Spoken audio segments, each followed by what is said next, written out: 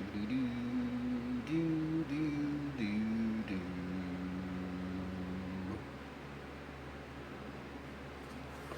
is this thing working? Greetings there, travelers. You have stumbled upon the hidden outpost, the hidden grove, where we learn more of the mysteries as well as the frustrations of Flatland BMX. What's a bit strange about Flatland is that though on Instagram and YouTube they make it look way easier, because it's weird because you only see them landing the tricks, right?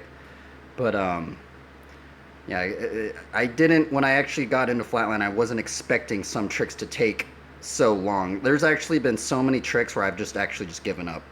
Um, like multiple whiplashes, I don't know, when people do that trick, they make it look so easy, but then when you go out and try and do it, it just feels impossible. And I don't know how long it's going to be until I can even do a multiple whiplash. But anyway, welcome.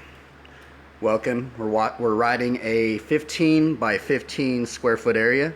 One of the reasons why I'm riding in the garage is because it is a level surface, probably the closest level ground I will find probably for a couple miles from here, because I actually really don't know any other legitimate level grounds. Everywhere else I've kind of went, it's a little sketchy. But one of the reasons why we try to find a level surface is because it gives you a consistent variable, and that's another reason why we try and have our PSI the same.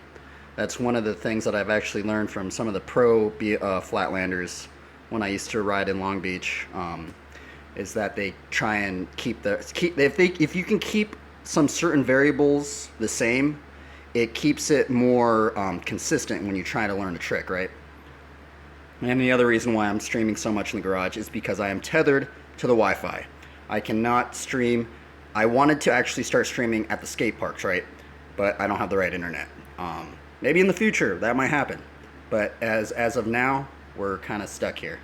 But I'm cool with it. I'm cool with it. It's fun. There's so much for me to learn, and it sounds crazy, but I feel like I'm having more fun just riding in this very tight area, because it's literally forcing me to learn all these tricks that I otherwise probably would never learn. Anyway, we're gonna do a Bible study devotional. So if you do not want to listen to that, I'd probably skip the next 20 to 40 minutes. Not sure what we're going to get into today, but we're going to try to somehow honor the Lord Jesus Christ, the Lord of Lords and King of Kings. And as the scriptures say, He is the way, the truth, and the life. He wants us to live. He wants us to experience life to the fullest. It might sound a little strange because, sometimes you go to church and stuff, and I've overheard, well, I've actually experienced it as well, but, sometimes when you go to church, you kind of think of it as this boring thing, or as this drudgeoning thing you got to do. Well, in some degree, I think life isn't supposed to be boring, right? When I think of the word life, I think of verisimilitude, of fortitude, of vitality, of fervency, of zeal, right? Zeal. I love the word zeal. Okay, let's see here. What are we going to get into? There's many different ways we get into the Bible study. Sometimes I just crack it open. I mean, there's many ways you can even do this too. You can read the entire Bible front to back. I've already done that a couple times. As of late, I think what ends up happening when I do just read the Bible front to back, I end up skipping over a lot of things. But as of maybe the season where I'm at right now, I really like trying to find combos, because it kind of relates to in my mind there's a strange subconscious connection between trying to find combos and things, right? And then trying to find combos in Flatland. So that's one of the reasons. And I know pastors don't say it's a combos, but if you listen to a lot of sermons, they basically combo things out. They go do, and then they'll just combo and combo and combo and combo, and you know, and that's what's kind of interesting about the Bible, right? Because like, I mean, I guess there are probably other books where you can find combos, but because it is written in, say, the verses, which is actually a very strange thing, huh? Why do you know of any other book that has just writing in verses, right? Maybe that's another reason, because for me personally, I have like I don't know if I even have a undiagnosed attention deficit disorder or something, but I have trouble remembering things, right? There are so many books that I have read, like literally so many books that I've read, and I only remember just slight portions of it, right? And they're just these entire books, right? But I think because of how the verses are written and you can find combos, it makes the Word of God easier to remember. For me personally, and I don't think it's just for me, I think this is just how maybe God has constructed His Word to be, right? I find it very interesting. It's just very like, I find it fun, right? It's a fun thing. I know, so I actually did look up, there was many streams back, I've already talked about this earlier, but I'll bring it up again. But there was one stream where I said the Bible, the Word of God, reminds me of like a choose your own adventure book, right? It sounds strange to say that, right? But it's like, maybe, I think that's not really the way to say it, but it's almost like choose your own adventure for the day with what God may want to reveal to you, right? And what's weird is when I said that during the stream, I was like, oh man, I probably shouldn't have said that, right? And I looked it up on YouTube, and like, choose your own adventure Bible, like sermon or something like that. And what's funny is I wasn't the only one to think of that, right? There's there's actually some other pastors that have actually had that same thought. And I just find it completely just funny that it's just other believers have thought of that. And I didn't even look that up. I didn't look that up and then say that, right? It's just very interesting, right? I guess let's just go in here and kind of just flow with it, right? Let's see let's see what occurs, right? I guess we'll just start with a very famous one. I just kind of opened it up right here. The wicked flee when no one pursues, but the righteous are as bold as a lion. That's an interesting one, right? See, when I read that verse, right? The righteous are as bold as a lion. What do you think bold means, right? I think when you're bold, you're like, you are not afraid to stand out, right? You are not, like, I think, let's really think about this. Because this is okay, so you bring this verse up to any believer, basically any denomination, I think. I think you go up, we were to walk up any denomination, hey bro, dude, chapter 28:1, bro, the wicked flee, the no one pursues, but the righteous are bulls lion. I'd be like, yeah, man, dude, I love that verse, right? I love lions, right? I think I think a lot of believers, if you see them, they like to rock the lion, right? Because it's not only the lion of the tribe of Judah and stuff like that, but it's also, I think, a lot has to do with this verse, right? But now as I read this, it's actually very interesting, because when we think of lions, okay, we need to think about lions, right? It's so strange that they make that parallel of the righteous are as bold as a lion, right? Now we have to think about like I don't know, like zebras or something like that, or zebras, or just other animals in the plains or whatever, right? They generally, I guess not every single one, I guess it depends, but what do lions eat, right? Lions eat like zebras and stuff, right? Zebras, gazelles, ox, and I guess in that degree, those kind of ones kind of form big herds, right? Or I guess lions do too, but they're kind of more of like, lions are, and that's actually the strange thing, because now when I'm thinking about it, right? The wicked flee though no one pursues, but the righteous are as bold as a lion. It's kind of weird, because they're generally when I think of nature documentaries and you think of a lion, right? You kind of think of them as them kind of being this I don't know. It's like they're kind of like a reconnaissance when they're going out and hunting, right? And it kind of seems like they're always just hunting like huge herds, right? They're not really, and they themselves aren't in a giant herd, right? They're kind of like being like, I don't know. It's actually very interesting. It's actually what's also interesting about a lion is that though it seems like, though lions are extremely huge, right? Compared to what they eat and they hunt, right? It's generally like they are actually a lot smaller than many other animals in the I don't know, Serengeti or whatever where they're at, right? So maybe we'll look up commentary on this one, right? I'm trying to think through these words before I think, right? The righteous are as bold as a lion. Now also we have to remember, and I think this is actually another strange correlation of this verse, right? Because there also is another verse in scripture that I remember, and off the top of my head, it's something like the enemy prowls around like a roaring lion, right? Seeking for someone to devour, and it goes into the verse of Satan masquerades as an angel of light, right? So not only that's the other thing. Not only are the righteous are as bold as a lion, but also Satan masquerades. If Satan masquerades as the righteous and as so, it's kind of strange that there's like that weird correlation within that. And I don't know if like Paul or whoever. Let's look that up. The enemy prowls. The enemy. What's it called?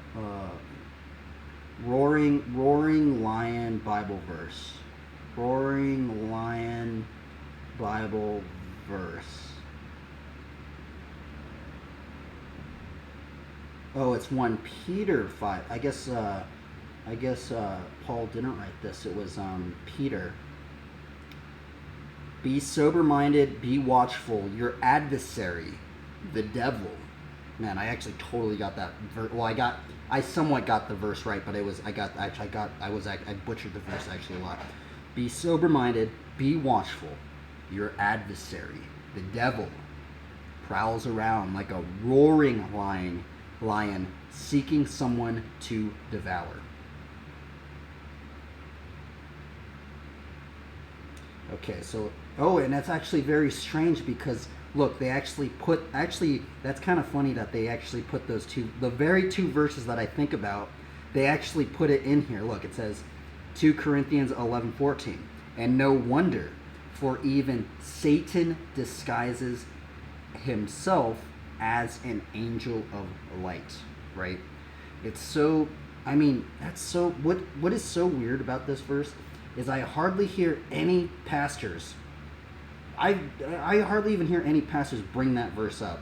And it's just so, I understand why they don't do it, because it'd be very awkward to talk about, right? Like, it's awkward to think that Satan will come to you as a Christian.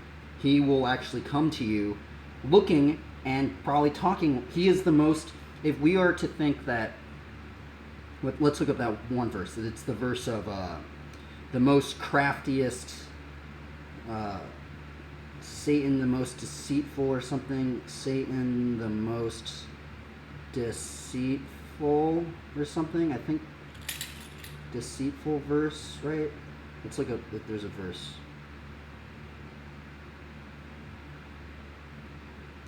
Okay, so Satan as deceiver. He's also known as the accuser.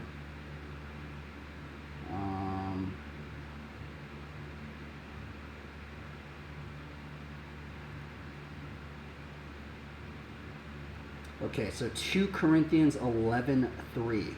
But I am afraid that as the serpent deceived Eve by his craftiness, your minds will be led astray from the simplicity and purity of devotion to Christ.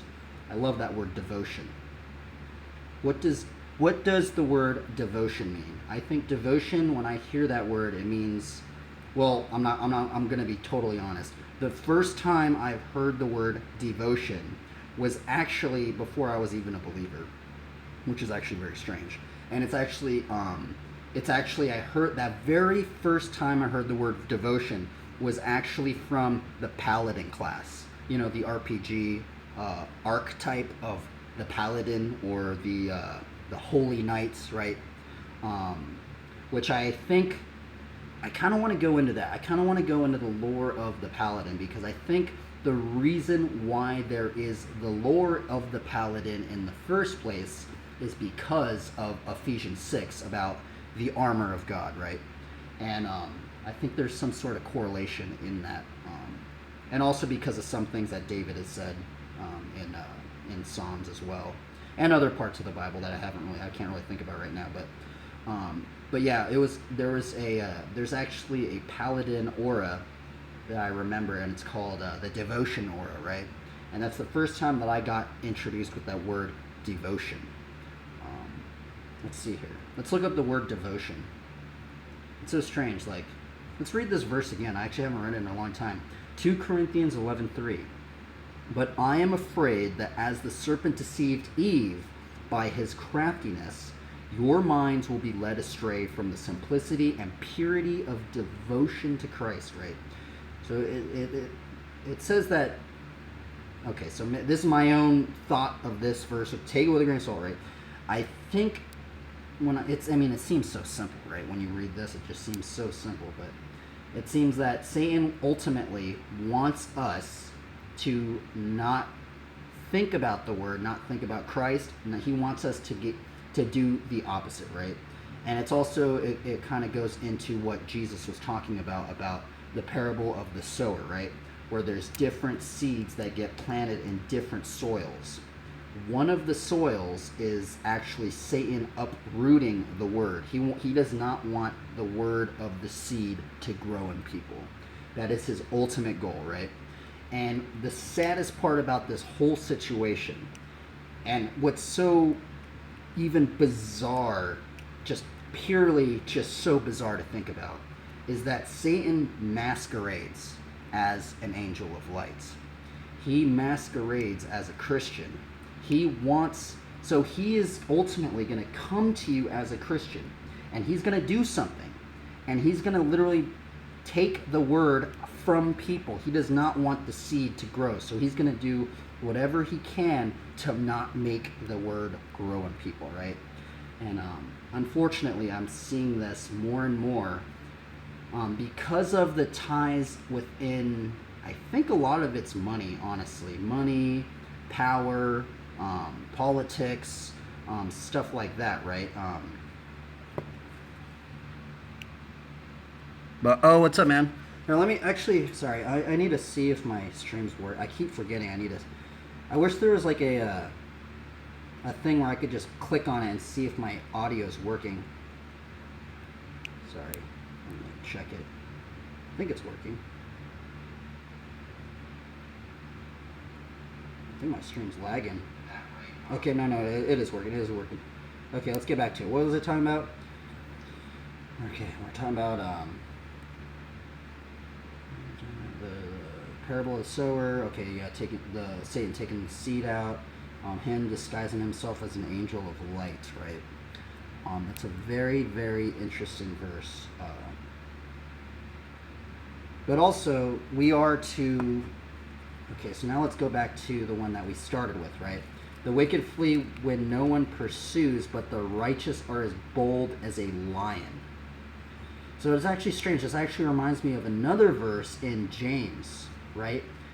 There's another verse in James, if we can combo. Man, this is actually a strange combo. It's so weird because I think I did do a Bible study couple months ago on this, but I haven't occurred to me that I didn't find this combo up in here, because it's also, James mentions something about resisting the devil and he will flee, right? So let's look at, man, that is a strange combo right there. So let's go into James. It's right after Hebrews. If we can find that. And let's read that verse. There we go. So it's kind of weird because actually, I don't know if other believers have heard this, but I have heard some pastors say that James, the letter of James, is actually what some consider the Proverbs of the New Testament, right? It's actually very interesting. And it's actually interesting why I think that they say that, is because James does tie in a lot of his words and his writing with Proverbs, which is actually very, very interesting. Okay, so let's see if we can find this one. I don't know if I have this one underlined, but it says something about resisting the devil and he will flee, right? Where is it? Okay, yeah, it's chapter 4. Submit yourself therefore to God. Resist the devil and he will flee from you. Draw near to God and he will draw near to you. Cleanse your hands, you sinners, and purify your hearts, you double-minded. See, that's the other strange thing, right? He says double-minded because there's another thing that he says in the beginning, right? It says, if any one of you lacks wisdom, let him ask God who gives generously to all without reproach, and it will be given to him. But let him ask in faith with no doubting.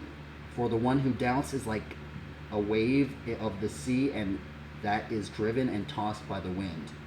For that person must not suppose he will receive anything from the Lord. That is gnarly, right? That's now going back into devotion, right? The word devotion, right? I think that's ultimately another thing that the devil, Satan, Lucifer, the evil spirits and demons and demoniac, things like of that nature. I think that's another thing that they try and do, right? They try to ultimately make us doubt God. But when we doubt God, like the word says, that we have to fully, and that's the thing, is I go through my own doubts many a time. Many of these streams, it's literally been me battling my own doubts because of thoughts that I've had, right? I mean, just to name a few that that's still occurring to me, not as much because we did so many Bible studies on it. But I think the main doubting thing that's occurring with me at the moment in my life, if I could confess of anything, I already have on the streams, right? But it's like me doubting that proclaiming the gospel is maybe hindering my life in some degree, right? Is proclaiming the gospel, doing this Bible study devotional thing, is this harming my life, right? Because if you think about it in a term of like modern society, right?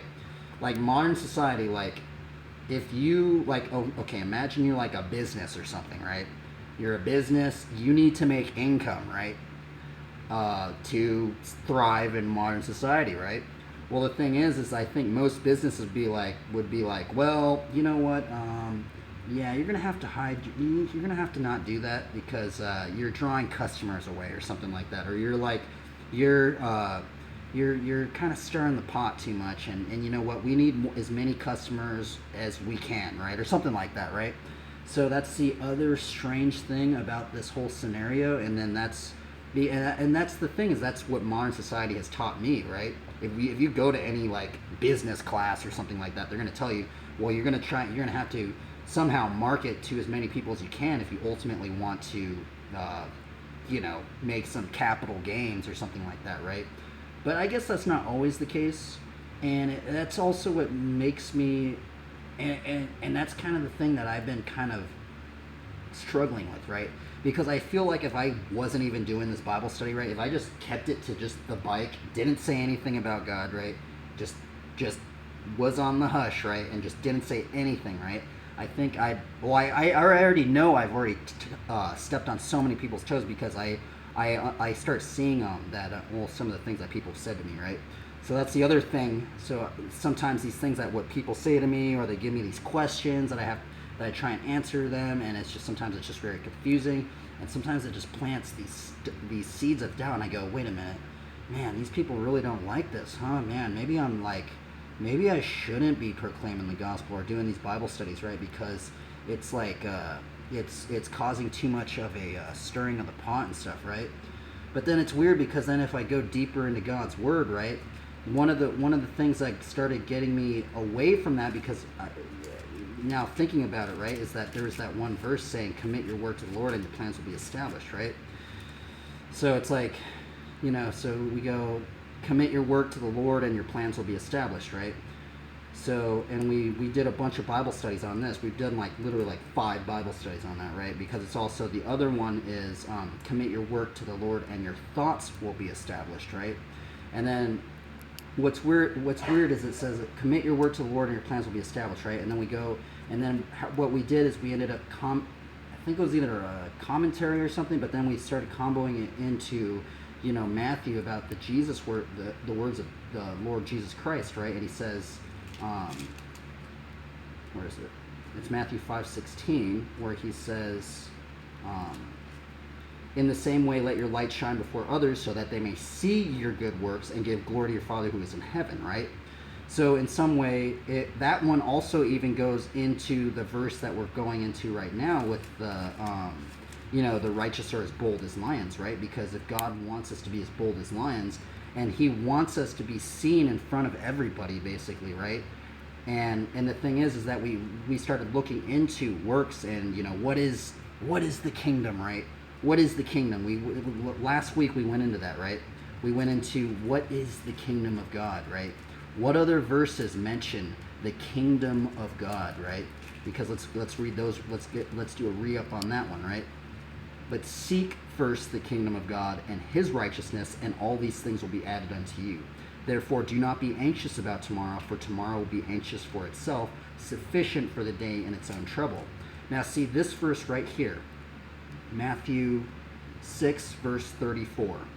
This is the one that actually got me out of the whole doubting that I had, right? Because there's actually a big moment where I was actually not going to be doing these Bible studies just because of what some people have said to me and some questions I got and just, you know, the comments that I received. I was like, man, maybe I shouldn't be doing this. Maybe, you know, because this is really awkward, right?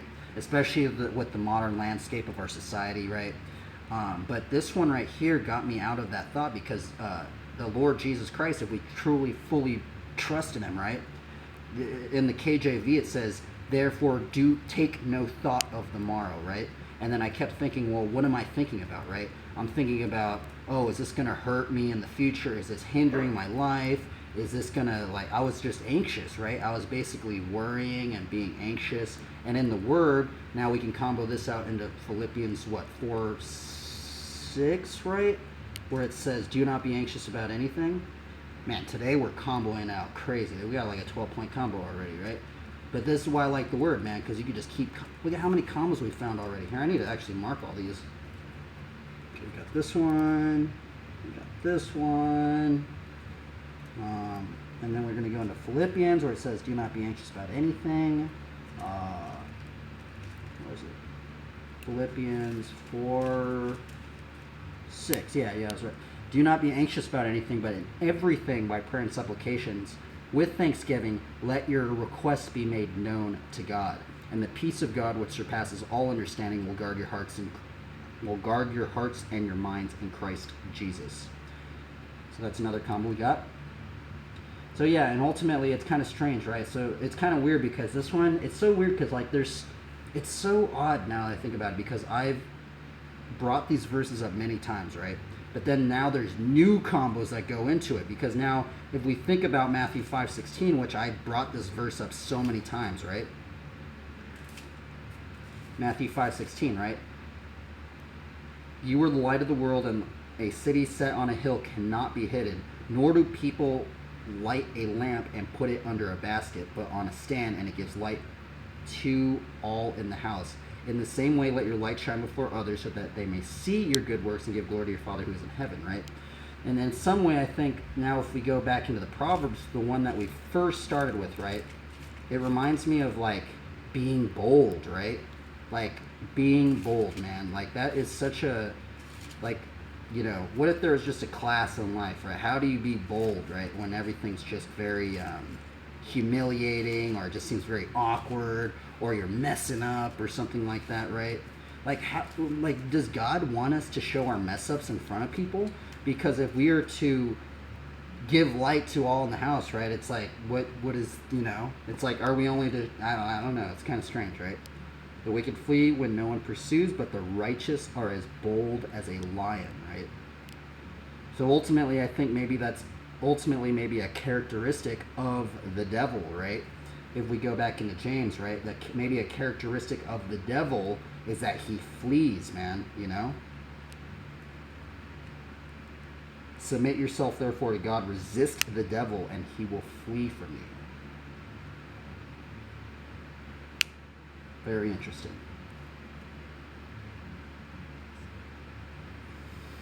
Yeah, so let's read a commentary now.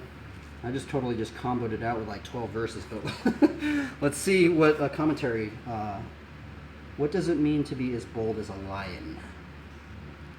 What does it mean to be as bold as a lion? I think there's going to be a God Questions one, right? Oh, no, there isn't. Okay, yeah. We'll read God Questions. I don't really know who writes these, but we'll read it.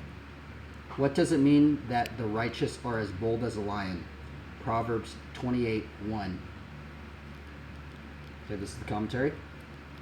The Proverbs that Solomon records give prudence to the naive and to the youth knowledge and discretion.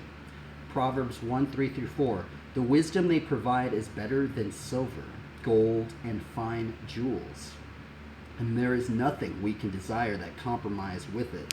Proverbs 3:14-15. In Solomon's Proverbs of wisdom are found many contrasts, especially between the wise and the foolish, and the righteous and the wicked. These contrasts help us to understand how to hold to the one path and reject the other. One such contrast is found in Proverbs 28:1. The wicked flee though no one pursues, but the righteous are as bold as a lion. The wicked have many reasons to fear, but the righteous have clear consciences, or is that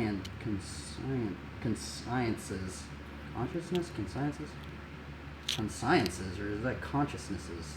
Consciences, and no reason at all to fear. So that's actually a very strange one. They brings up that, because I think do not fear is mentioned 365 times, like something about fear or do not fear, right? It's like mentioned like every, like let's look that up. I heard somebody bring that up, right? How many times is do not fear in the Bible? How many times is do not fear in the Bible? I heard somebody say it was like 365 days or something. Maybe not that. Maybe it was 125 or something. Yeah. Oh, yeah. 100. Yeah, I guess that guy was right. Fear not is in the Bible 365 times. She said, my friend's wise word prompted me to study my Bible. I learned that the Bible commands that we give thanks in all circumstances, for this is God's will for you in Christ Jesus. 1 Thessalonians 5:18. So it's so strange, right? So it's so, isn't that exactly, how many days are in a year? How many days are in a year? It's 365, right? Yeah, 365. So it's so strange, right? So maybe God is even telling us right now, every single day we are not to fear, right? I don't know. But what's weird is I think the fear that I think a lot of believers, what I am observing, now take this with a grain of salt too, I don't know, because it's happened to me. That's the thing, is that's one of the things that I didn't want to get into streaming or like even talk about or even proclaim the gospel at all, because I kind of thought, well, I'm just going to mess up, man. I'm the fear of failure, right? And I think that's one of maybe the problems that the church is having right now, especially for new believers, right? Because when you go to church, right, sometimes there's this like this pristine, like you have to be perfect, you can't do wrong. And I understand that, because also we are to strive to be more like Christ, right? And Christ is the only one that was perfectly sinless, right? And we are to strive to be like that, so I understand. But also we have to think that what can occur if we maybe, it's that whole thing of like analysis through paralysis, right? And the thing is like that there's that like fear of failure, right? So since like maybe there is this aura, right, that we are ultimately to strive to be more perfect, right? So that's the thing as well.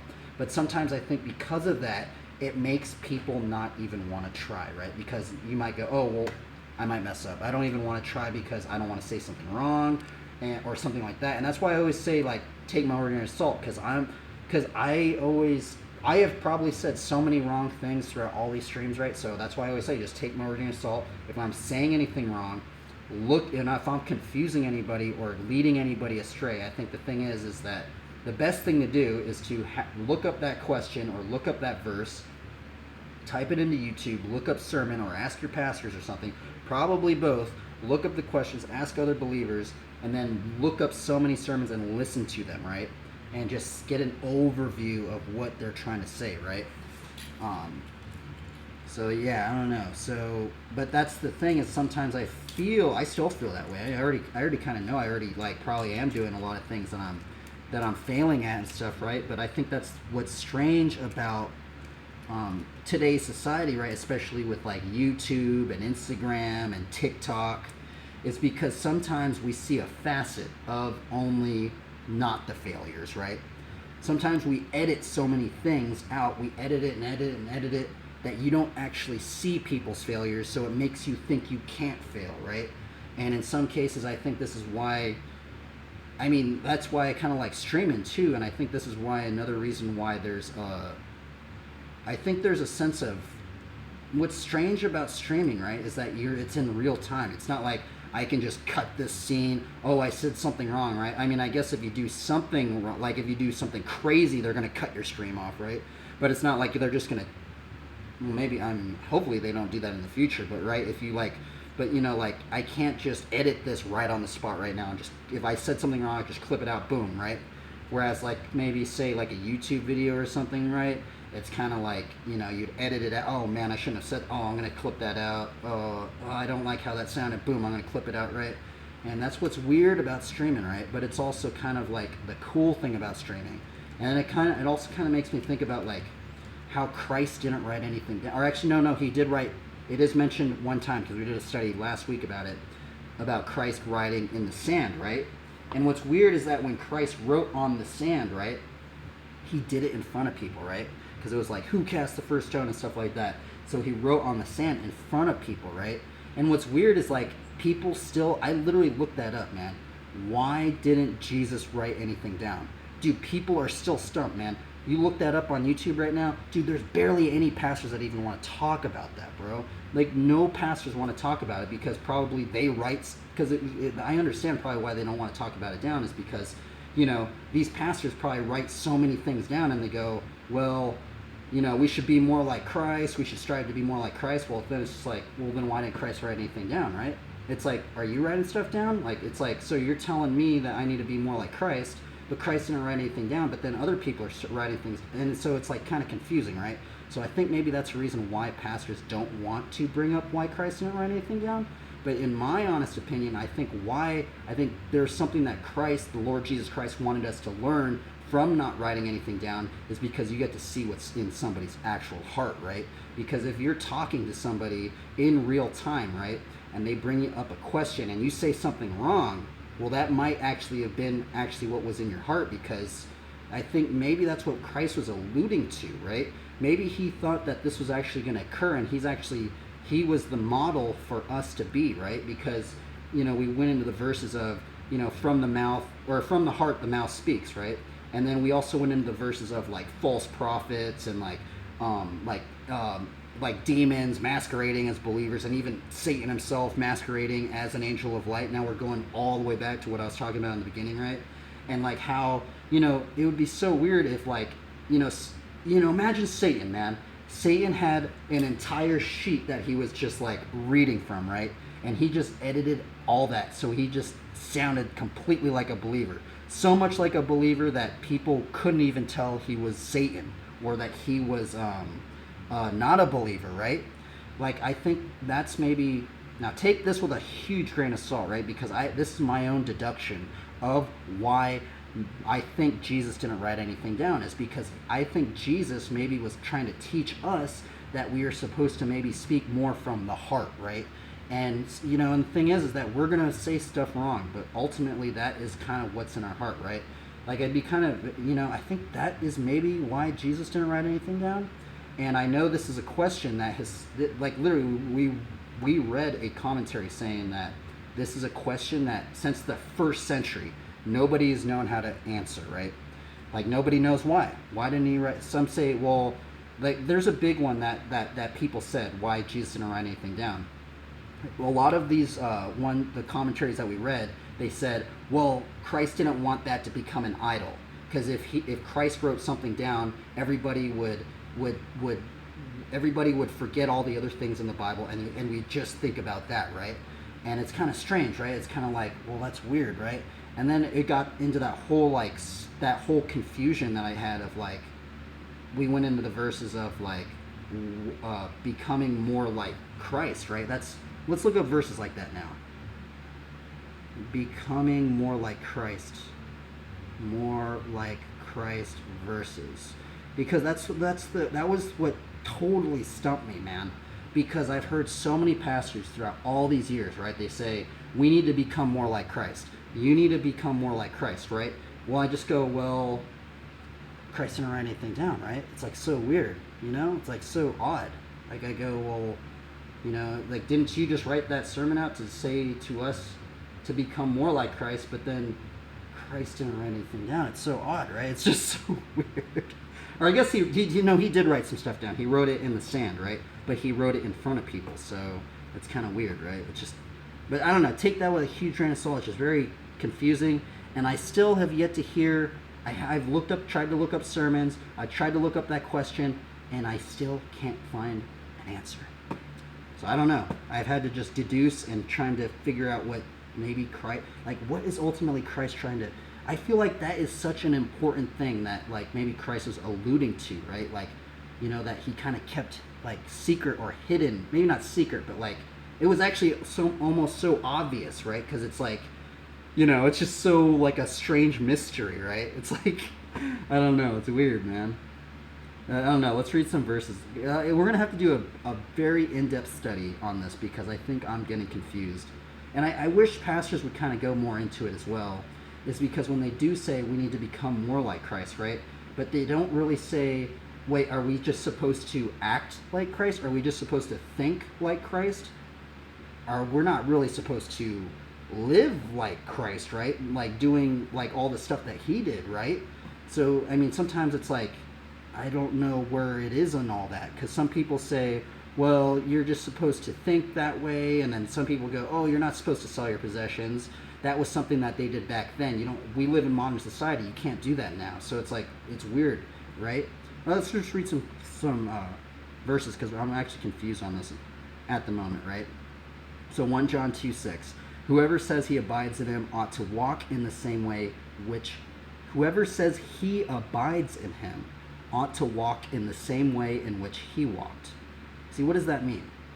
So, I mean, so it says walking, right? So do you think that's just him walking, or does that mean ultimately his actions or something like that, right? Does that just mean his thoughts, or just we're supposed to think more like Christ? I don't know. So that's another kind of one, because that's just so strange, right? Whoever says he abides in him ought to walk in the same way in which he walked, right? So what does that mean? Are we supposed to not write anything down for our sermons or something like that and just do it straight off our head? Or just write in front of people, right? I don't know. Galatians 2:20. I have been crucified with Christ. It is no longer I who live, but Christ who lives in me. And the life I now live in the flesh, I live by faith in the Son of God, who loved me and gave himself for me. So Romans 12:1-2. I appeal to you, therefore, brothers, by the mercies of God, to present your bodies as a living sacrifice, holy and acceptable to God, which is your spiritual worship. Do not be conformed to this world, but be transformed by the renewal of your mind, that by testing you may discern what is the will of God, what is good and acceptable and perfect. And then this is 1 Corinthians 11:1. Be imitators of me as I am of Christ. 2 Corinthians 3:18. And we all, with unveiled face, beholding the glory of the Lord, are being transferred in the same image from one degree of glory to another. For this comes from the Lord, who is the Spirit.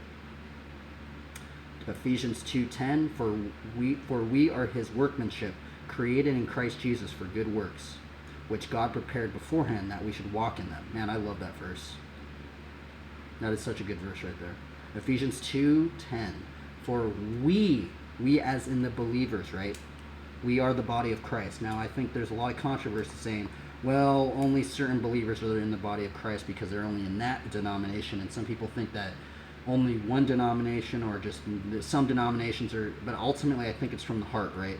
And maybe that's another reason. Maybe that's what if the Lord was just listening to what we're talking about, right? What if ultimately it's just from the heart? Because if the heart, the mouth speaks, right? What if we were to hear every single believer from every denomination just speak, just no editing, no writing beforehand, just them just talking about God, right? It'd be very interesting, right? Just going off the cuff, man. Just improvisation. It'd be very interesting. I think that'd be a very interesting thing to observe, right? Because ultimately, I think, I mean, that's the other thing, is ultimately you could write something out, right? And you could just practice it over and over and over and over again, and then just know that that is what you're supposed to say. But ultimately, if you were to stream every, well, maybe not stream, but if you were to continue to do it consistently or something like that, ultimately I think your thoughts and your personality would shine forth in some degree, even if you're trying to hide something. I think, kind of, yeah, I don't know, very interesting. But yeah, this verse right here, it says, for we are workmanship created in Christ Jesus for good works which God prepared beforehand. So it's so weird. Do you think that, well, obviously that verse right there says that God has basically prepared us to do these things, right? It's so weird, right?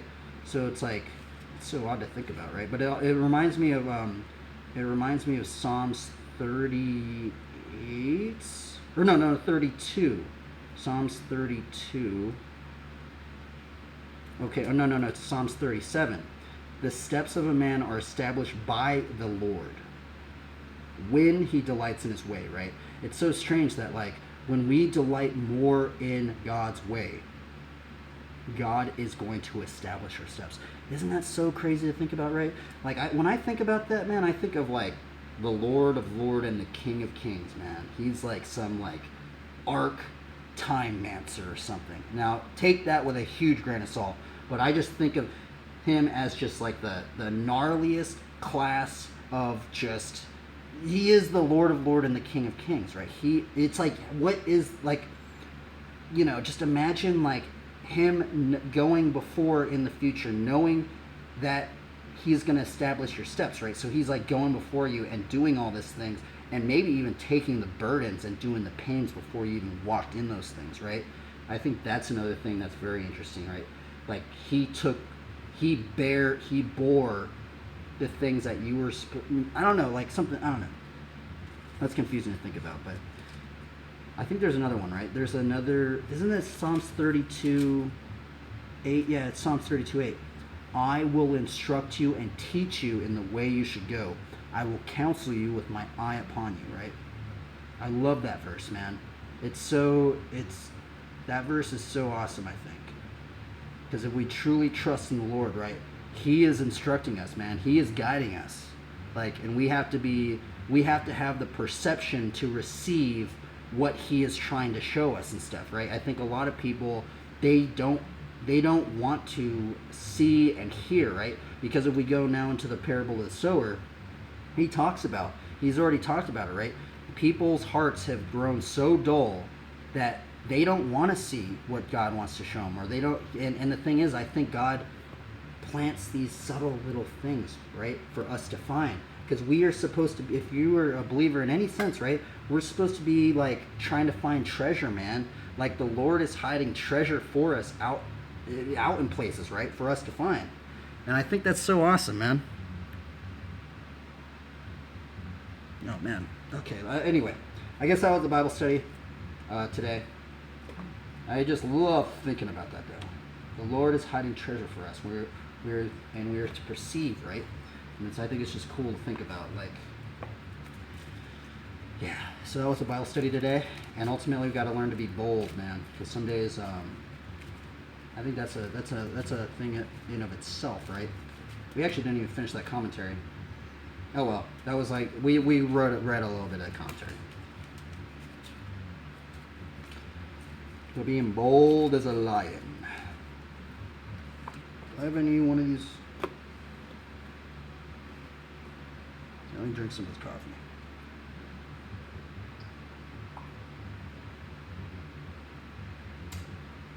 Man, there was a lot of combos today. I might have I feel like I comboed that out gnarly, man. I think there was like 25 combos or something like that in there. There's a lot of combos. But see, it reminds me of Flatland, right? Or not even Flatland, it reminds me of anything else too, but just like combo, combo, combo. It's like you're doing a line, bro. It's like, what line you gonna take, dude? You know? What line you gonna take in the word, man? You know? It's like, there's just so many, like, it's just so interesting, man.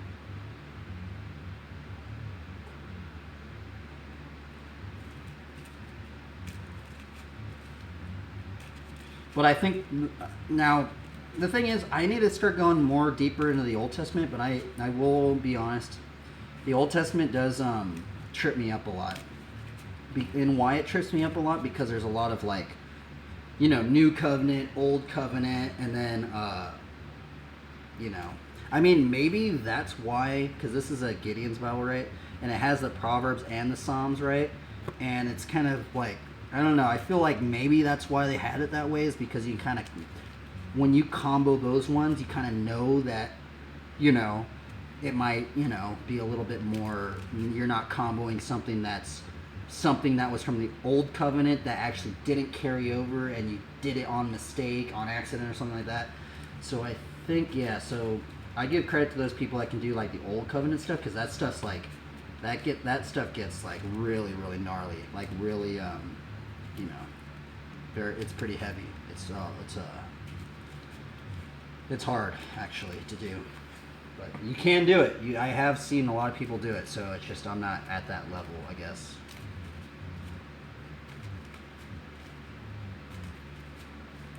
I'll go shuffle this up. I want to see what I draw. What's I gonna work on today?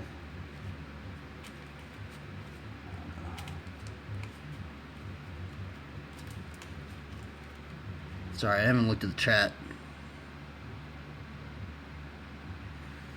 Sorry, man. I've been just totally like on that. Sorry I didn't answer your questions. My knee's actually. I don't know about my knee. Well, it hasn't gotten hurt yet. I'm kind of just waiting for the. I mean, I don't know. I don't know if it's just a blessing in disguise, or if it's, I just like to think of it that way. I haven't. I mean, I can still ride. I can still ride flat. I just feel like I can't like blast or air anymore, right? Like I can't like I'm hindered, right? Like I'm kind of like I can't just go full on just like send mode, right? Because I feel like I just mess up my knee. I mean, I could do it flatland because it's like, you know, not as taxing. But I feel like I hesitate now, like when I you know, blast and stuff like that, you know, or just try and send it on a jump or something. I don't know. But I mean, I can still ride, so it's cool. That's what matters, and that's one of the reasons why I got into flatland in the first place, is because of my knees. So in some way, it was somewhat of maybe a blessing in disguise. I don't like to think of it that way, but if I honestly never got this knee injury, I would probably never have gone into flatland. I don't think I would have ever gotten into flatland. I think I would have, because I, you know. So I don't know. It's kind of weird, but I like to think of it as a blessing in disguise. But man, it was brutal when it happened. Hopefully, it just heals. I mean, I'd like to maybe just think that it's gonna heal. I mean, I you know, I could still ride and stuff. It's not like it's not like it hurts or anything now. I just lost maybe like 1 degree of motion. That's why I do the stretches in the beginning. But yeah, I'd like for them to like maybe come up with like a new surgery procedure where it's like, instead of them having to cut your tendon or cut your part of your ligaments from either your hamstring or your patella, and maybe instead of doing that, they do some sort of like shot where they just go in there and give you a shot of some sort of strange substance, and it just starts growing in there, right? Because how they have to do it is the reason why the ACL has trouble healing, from what I've been told, is that there's a lack of blood flow in the ACL. And so what they have to do is they basically have to harvest a ligament, either a cadaver ligament from a dead person, a patella ligament, patella ligament, which is right here, or they have to graft it from, harvest it from your hamstring. And then what they do is they open up your knee, they cut open your knee, and then they drill a hole right up in here and then right up in here. And they have titanium bolts, and they take that grafted, harvested ligament from your body or from a cadaver, and they put it in there, and then they drill it back in there, and then they stitch it all up, and then it takes 6 to 9 months to heal, right? And the thing is that when I had my ACL injury, it was a partial ACL injury. It wasn't a full tear, right? Some doctors said I should just go with the surgery. I mean, it's they said that's probably the best thing to do. And some doctors said, oh well, you could, it's not a full tear. You can try and do some physical therapy. It might do that. And then it was weird because then like a month ago, I like fell on it weird. It was weird. I like fell on it and like twisted on it weird, and then like it swelled up a little bit, and then I don't know. You were actually there. Yeah, you were actually there when I was actually, you actually saw the stream where I hurt my knee actually, and then I did all these rehabilitation exercises. It was kind of weird because I kind of forgot I actually had a knee injury when I got that injury. And I wasn't doing my stretches. I wasn't doing my my hamstring and my quad exercises like I should have. I totally forgot I had an injury. I wasn't wearing a brace, which now I'm wearing a brace. So yeah. But yeah, it was brutal. Anyway, let's do a card reading. Card draw. Card draw. Let me finish this coffee too.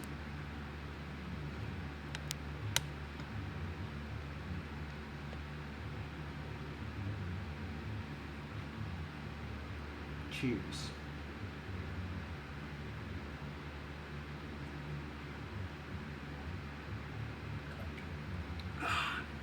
Okay. Let's see here. Let's do another cut on here. Whoop! Sweep! Sweep! Sweep! Sweep! Sweep! Sweep! Sweep! Sweep! Sweep! Okay, we are ready for the card draw. What cards will be revealed today on this episode? Dun, dun, dun, dun, dun, dun. First card. Wow, interesting.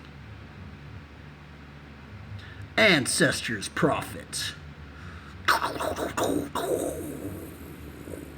You know what this card reminds me of? It reminds me of John and James.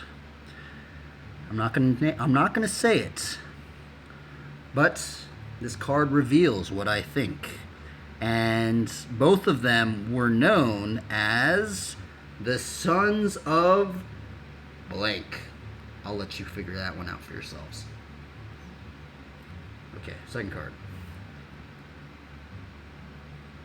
Celestial Ancients. I drew this card yesterday. I love the art on this one. Celestial Ancients. 3.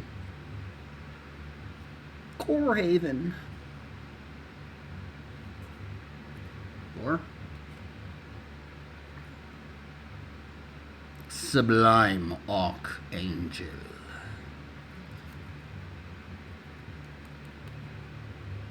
5. Oh wow, I haven't drawn this card in a long time. Avacyn. Angel of Hope.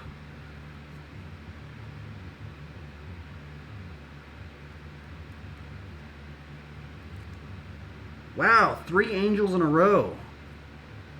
That's gnarly. Angel of Flight Alabaster. I haven't drawn 3 angels in a row in a long time, I think. What if I drew another angel? That'd be crazy, huh? 5, 6. Nope.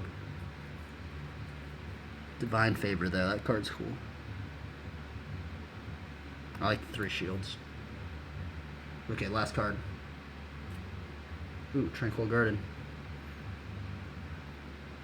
See, I'd like to do flatland in there. See, eventually, like, oh man, it'd be cool to have like a grove, right? If I could do flatland, it would be like a circle. It'd probably be a 15. Actually, no. It'd probably be maybe a 15.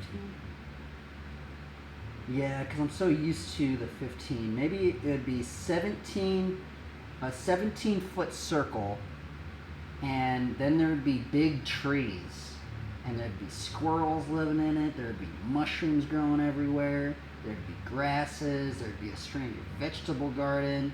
You can only just imagine, and then you're just being, you hear the birds and stuff, and these trees go all the way up, and it just creates shade, right? And it'd be like fairy lights and stuff like that, and that'd be cool to do flat. Right?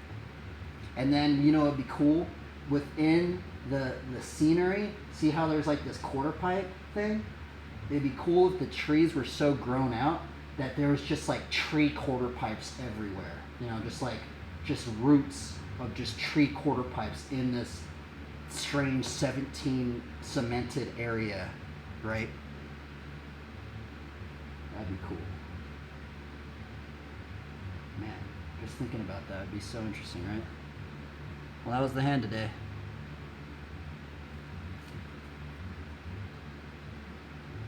So now we're going to get into knee stretches and knee exercises, and then we're going to get into riding. I kind of don't know what I'm going to get into today. Let me think here. I don't know what I'm going to learn today.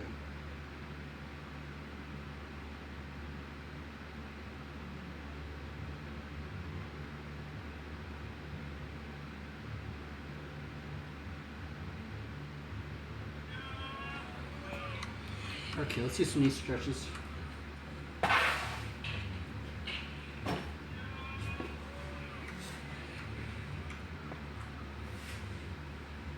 Well, I look on Instagram and all these guys shredding it up.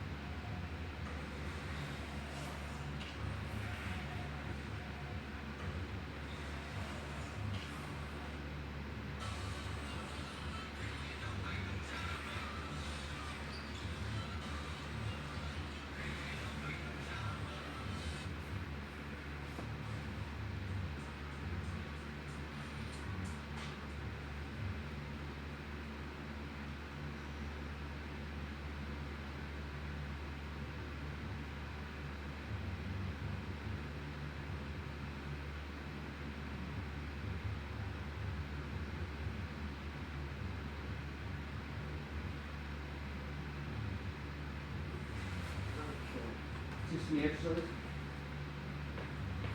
I might change these grips out. Yeah, I think it's about time to change these grips out. I have some grips that I got.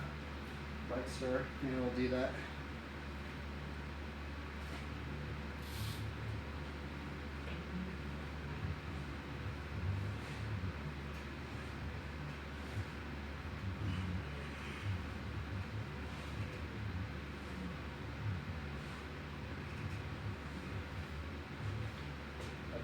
I guess I'm using my shoes.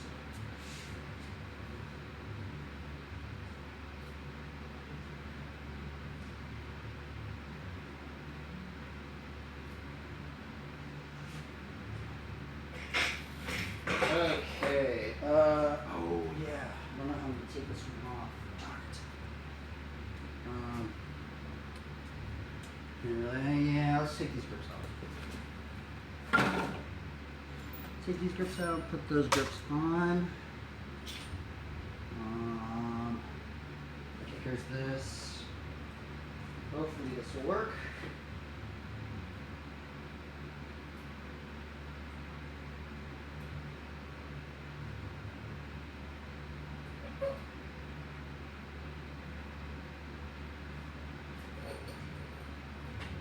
Yep, it will.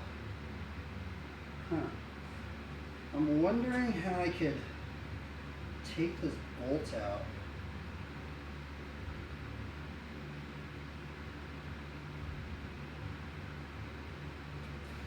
It's gonna get a little loud. I'm gonna turn on the air compressor, so. Actually, I think I'm gonna just totally just yeah, I kind of want to like put grip on all of this, so. Yeah, no, it's all good. I mean, I guess, you know what, I guess I don't even need to put on new grips. Let's just use these until I can't use them.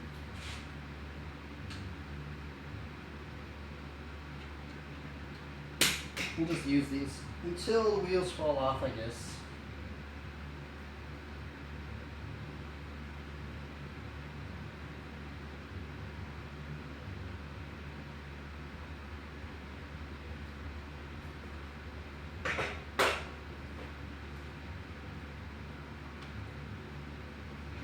Side.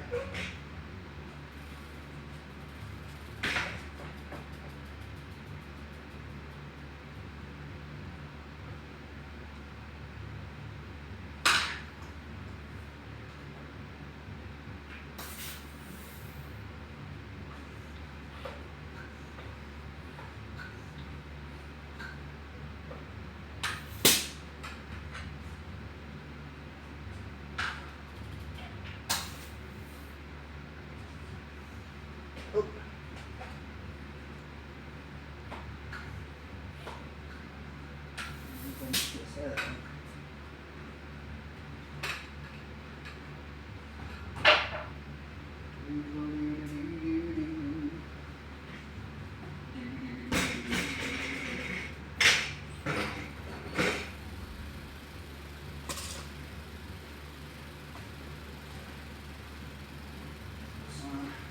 You know what? I actually need to like put like a.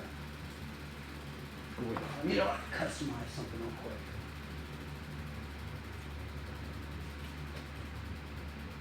I need to like put something in the back of that knee pad thing because it's like kind of like irritating my skin. I'll be right back.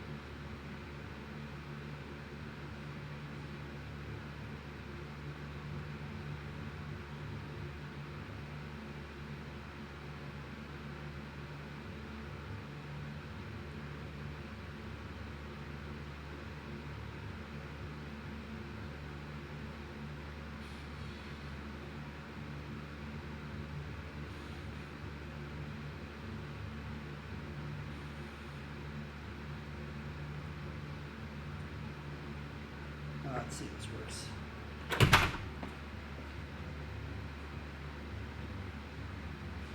Where are these scissors at? I need to like put something behind this knee thing, so I'm gonna sacrifice these pants.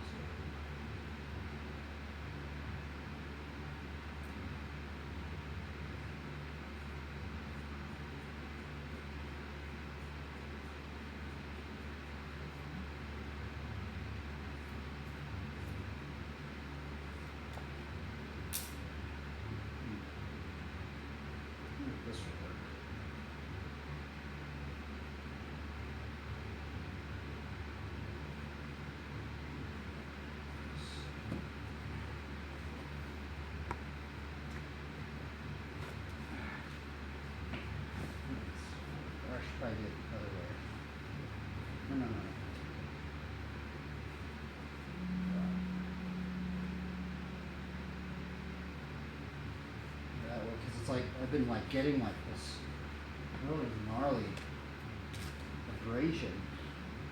Look up there. So let me try this.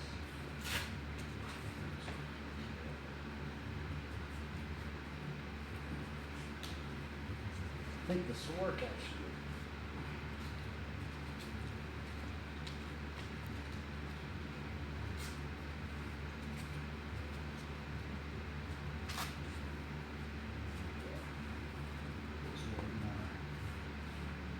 Smooth.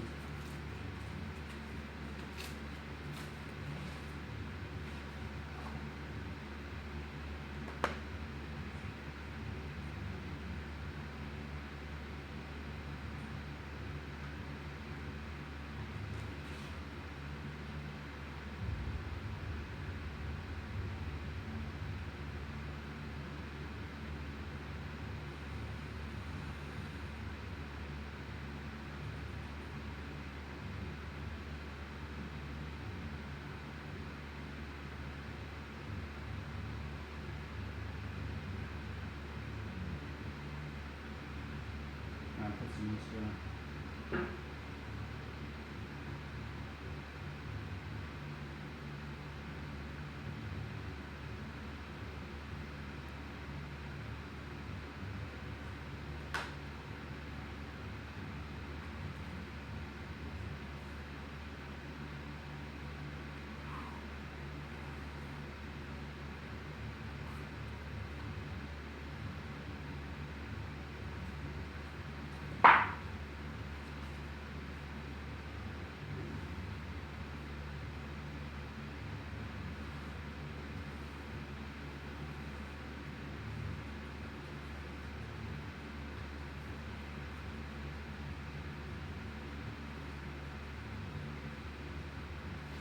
Is my stream even working?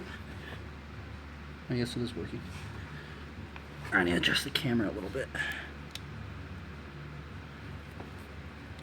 little bit more that way.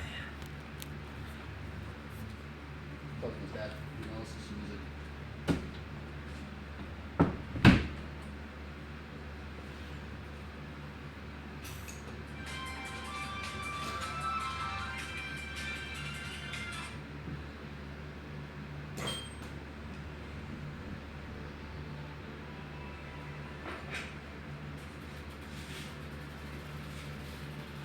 Okay, let's do this.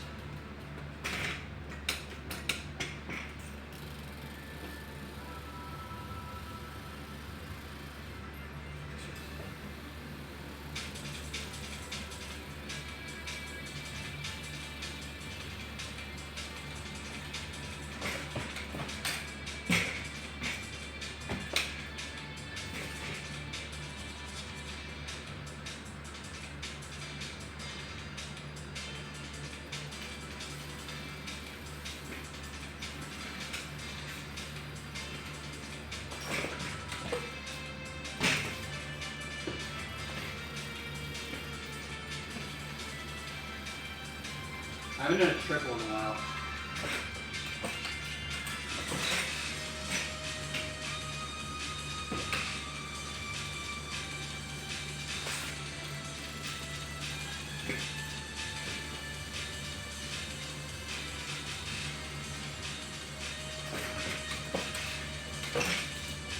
Oh, that's almost it.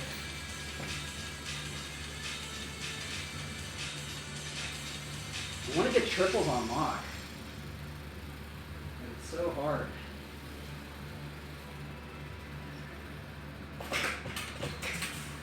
It's like you mess up one little degree and just doesn't want to work.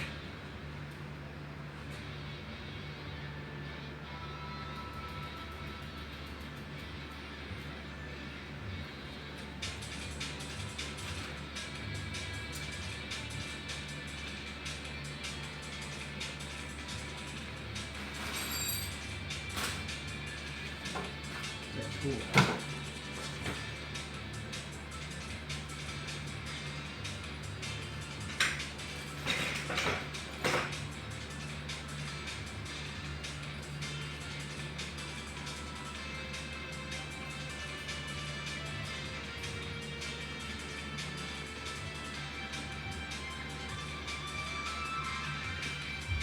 week did I put that tool?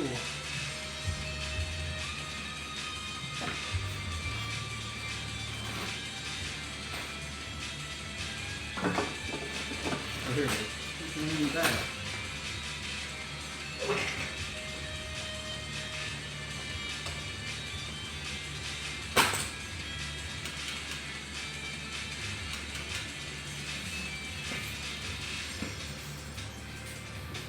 Trying to get 3.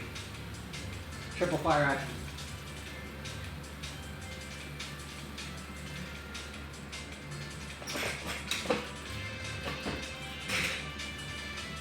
Dude, how do people get good at this trick, man? It's so inconsistent.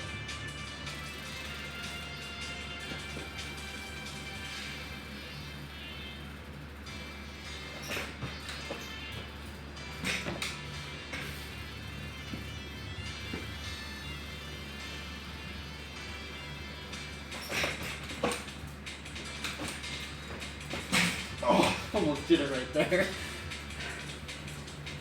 Ah.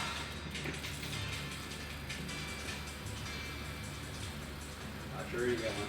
I haven't landed one in like a month.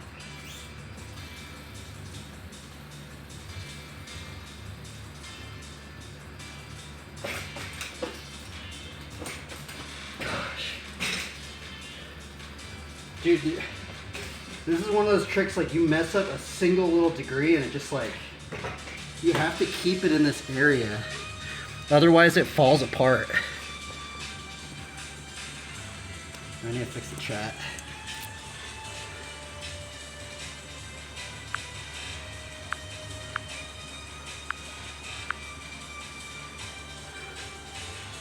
There we go.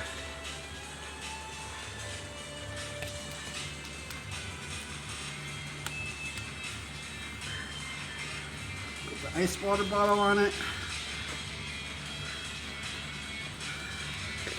Push this down.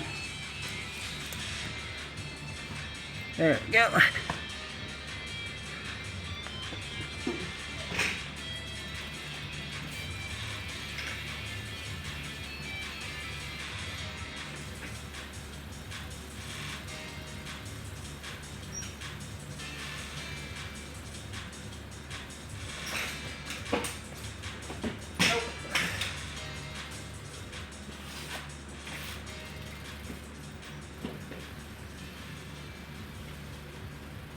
Let's wait for the song.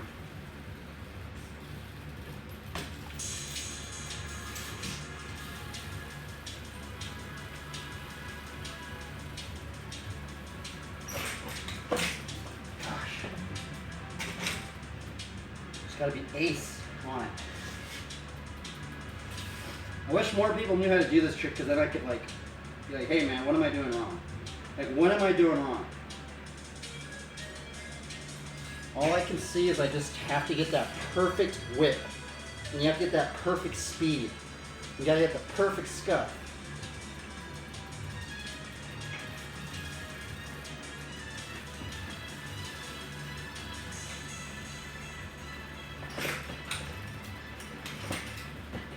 And you have to like get the perfect weight balance, because you can't be 2 on this side, you can't be 2 over here, you can't be like 2 over here. You gotta like be in the perfect middle ground of all of it.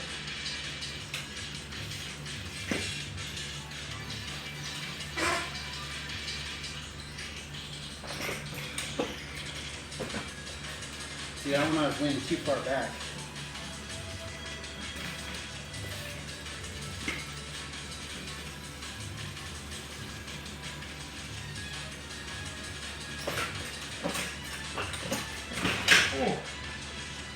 I'm gonna give up on this right now. For some reason this is hitting really heavy.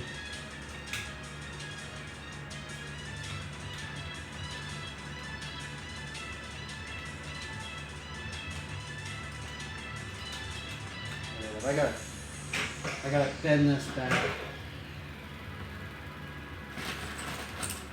My spring's getting unloaded. So what we have to do, take this off and bend it back and put it back on. You have the alt bit right there.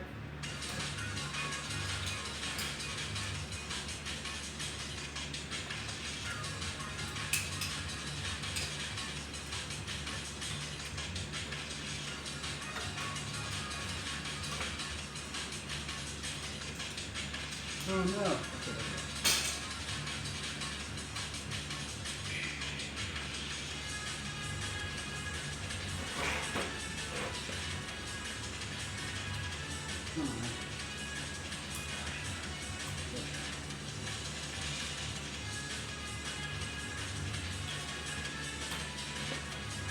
Okay. I think I fixed it. Yep, I did. Yep.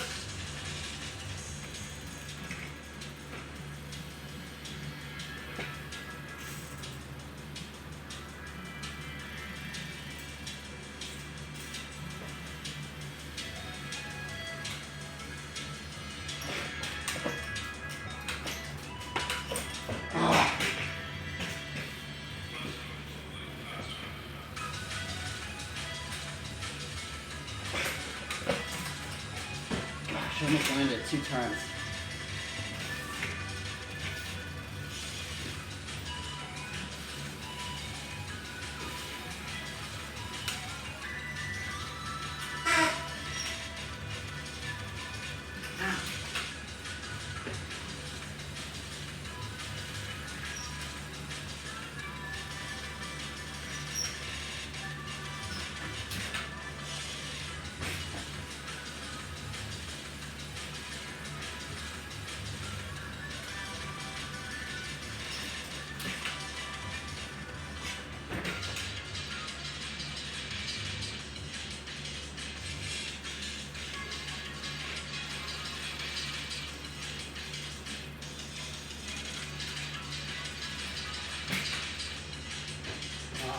Let's get it.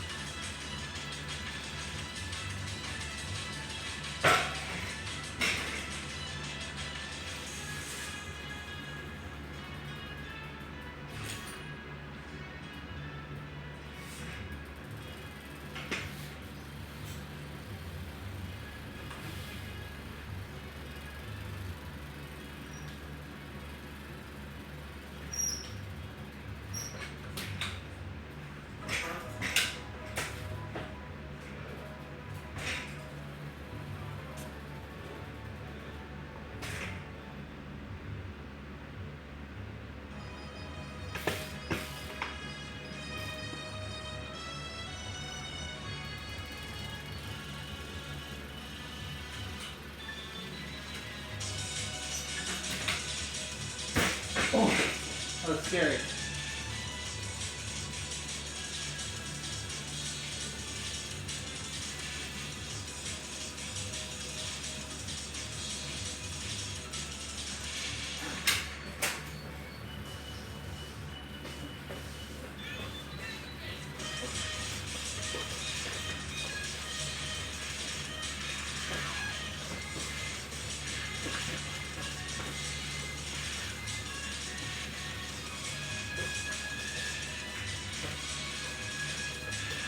Oh, darn it.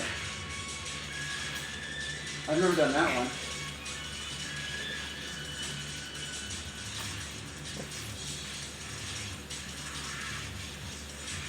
Oh, my headset's kind of tight still.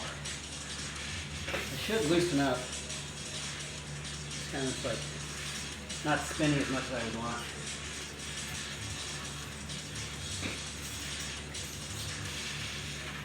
Actually, let's see if I could loosen it. I might as well. It shouldn't be this tight.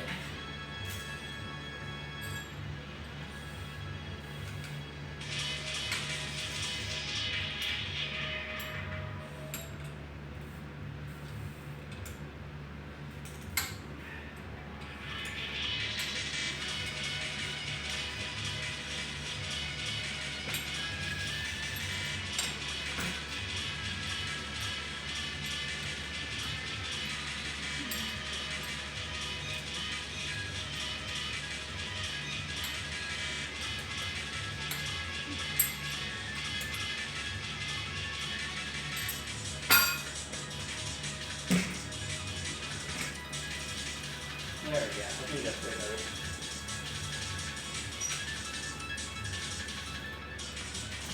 There we go.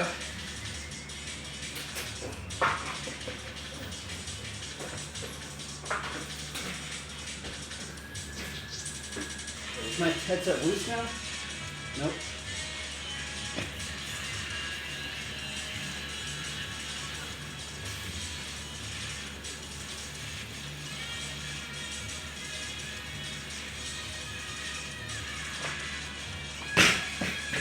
Alright, give me that first piece.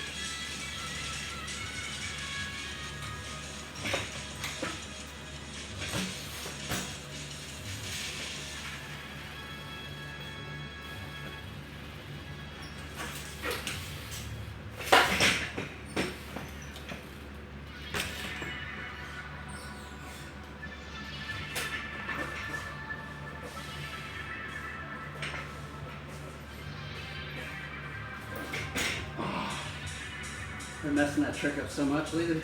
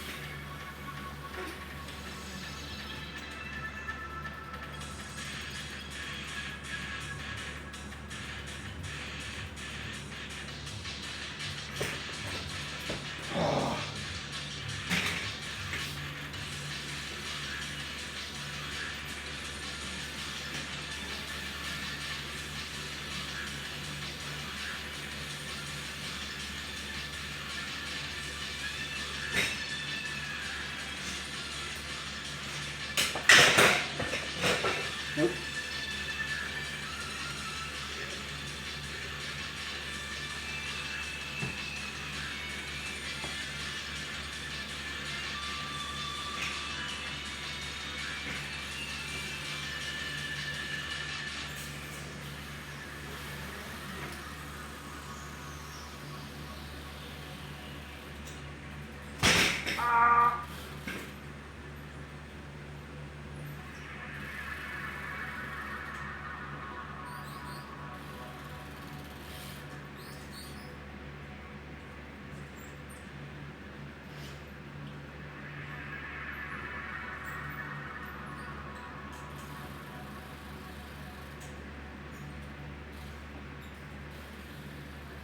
Oh yeah, that's the combo I was working on.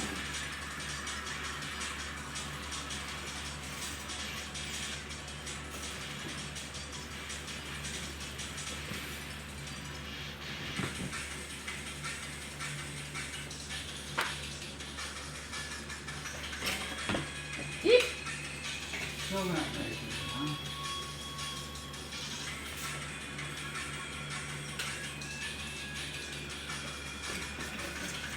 You check the mail. Okay. You bring your spray bottle? No, it's just in there. I'll use it as soon as I get home.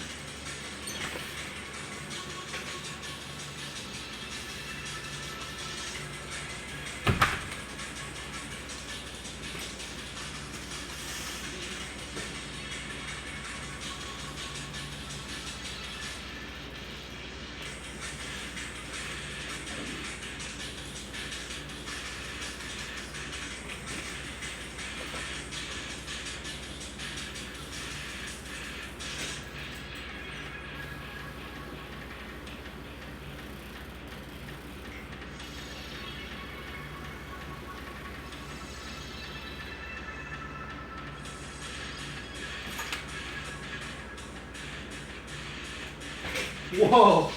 That was like the best hang 10 I've done. Baby hang 10.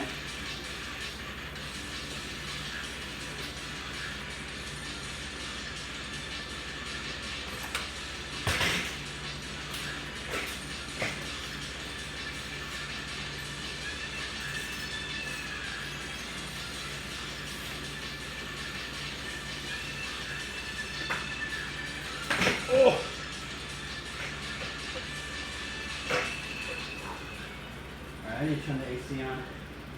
It's hot in here now.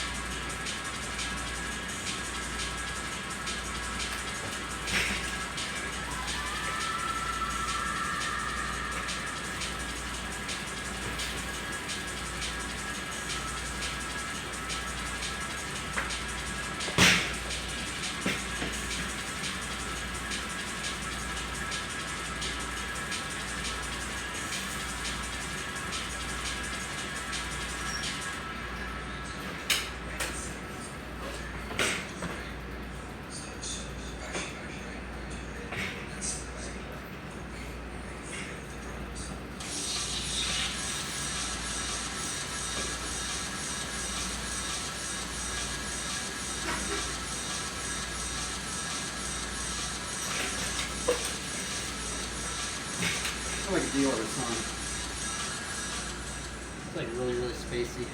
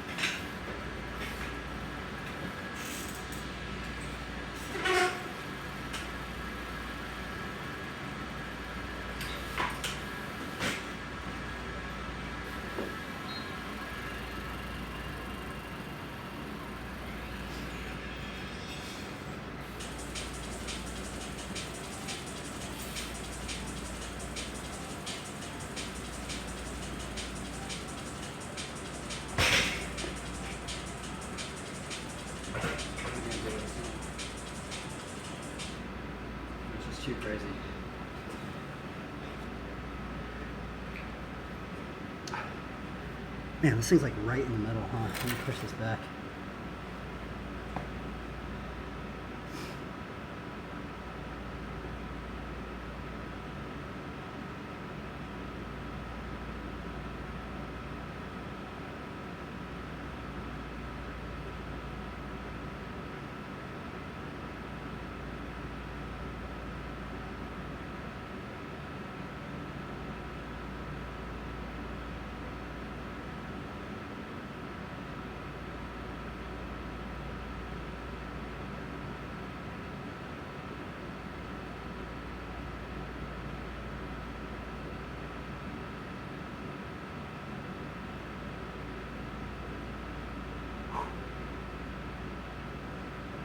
Let's see, we need to find more copyright-free music.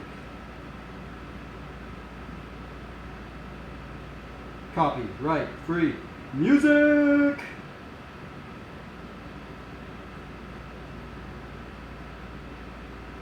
I wonder if this is copyright-free.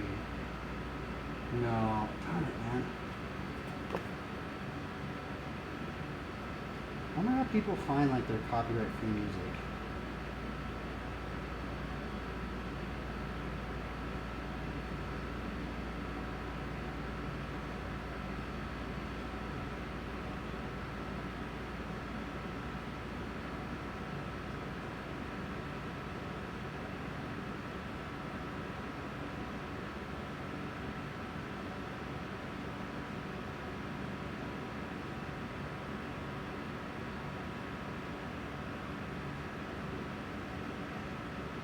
Is this copyright free?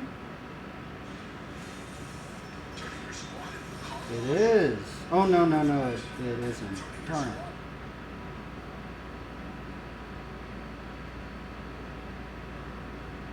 What about this?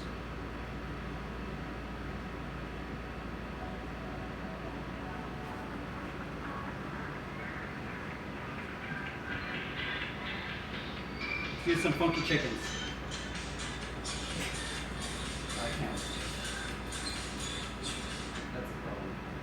That's the problem with all this music. I don't know.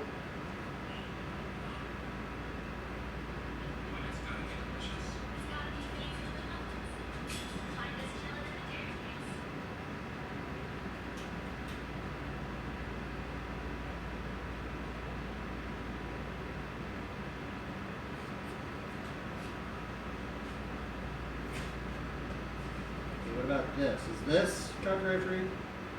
It is copyright free.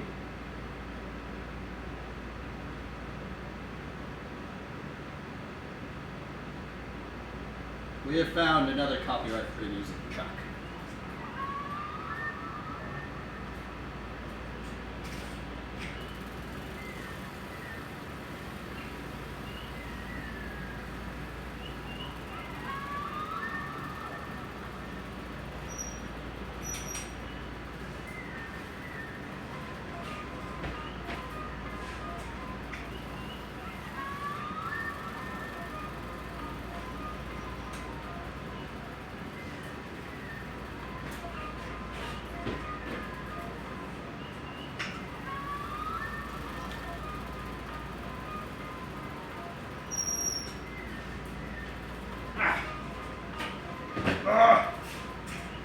Why are these so hard?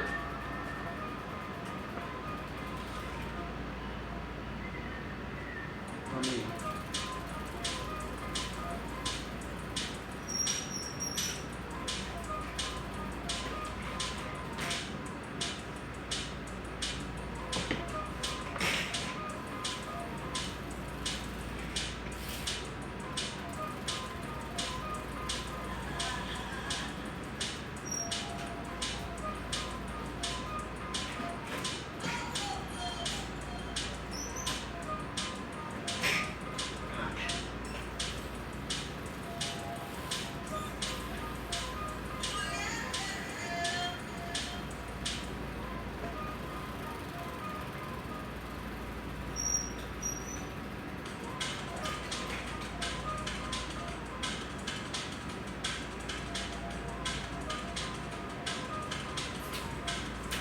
Oh, I almost did it, dude.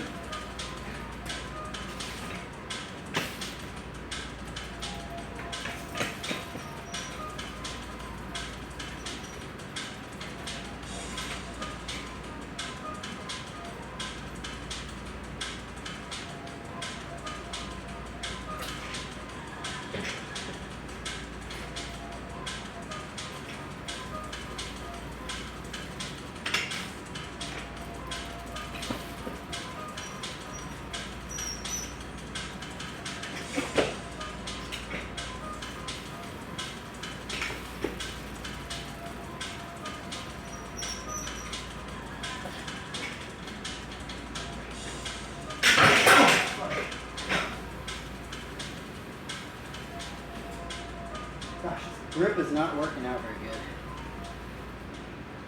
Yeah, I need to fix this. Keeps sliding back on me. Oh, you know what? Maybe I should pull my grip, my lever more that way then.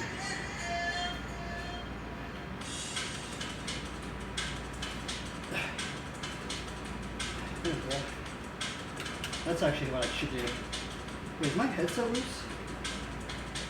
No.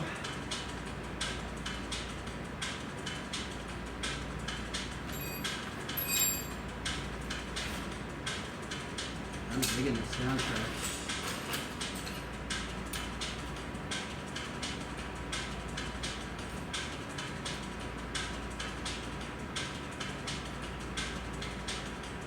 Thank you for keeping this copyright free.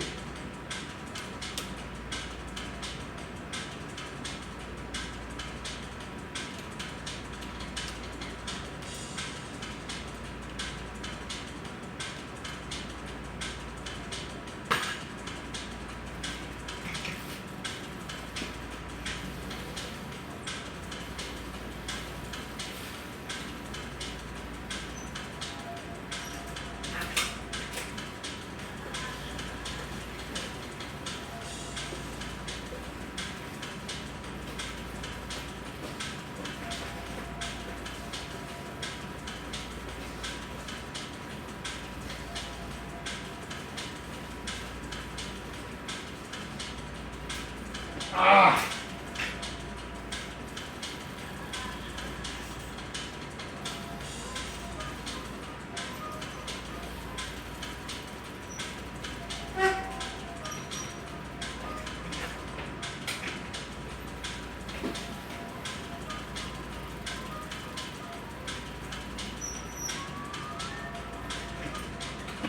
Come on, man.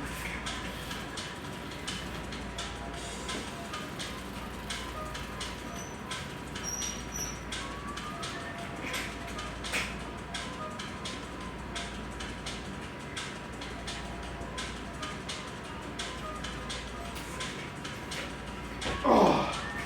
Wait, is that how you land a Smith Decade?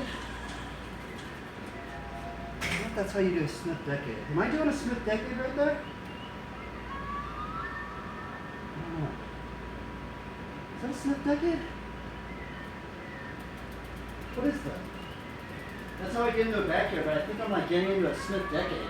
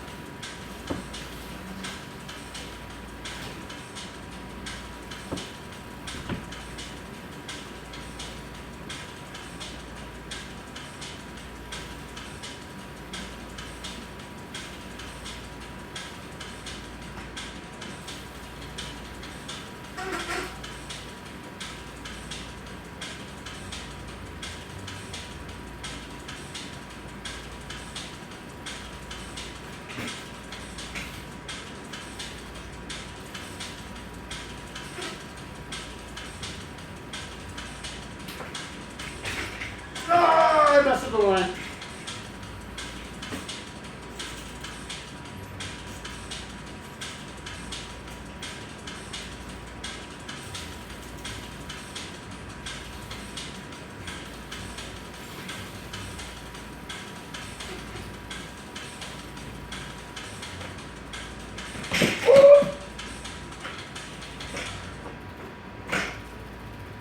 Yes. Dude, this is a good album right here. I like this album for the Flatland. Now I'm really this way. Let's see what the riders are doing.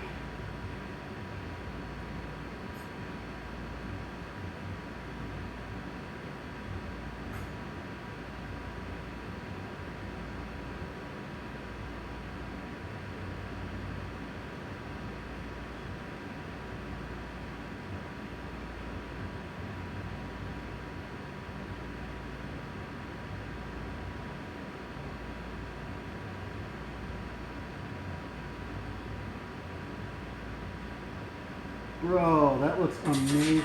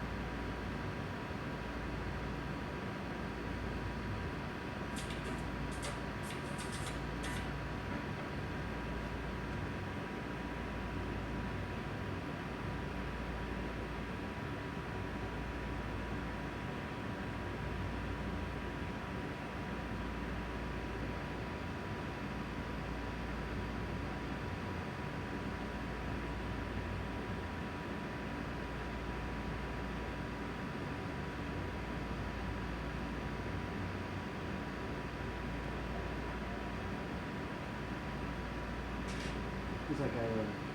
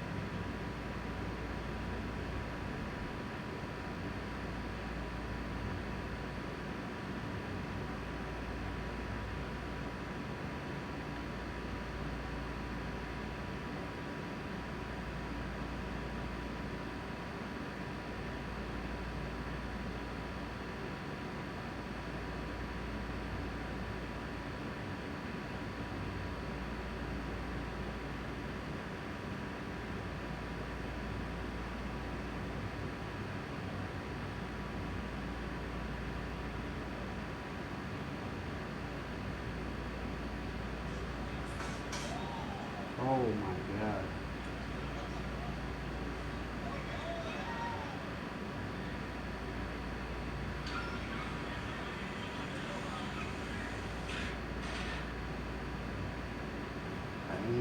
I need to get some water before I get dehydrated.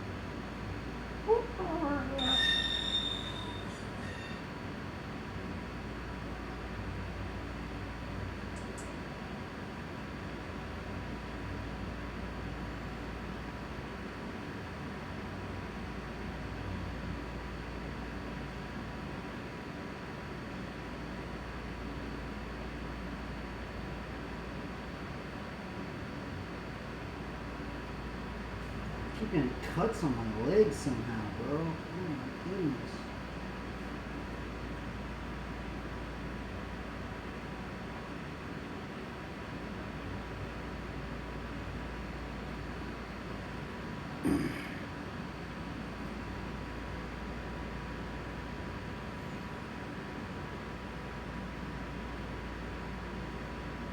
What was it? I don't know, man. I need to try and learn something, man.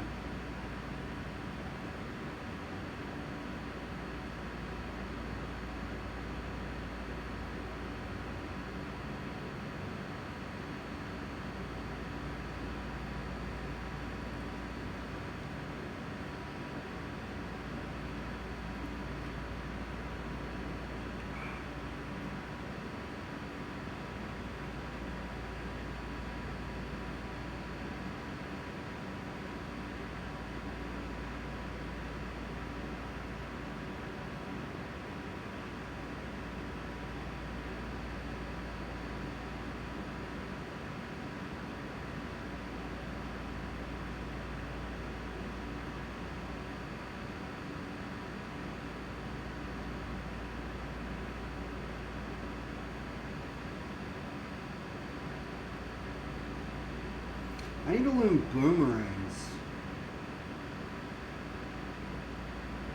How do people, dude, I don't see how do they do multiples, man? It's just so weird. How do they just do it like that? Why isn't there a single how-to on how to do that? Okay, let's see if anybody's made a new how-to. How to do multiple boomerangs.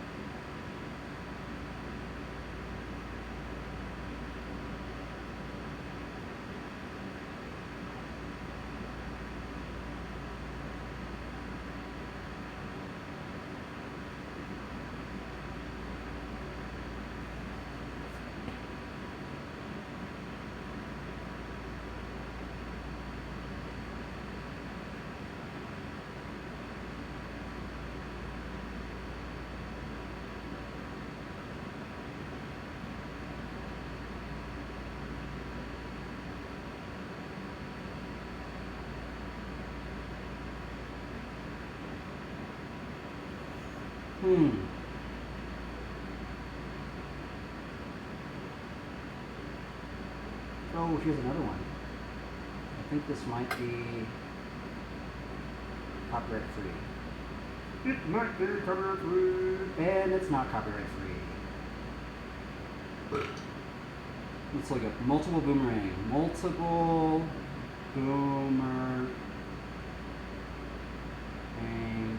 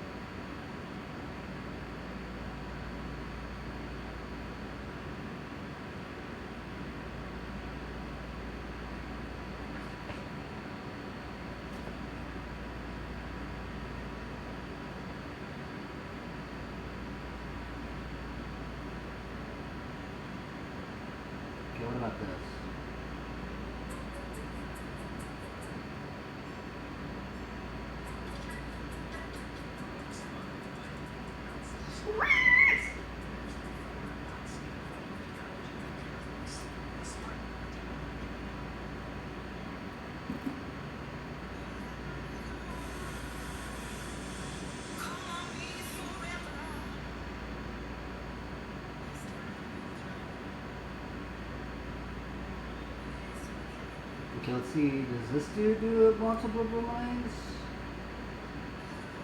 What in the world was that? What the heck?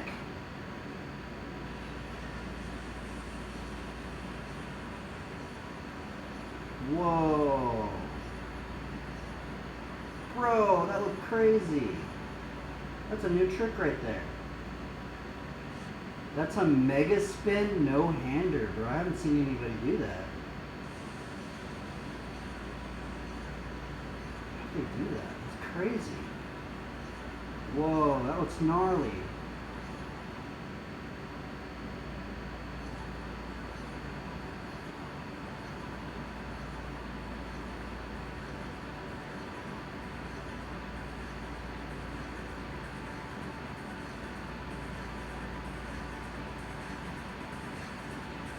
Whoa, that was cool.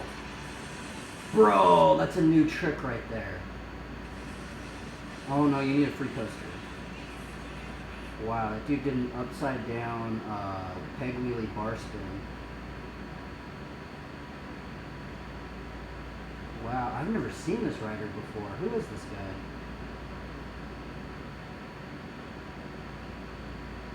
Dude, the Flatland mysteries run deep, bro.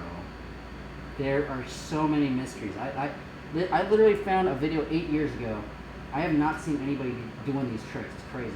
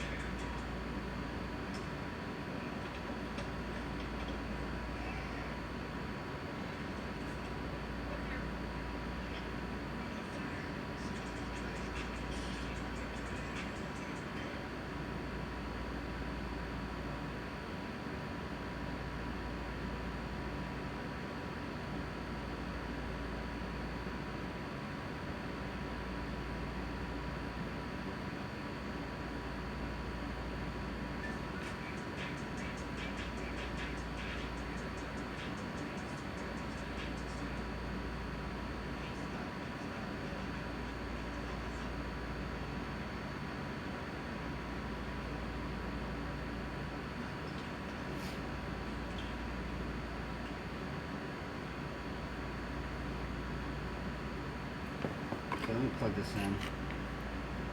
I guess I should just, I don't know, it's weird. All these people do boomerangs differently.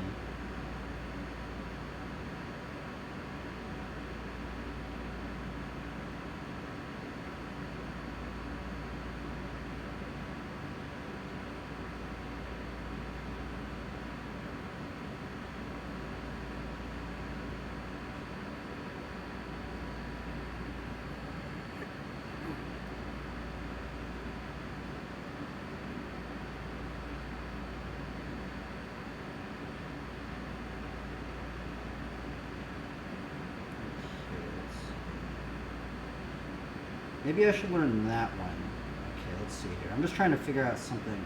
I mean, I guess I already have all these things I need to learn already, but...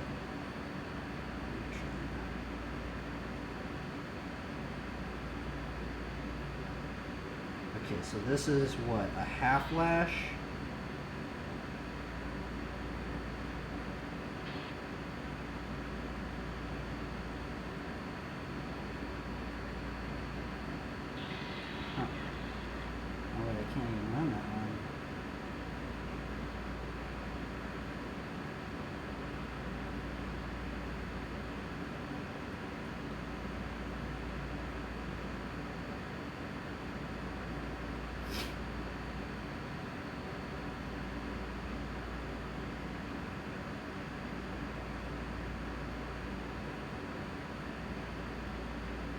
Dude, he doesn't even hit his tire. How do you do that, bro? It's only until... Oh, that's what he does. Oh, and he hits... That's what he does. Okay, I've been messing that up. Huh. That's weird. I'll put the music back on.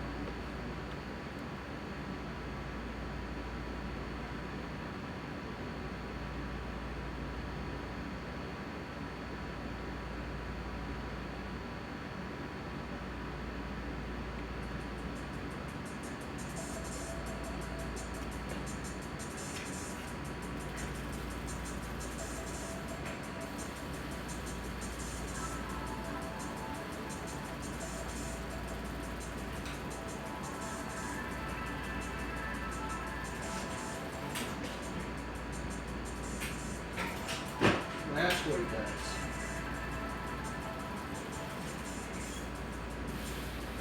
That's weird.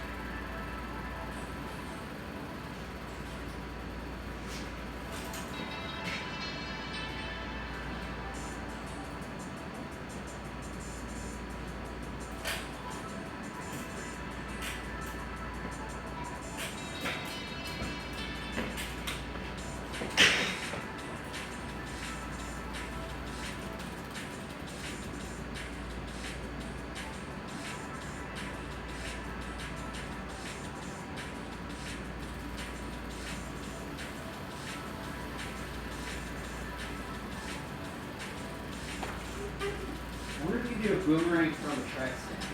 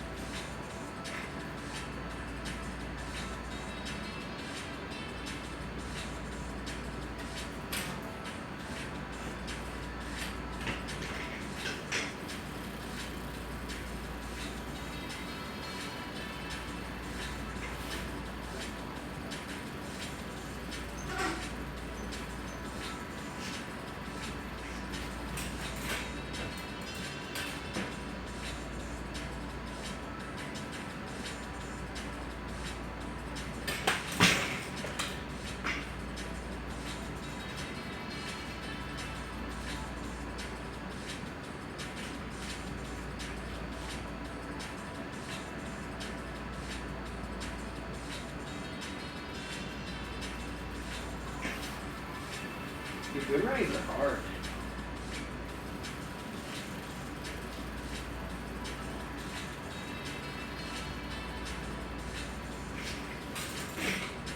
I can do one. I can do singles, but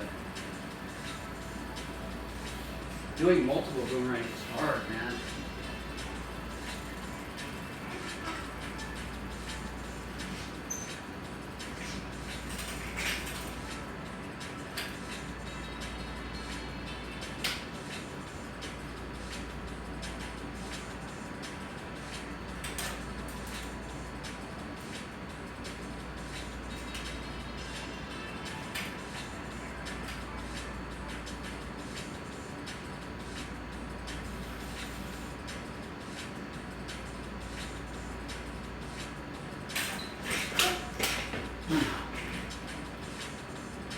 got into that one.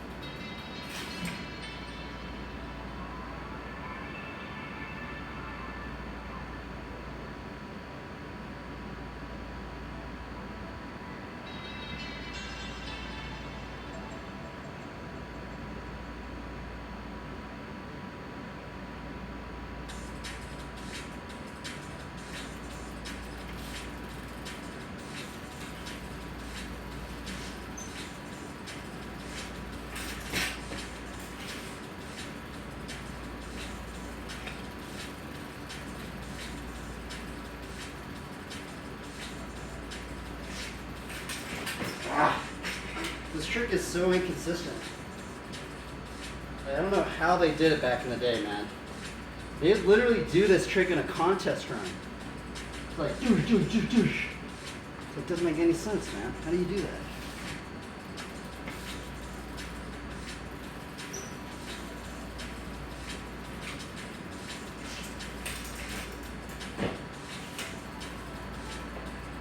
I need it.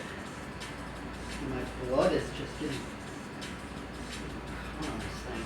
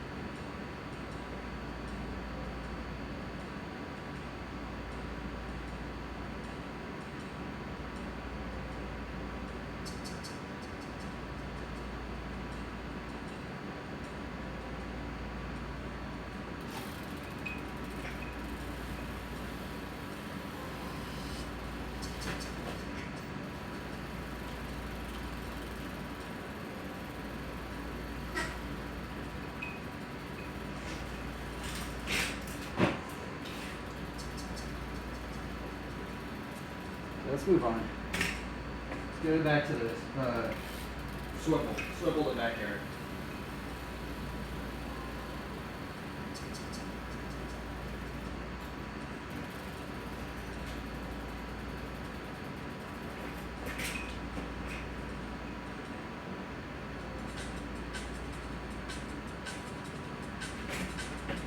So I think I do a swivel backyard to generator. I mean, not backyard. Just swivel the generator.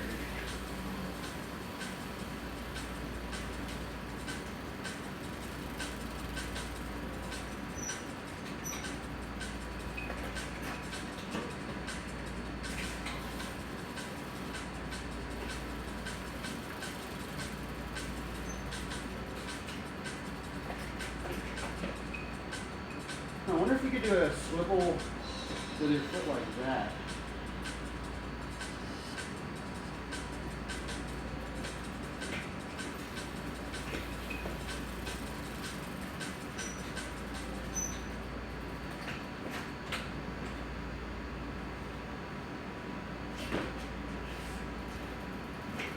Oh, I wonder if you could like switch it real fast and then get into something else.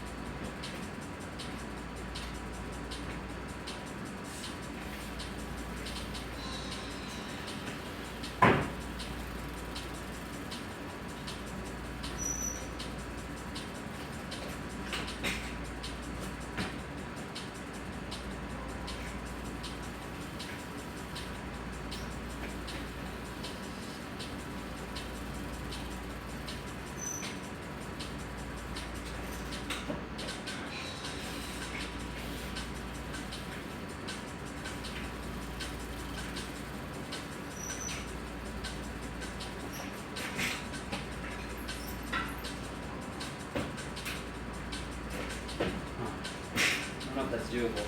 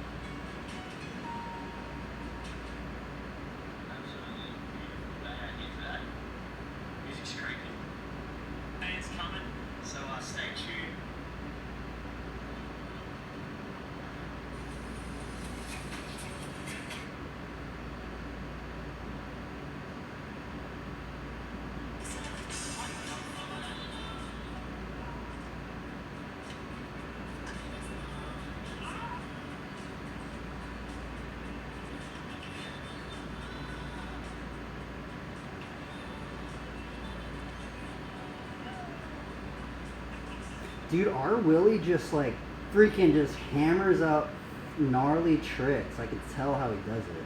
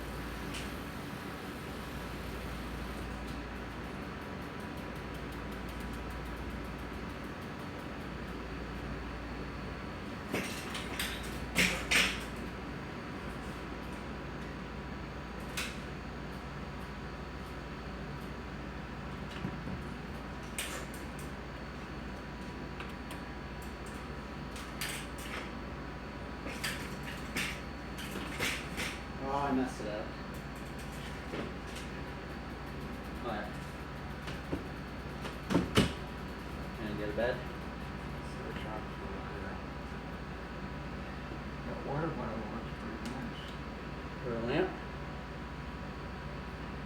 Well, I haven't tried using it as a lamp, but I charged it up. Sterilized water Huh. to all the bacteria off.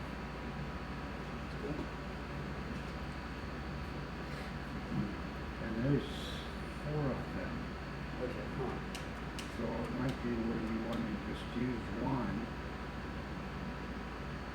as a non-disposable bottle when you're driving around, Yeah. and leave the other one in your grab run bag. I see, yeah. What we got back? Rest up. Rest up, man. Do your stretches.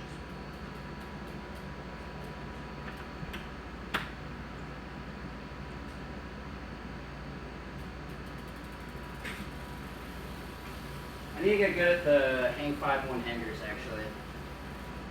That's just something I can just throw in, like a peace sign.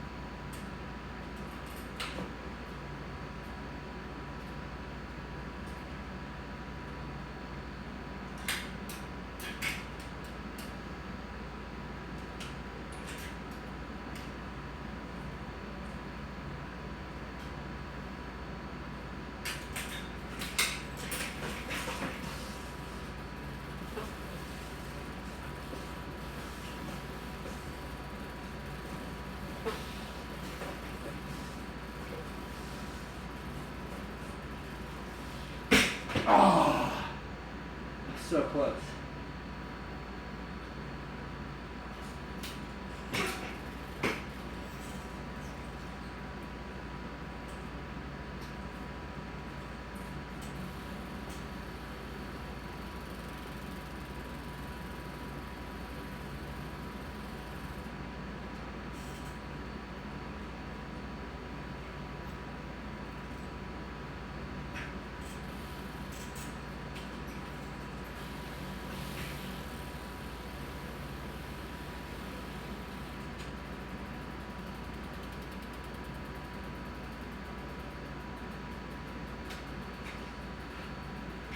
Oh, fudge. I wonder if I should do that one-hander. I mean, I guess I gotta get good at it. It's like something I can just throw in real quick. One-hander. Just don't know if like I need to like spread it out, huh?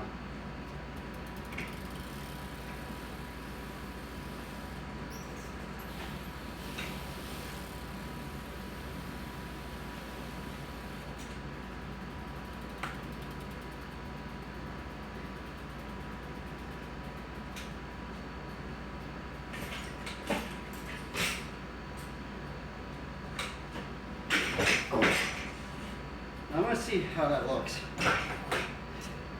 Probably looks kind of lame. It's kind of weird like doing the one-hander in the hang 5 in a circle. Because it's like, you can kind of hold it more if it's in a straight line.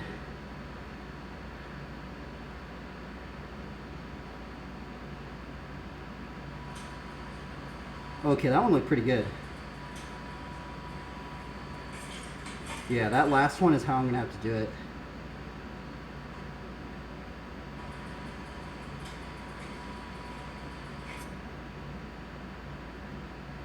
Okay.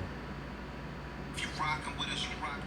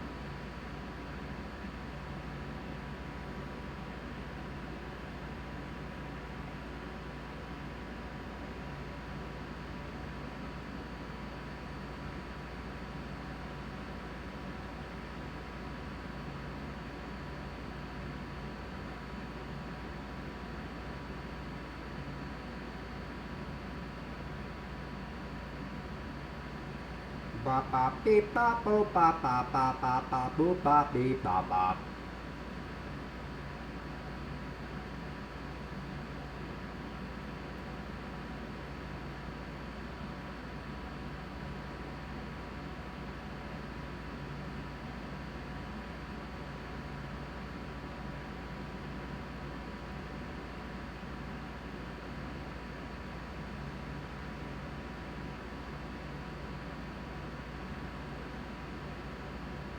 Oh no, did I exit out of that?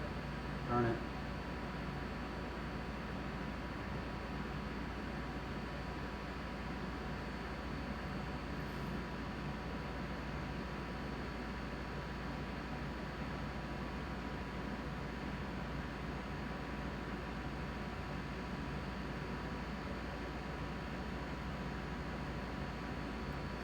I'm trying to get this line. This way.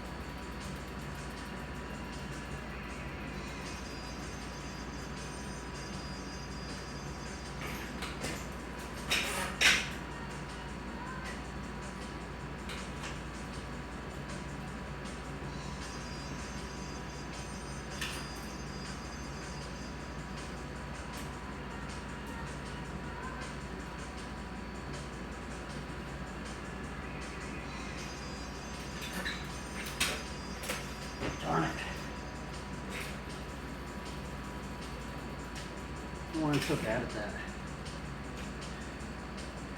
At least I'm doing the hang 5 one-hander. It's a really easy trick, but it's just something you could splash in there, right? Something extra.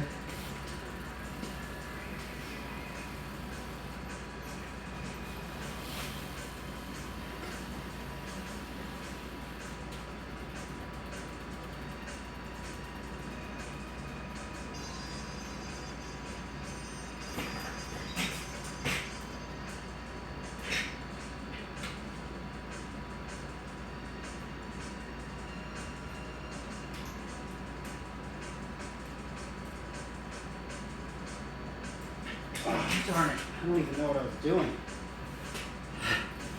I started leaning on the side.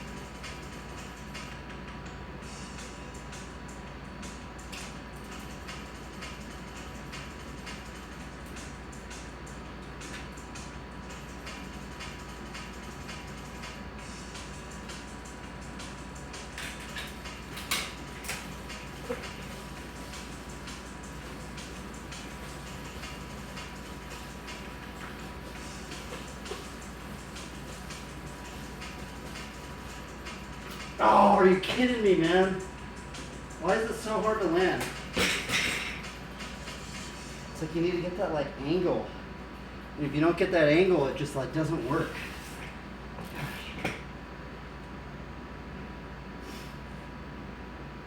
It's like you can't go too slow, but you can't go too fast. You have to like find this little middle ground of your momentum. It's super challenging.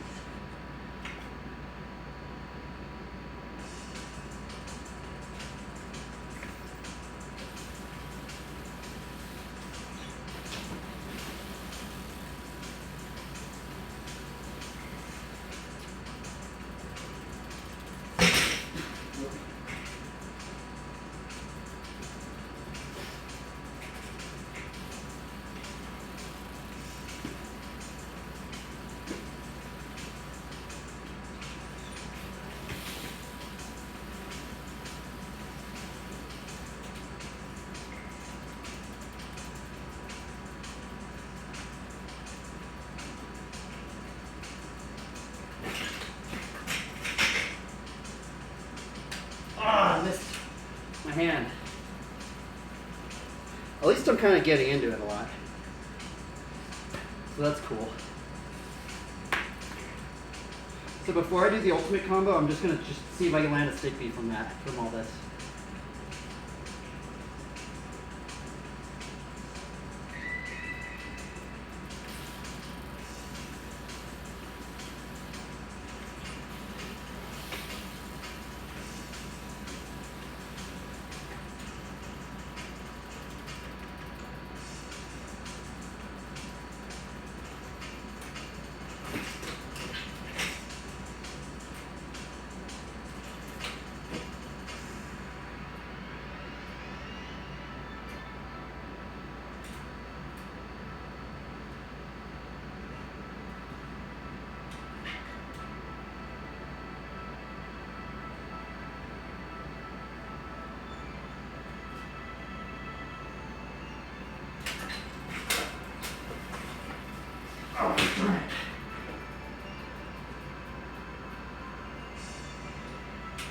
Yeah, it's hard to, I find it hard to get the track stand into the sticky.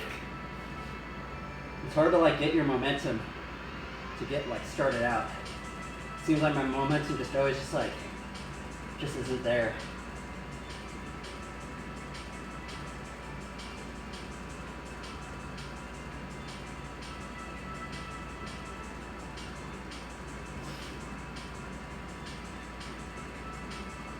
Let's do this.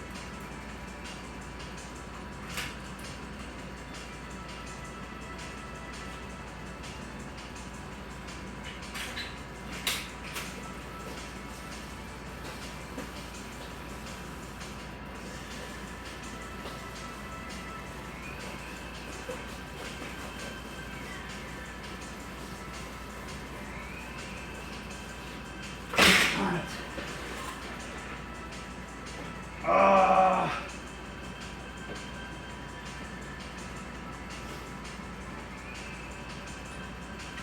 Dude, I really need to just get consistent at landing that trick. That's the hardest part, is landing that thing, man.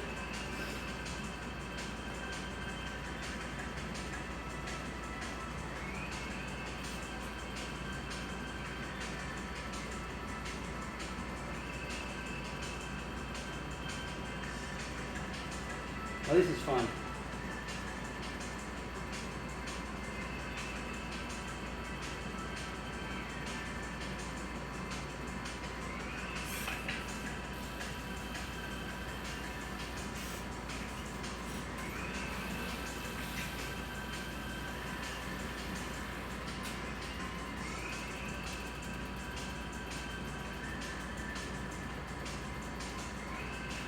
Nope. Messed it up.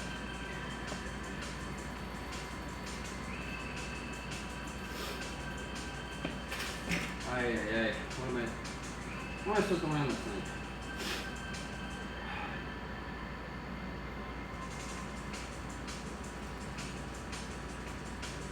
I feel like my headset might be a little loose. Oh, it is a little loose. Darn. Gotta tighten this.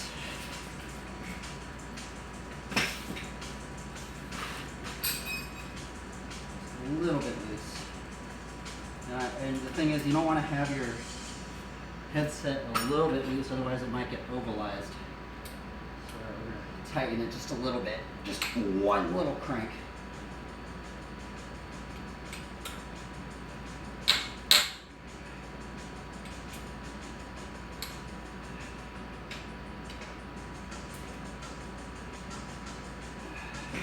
That much.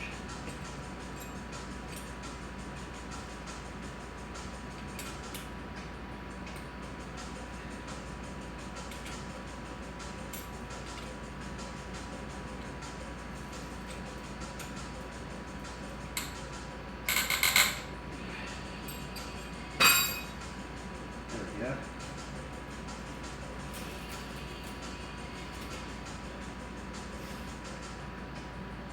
Let's see if we can do the Abublica line. Because I don't know about this. That stick bead. Stick beads are so hard to land.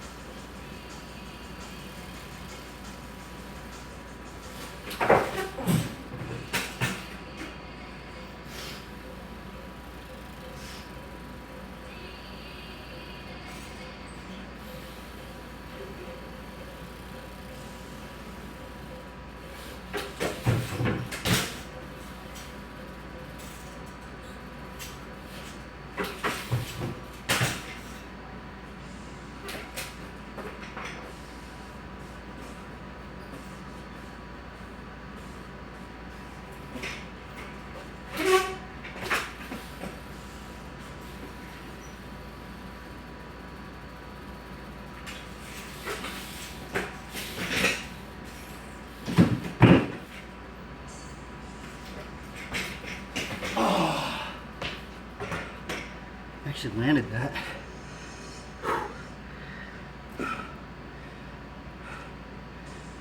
I mean, I landed that. I didn't do the decade I wanted to do out of it, but I'll take that.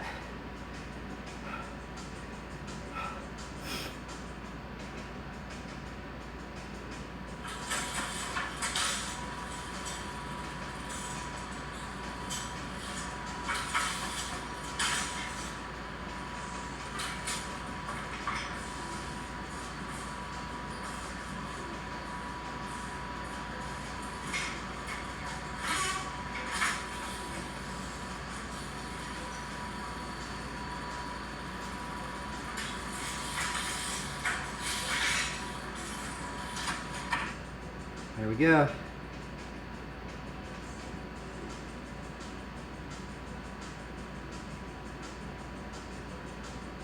Dude, I landed that first tee, did I? Did I land that first tee or was that second tee? It's so weird. I was trying that all week yesterday. But I wanted to do a decade out of it, so that wasn't the full combo.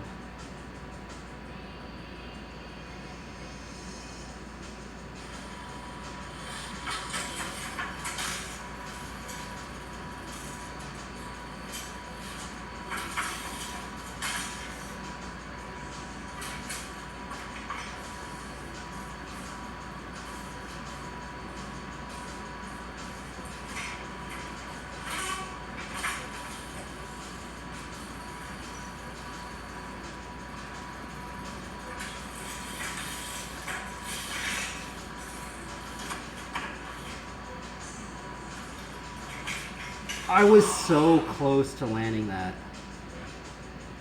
I normally land that too.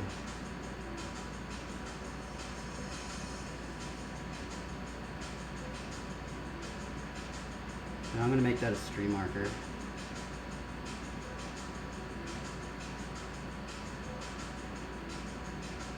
Oops.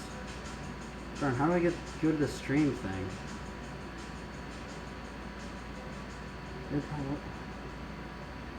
Okay, here we go. Stream manager.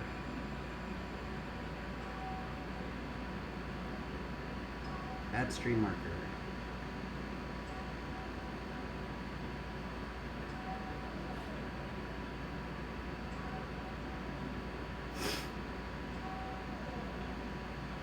What else was I gonna do?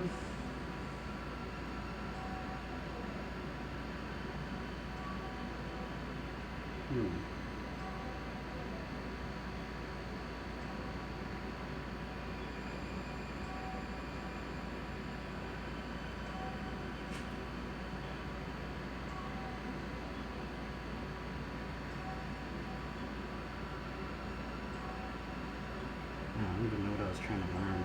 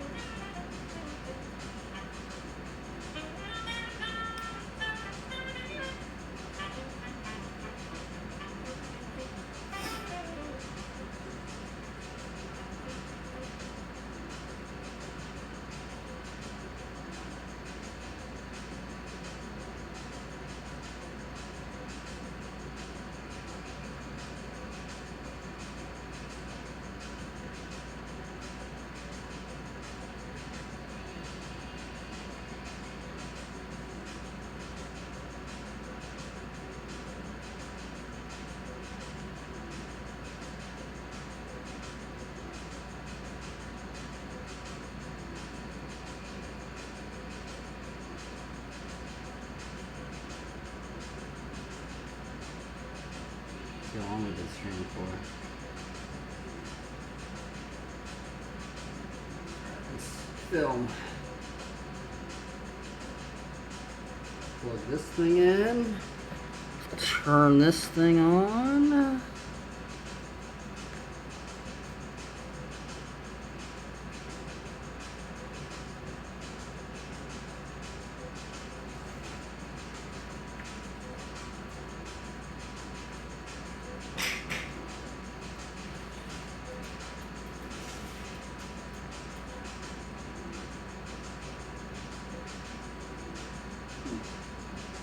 Oh yeah, I was doing that hand crank flip line. Let's do that one. I didn't land that one. I did land a sketchy one, but not a good one.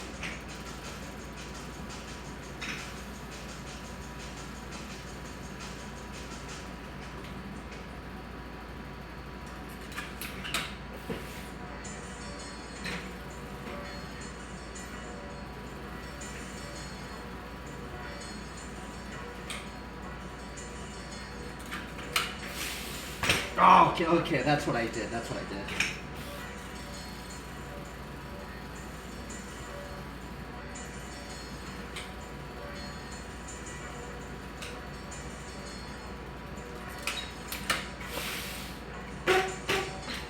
Oh, I did a pogo.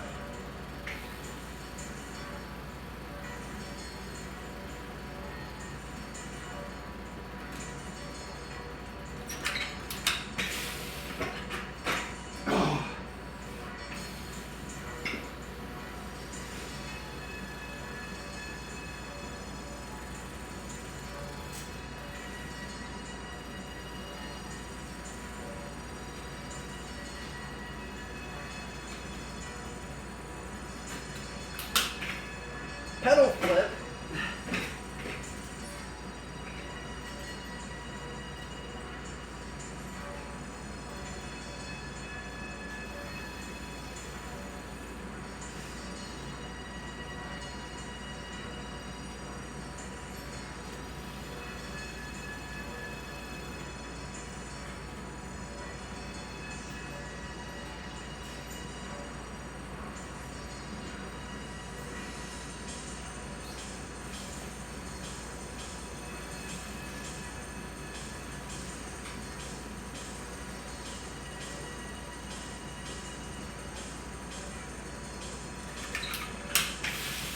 Oh, come on.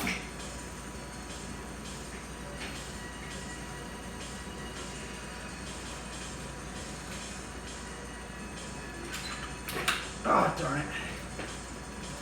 You gotta do it very subtly.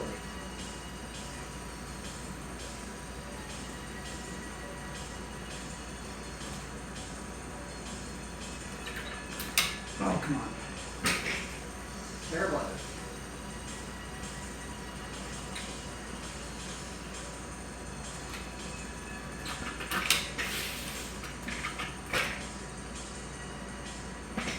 Oh, no, I messed it up. Come on. I didn't let my momentum go back. No.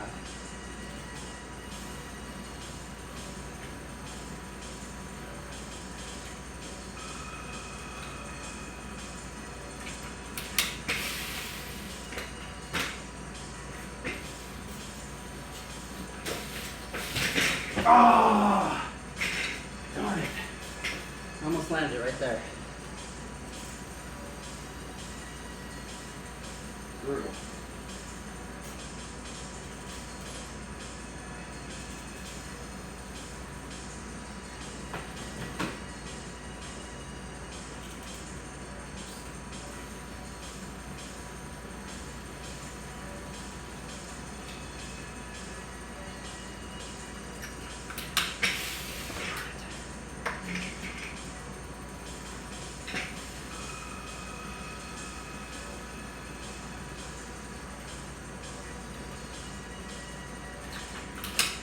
Oh, come on. What's wrong with me?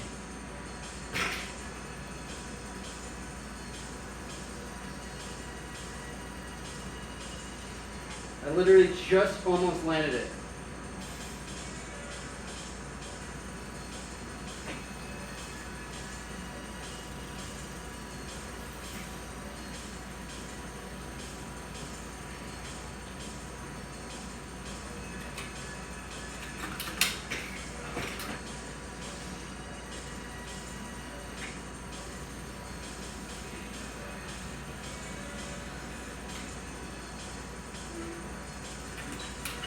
Oh, come on.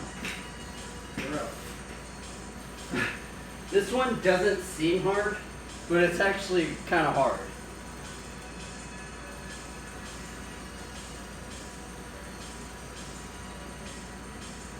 Otherwise I would have landed it way earlier. Without it. See, it's easy if you do a pogo, like the hop, hop, hop, hop. I'm trying to do no pogo, right?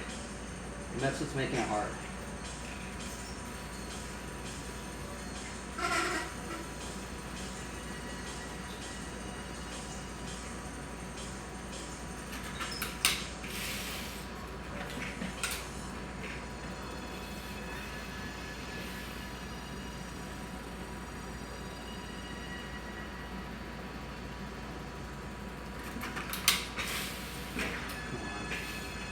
This is just brutal now.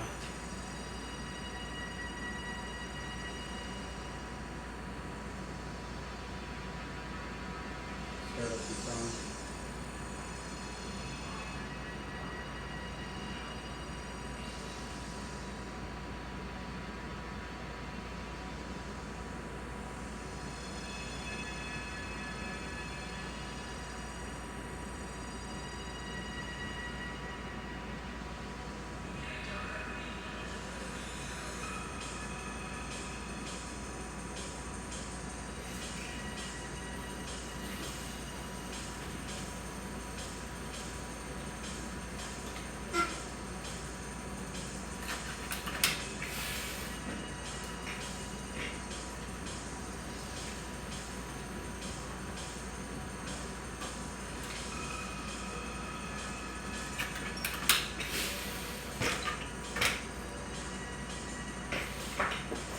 I did a correction hop.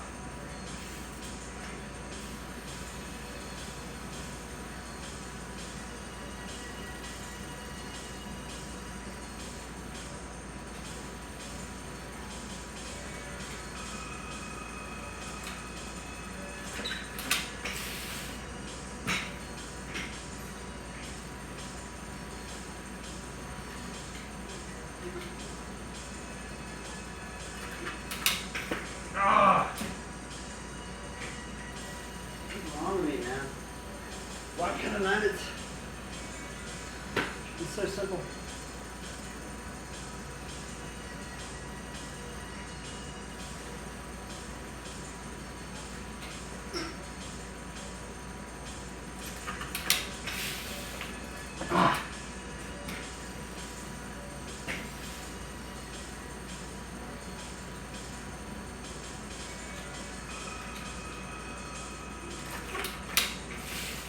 Nope. Oh my goodness, bro. This is kind of hard. It's hard not to do a correction hop, right? That's what makes it hard. Because you have to get like the perfect angle. Because if I was doing the correction hop or the pogo, I can correct the angle and then get into it, right? But if you're doing it all in one go, you have to get it all perfectly, right? You have to, it's like you got to get the leverage just right so you can get into it.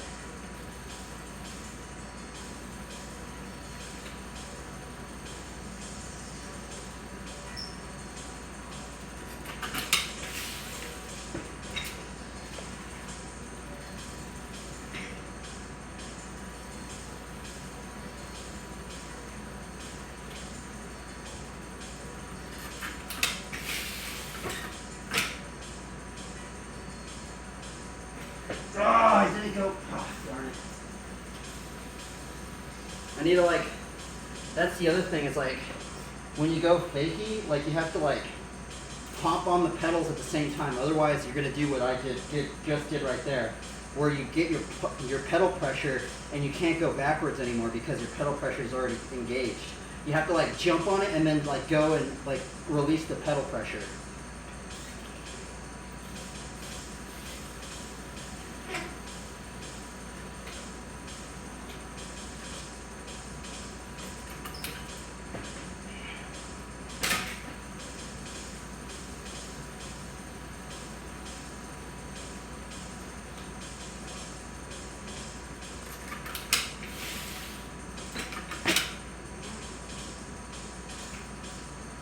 Nope. It's too far up by that wall.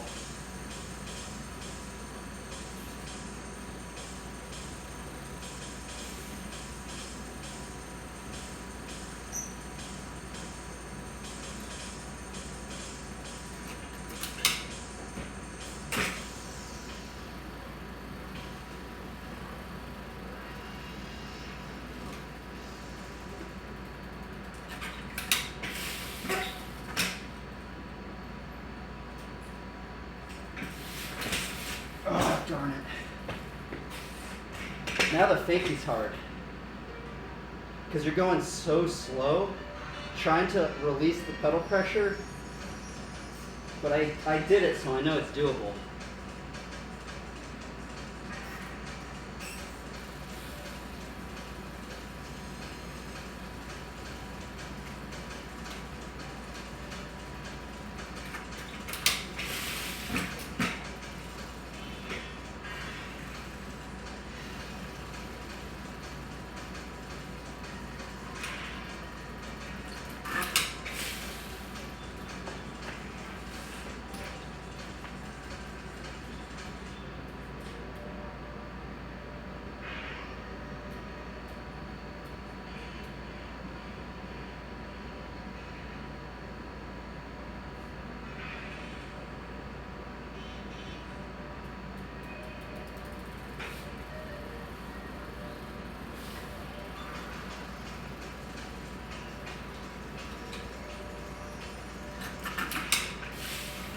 Come on. I need to land this, man. Like, how many tries is this? Like 30 or something?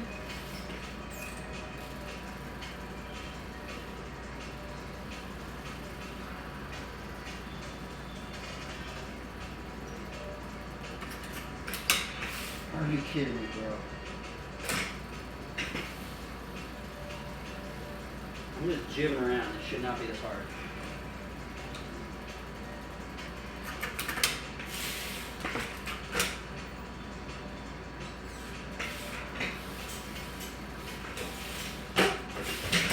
Oh, are you kidding me, bro? I slipped the pedal. Darn.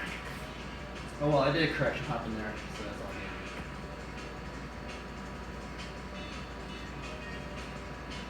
good. Bro, I slipped the pedal twice. That's so rare for me to do. Here, wait up. I need to, I guess. I need to restart it.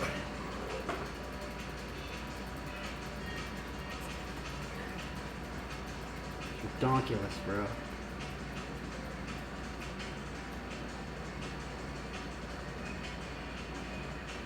Let's see what it looks like.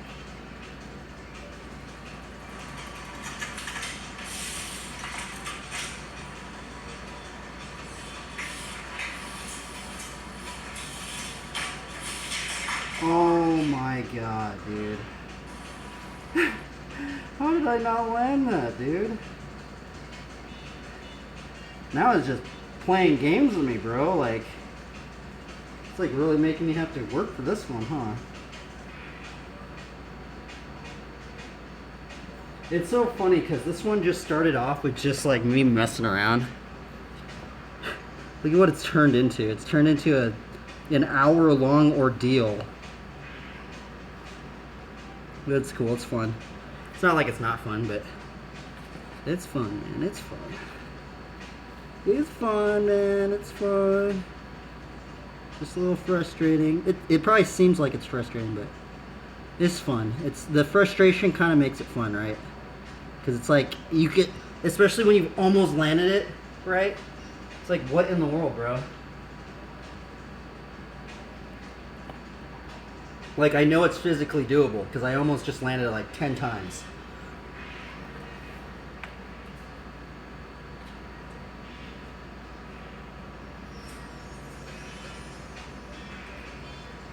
Right.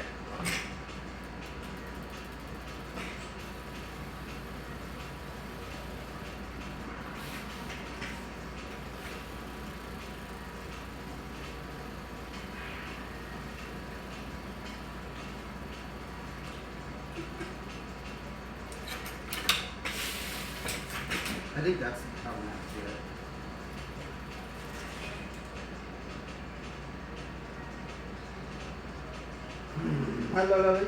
it. Fly it. In my pocket.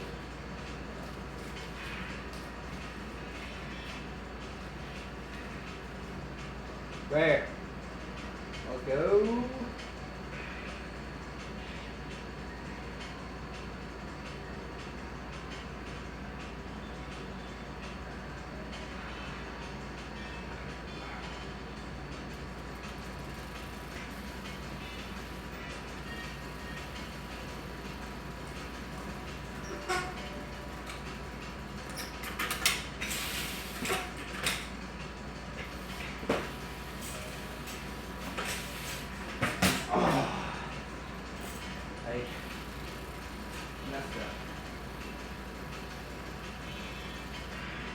You know what? Maybe I could do that instead and then go into an ET. Okay, yeah, that's what I think I'm gonna do.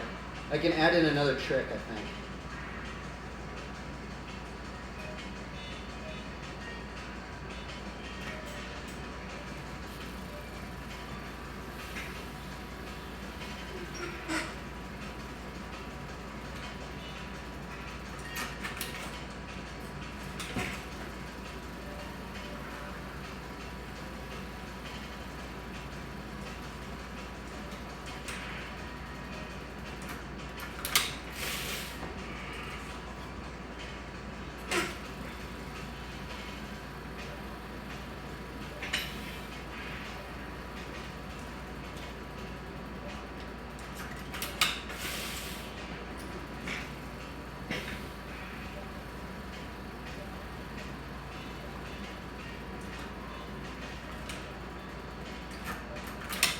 Oh, are you kidding me,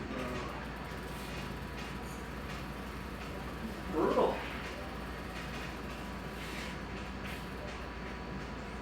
This should not be taking this long.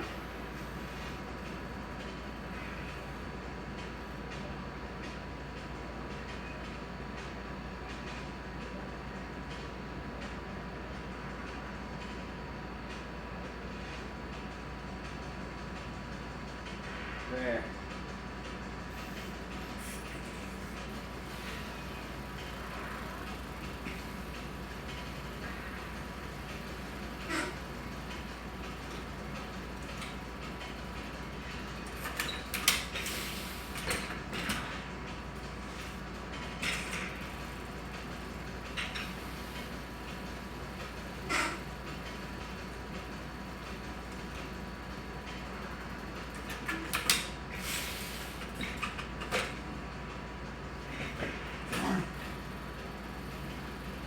It's like my cranks have to be in the right area for me to go into a fakie.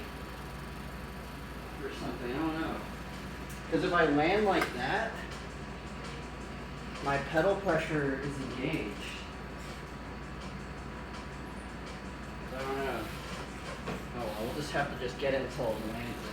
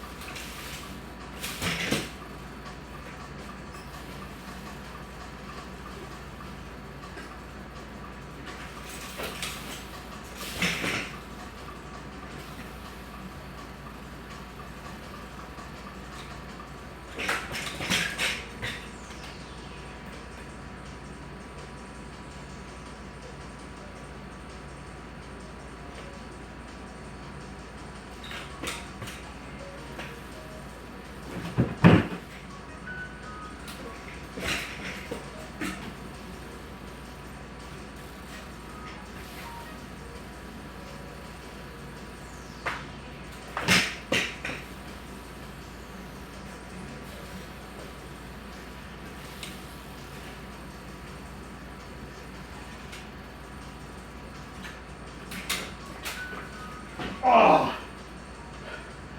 Well, I landed it.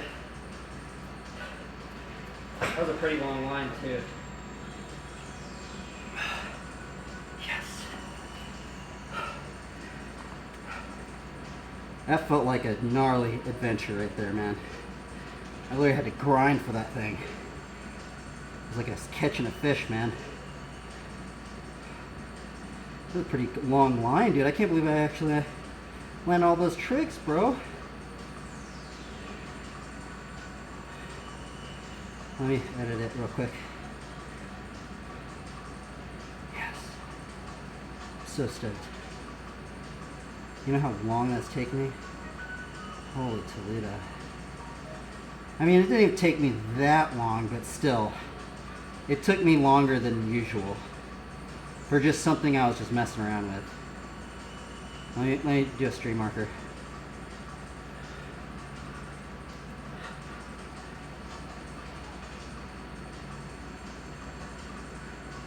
Stream manager. Add stream marker.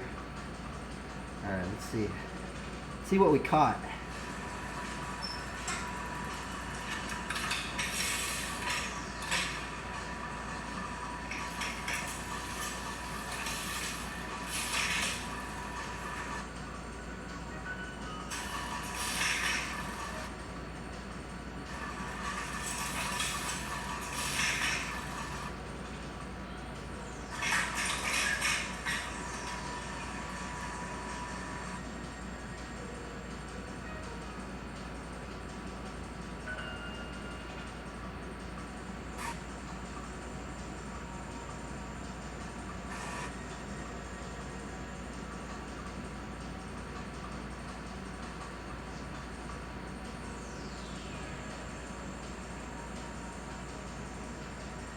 Bro, I'm stoked, man.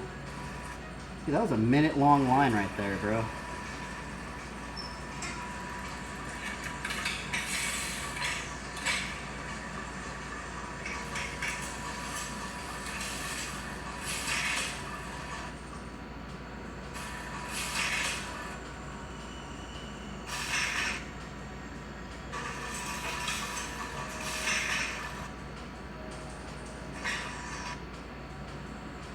Yes, dude.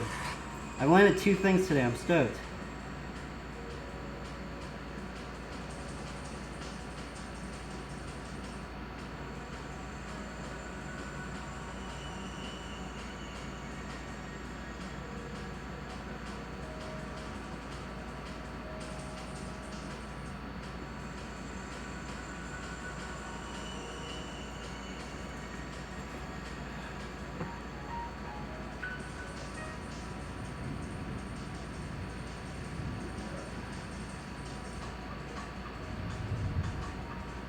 She got a new backpack today. I'm pretty stoked at Walmart.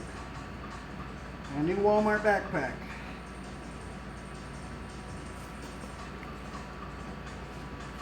Like cool, like white gray color. My other backpack broke.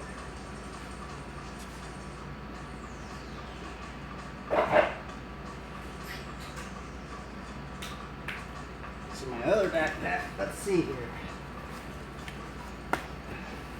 Pretty stoked here, man. Our new backpack from Walmart. Let's see where I'm gonna put my tools, man. Oh, there's a whole bunch of pockets in this one.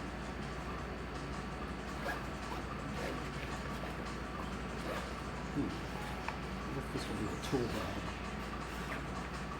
Right? This one.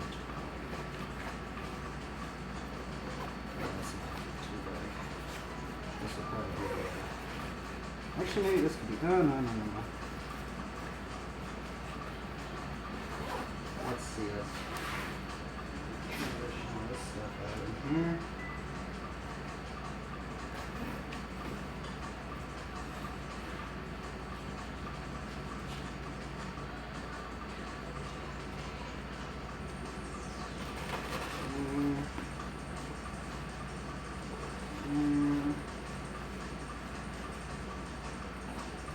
Tools.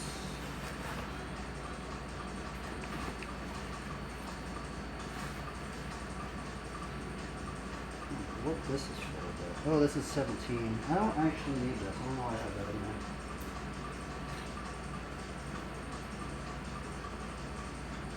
Here.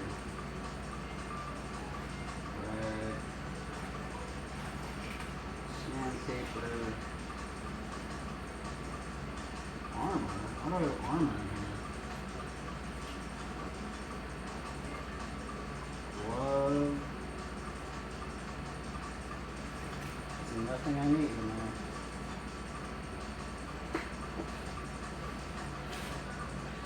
Need a brake caliber thing that might be useful. This rag might be useful too. Useful that.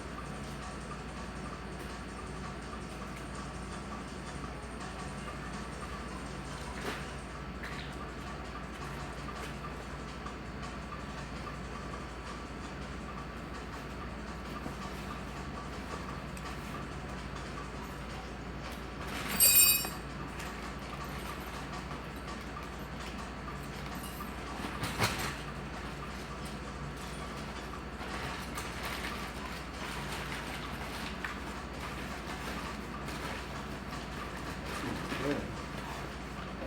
Tool bag. This thing.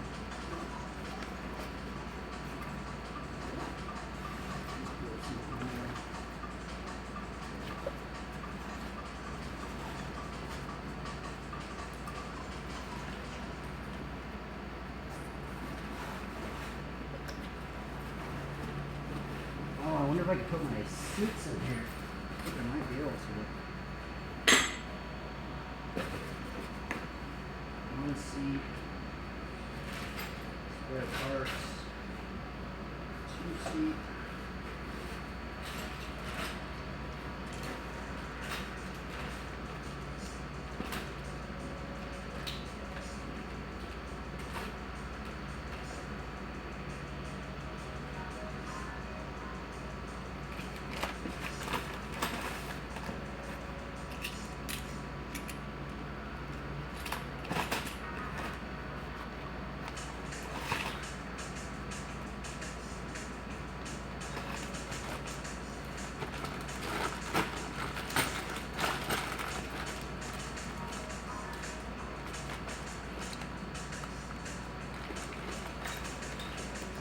backpack, sweet, man.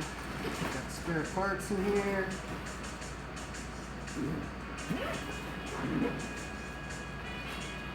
Did everything now.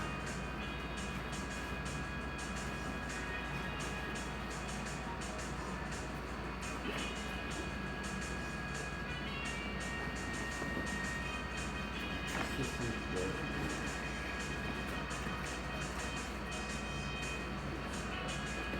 Actually, no.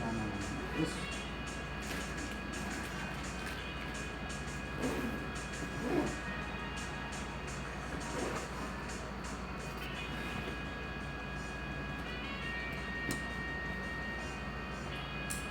Oh.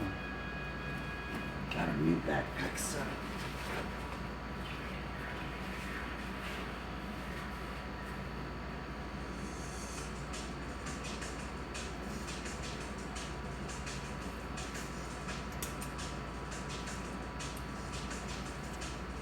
We could ride this thing on.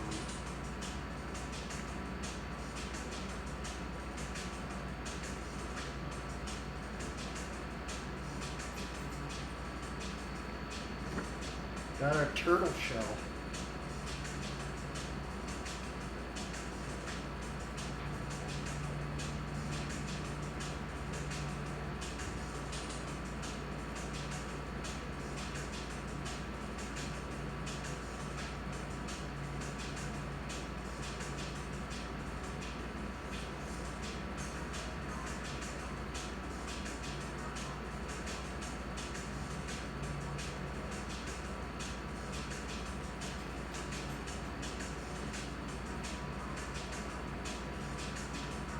Turtle shell, turtle shell, turtle shell.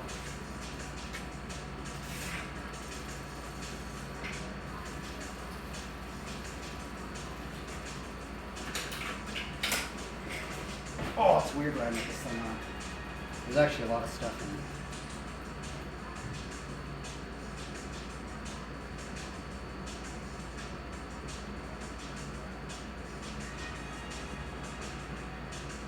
Why isn't this working?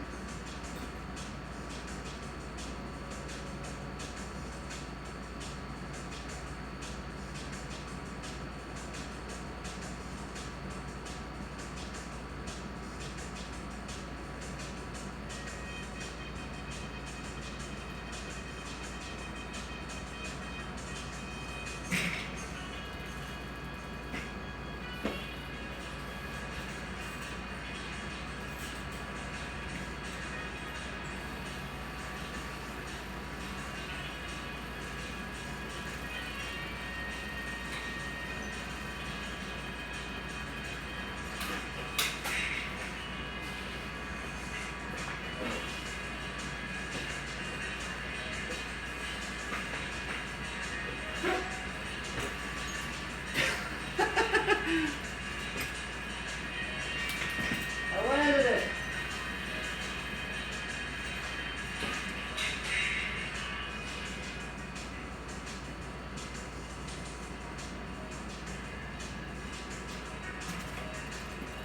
That was crazy, actually.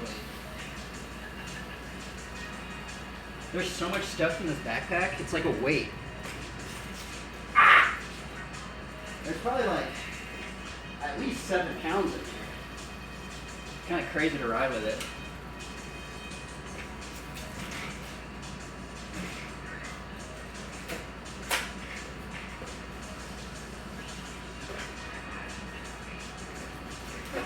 Oh, I'm gonna land in line with it. We're landing in line with the turtle shell.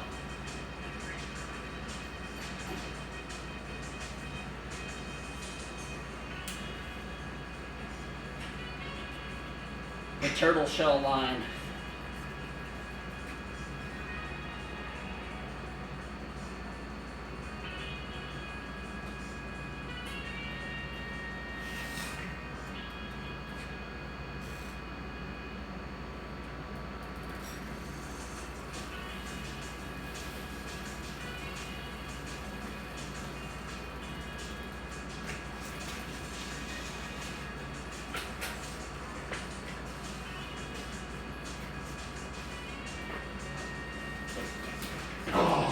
Watch, I'm gonna land it.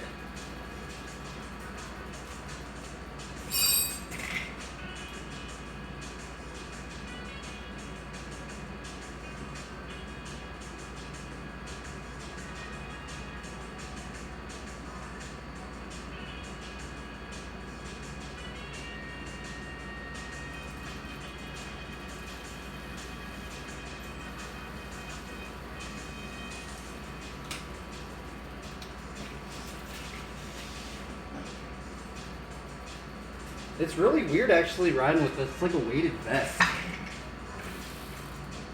There's literally all these spare parts in here.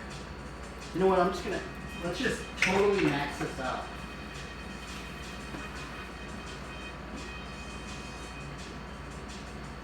Put this on here just for the look of it.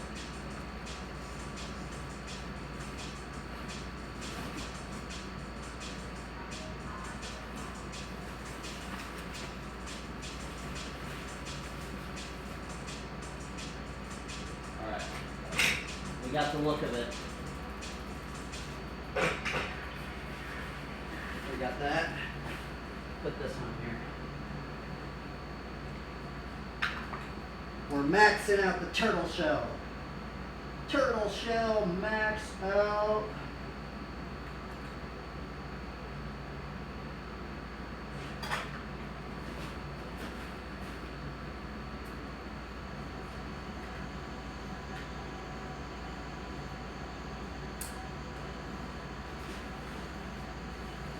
Oh, that's not going to work.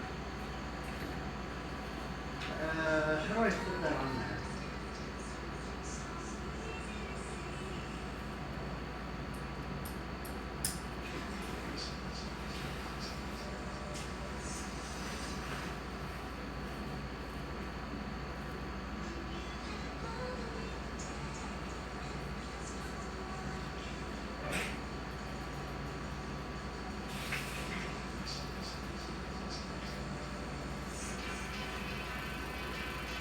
Oh, wait. Is this a new playlist? Oh, it is.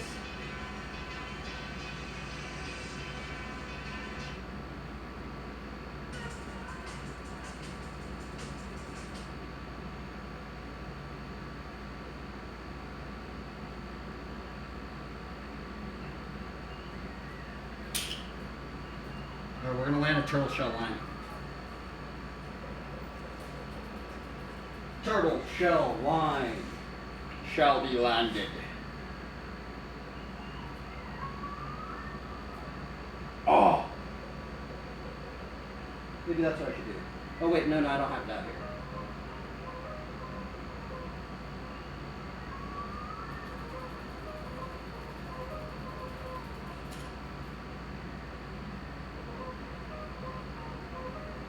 I'm gonna wait till the music starts.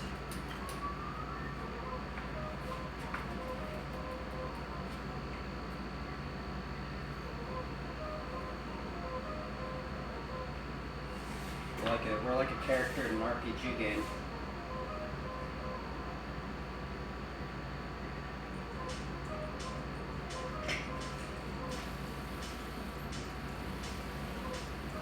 I'm gonna turn the volume up.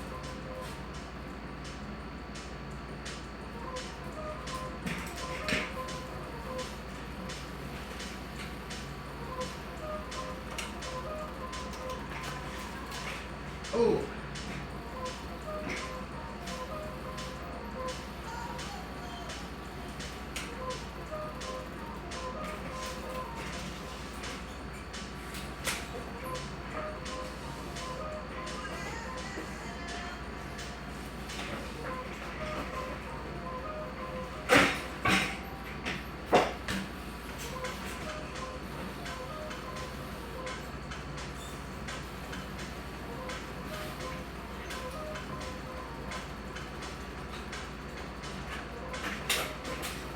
Oh, it's so weird doing it that one.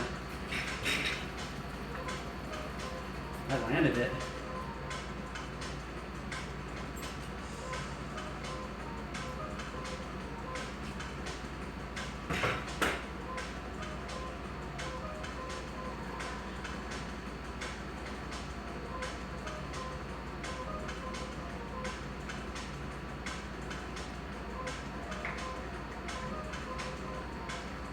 no, it's raining. I gotta move that stuff.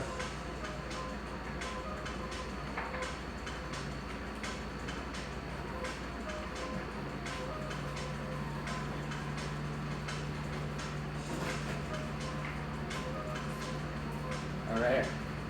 I want to land it smoother.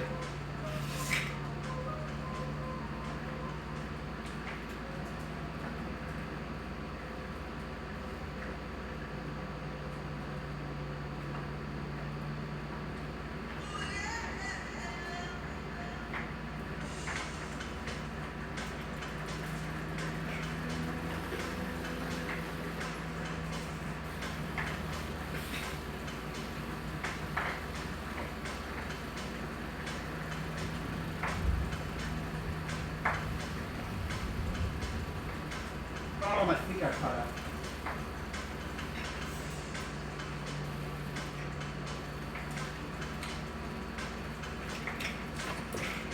I can't believe I actually landed that.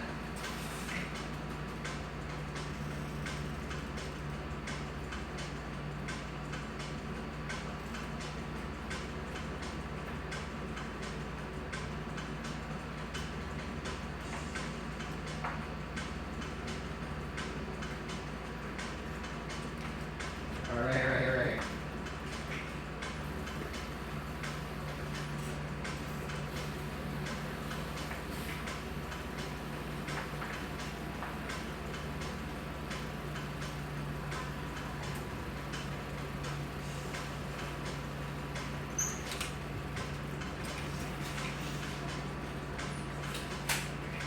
Oh!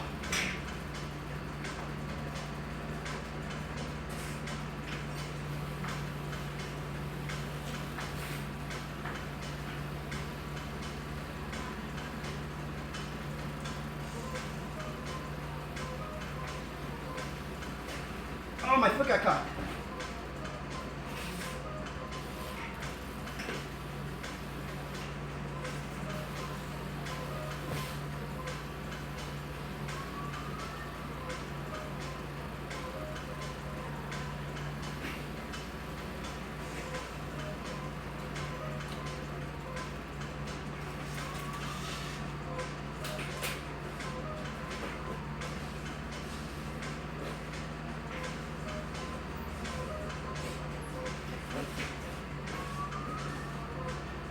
No! That was so close. I was so close to landing that.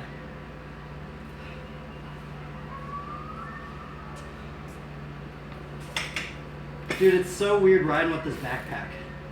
It's like I have a weighted vest on. It's really cool, actually.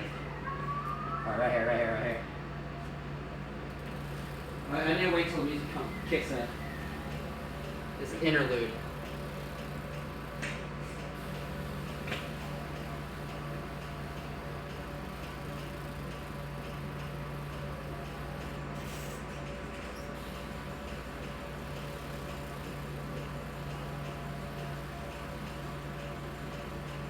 Come on. Get the breakdown thing.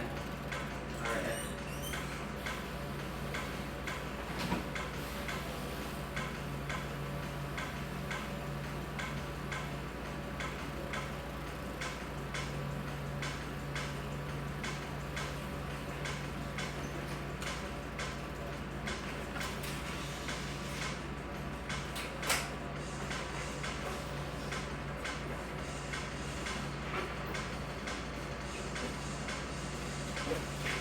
No! Oh, so close.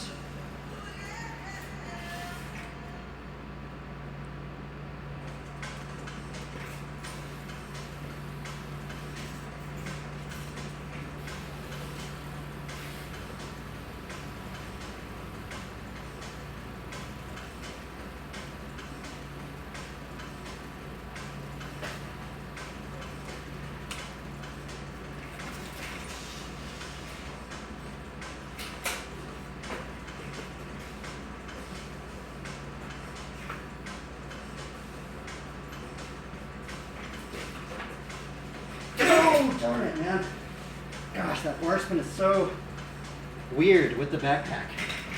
My weight's all not distributed well.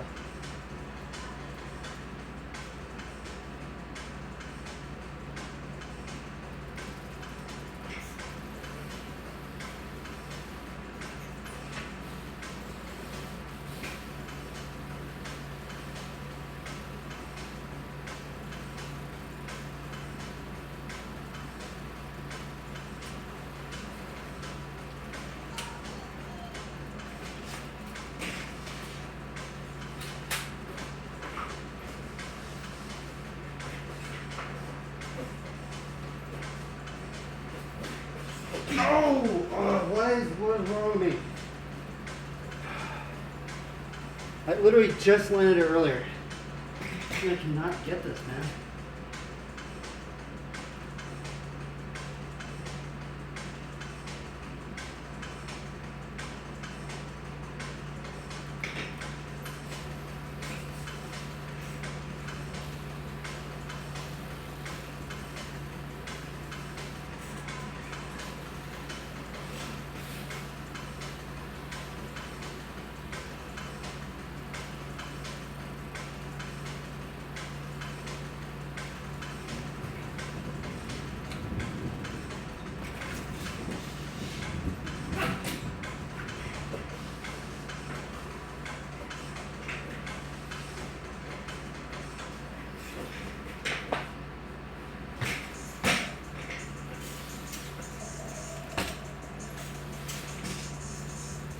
Woo!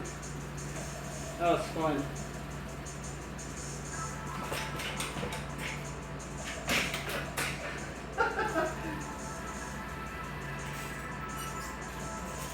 We did it! We have completed the quest. The quest with the turtle shell.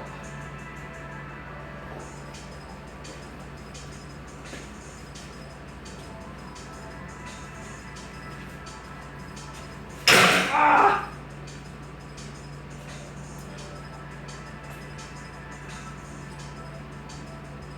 Well, we finished that one. Let's make a note on that one. Stream manager, add stream marker.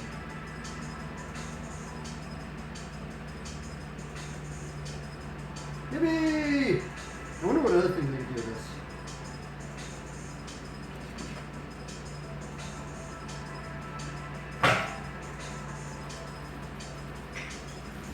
First level of the turtle shell has been completed. Here, let's start it off with that thing.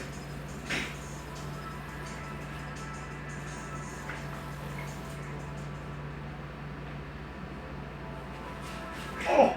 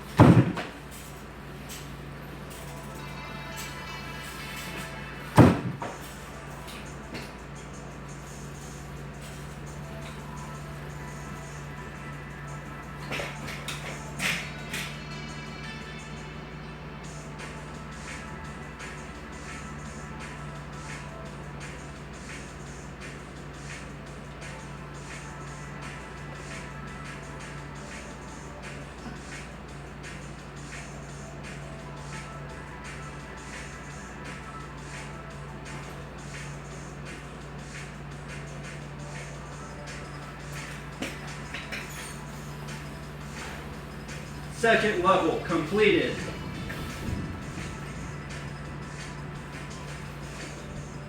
There we go.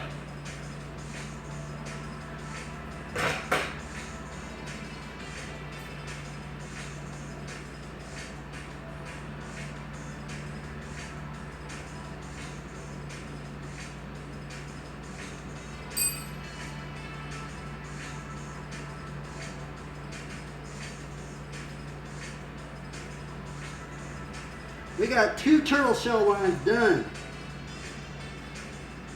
Stream manager. Add stream marker.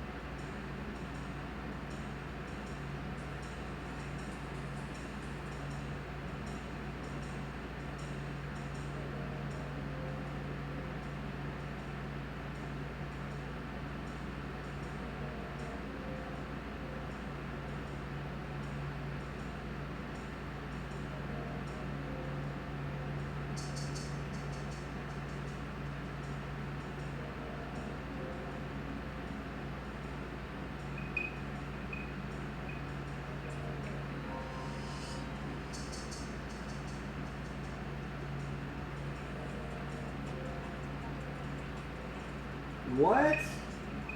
Dude, you guys are crazy, bro.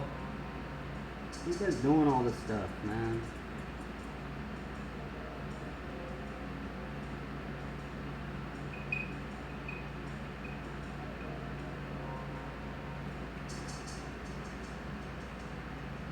Hey, what up, dude? Sorry, man. I haven't even been responding to anybody.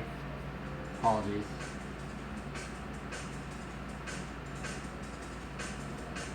Bro, I keep cutting myself, man. On my seat or something. Bro, look at this cut. Hopefully across. Isn't that weird?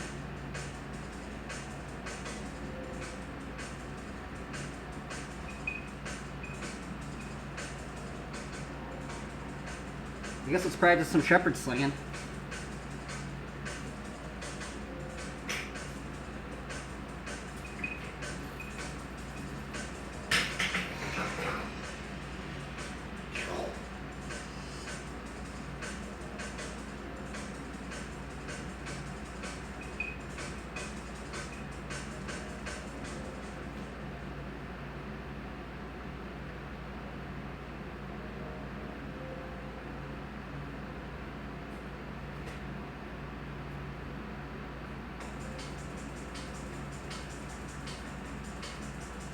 Right here. Let's do some Shepard slinging.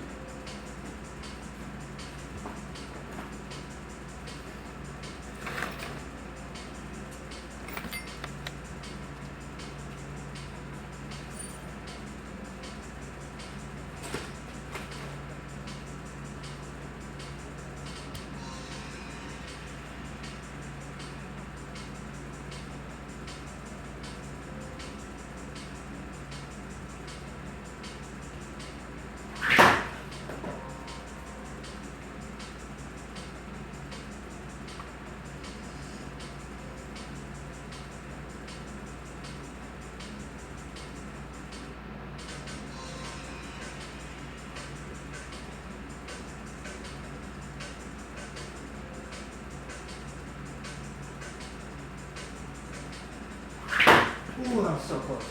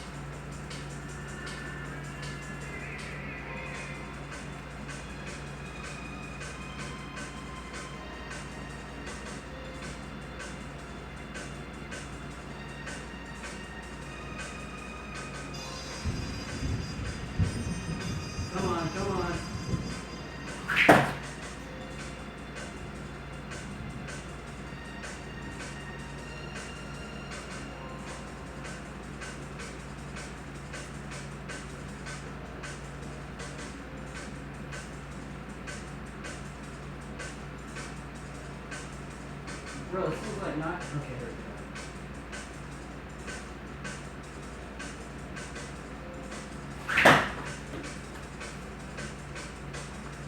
It's like stuck right there.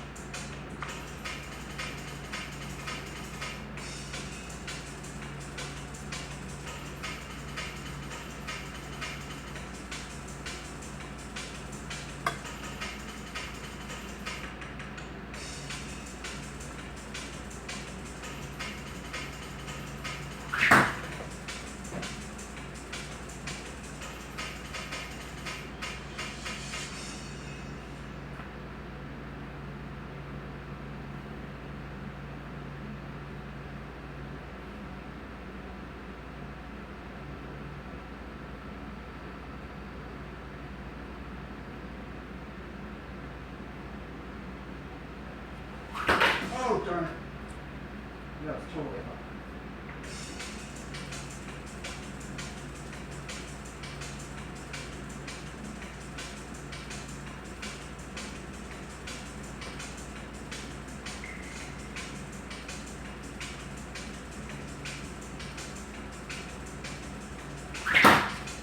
Oh, I caught it! That was crazy! I don't know if that was on camera, but I caught the ammo.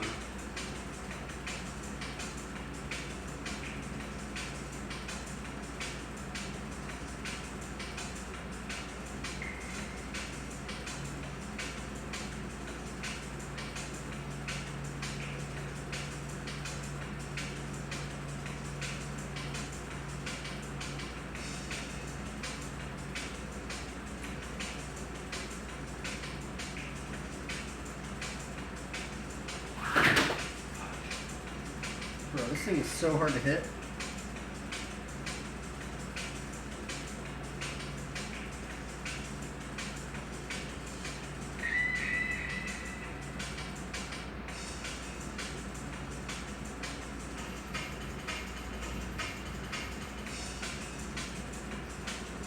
Let's move this a little bit to the side.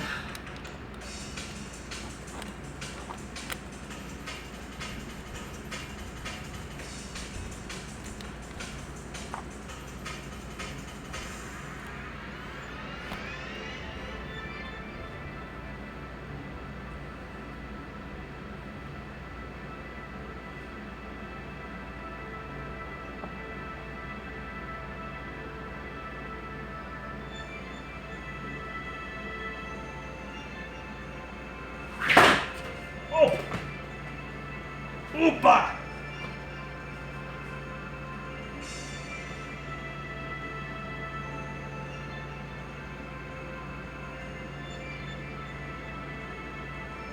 Why isn't it focusing? Oh, there it is.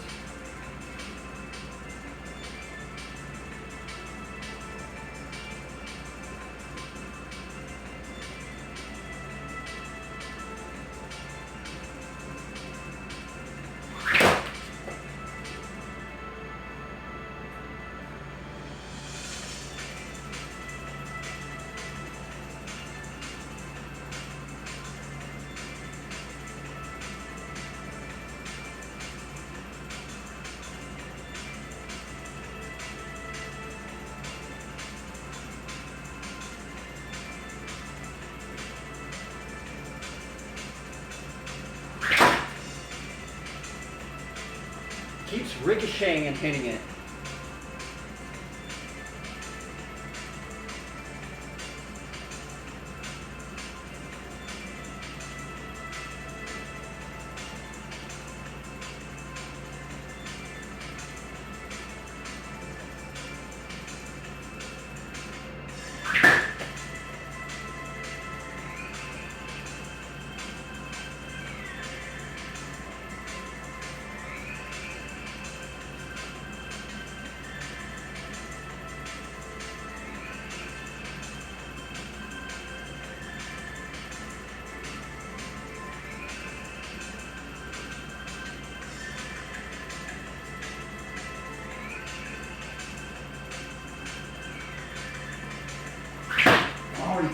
bro.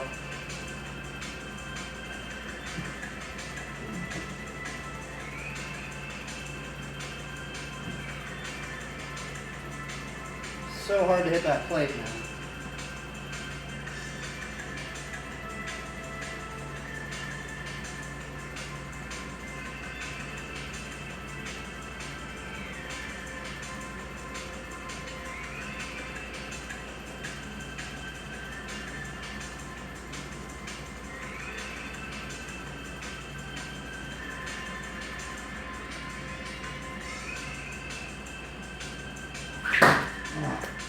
Foot away.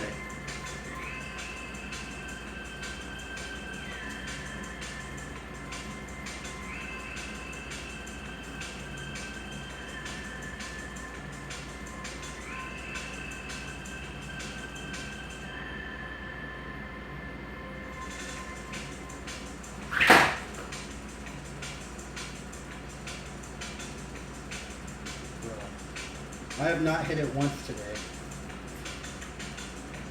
This is how hard it is to get accurate with this thing. It's also the plate's kind of messed up.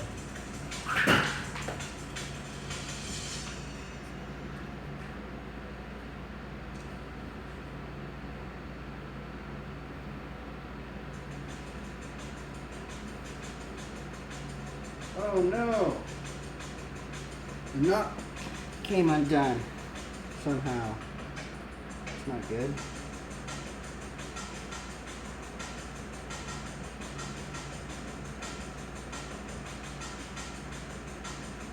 No, wait up. I need to fix this.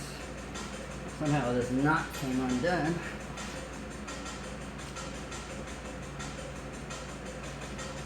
There we go. That thing ain't coming undone now.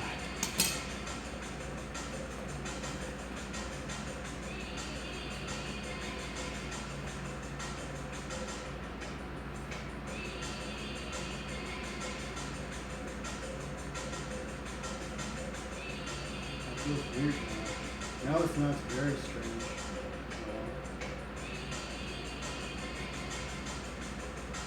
Oh, darn it.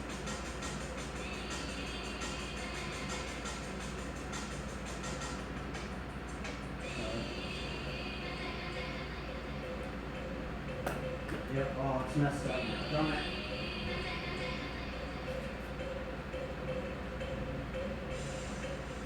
Maybe I didn't need that knob. I did. Oh darn it. I think I might have messed this up. Let's see. Maybe I didn't need that.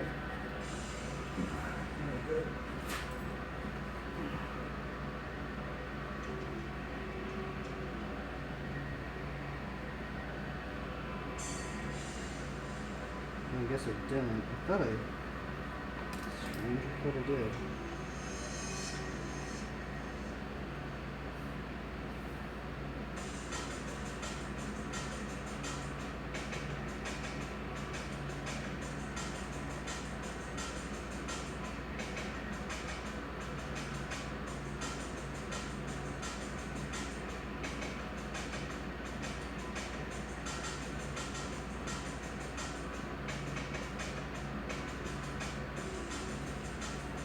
This one came undone, that's why. I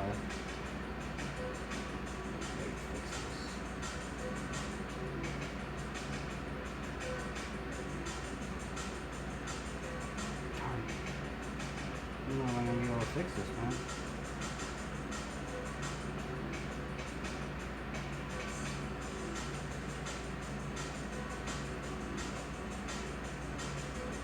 I literally don't know how they came undone. And I guess I could just do it with this knot, but it's really little. I mean, I guess what I could do is I could do another knot on here and another knot on there, but I guess I don't need to have that big of a knot.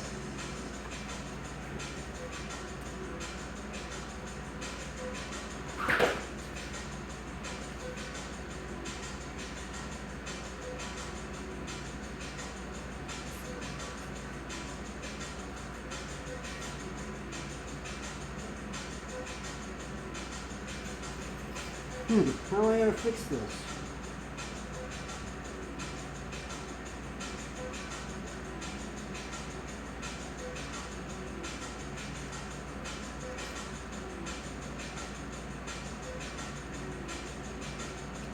Gosh, how do I do this?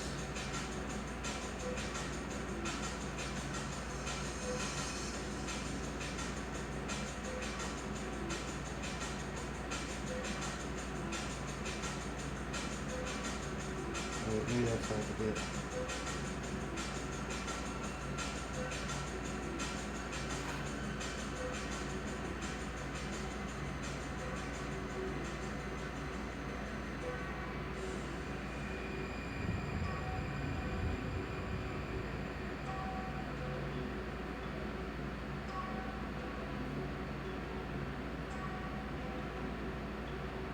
It's not gonna work very good, man. Darn.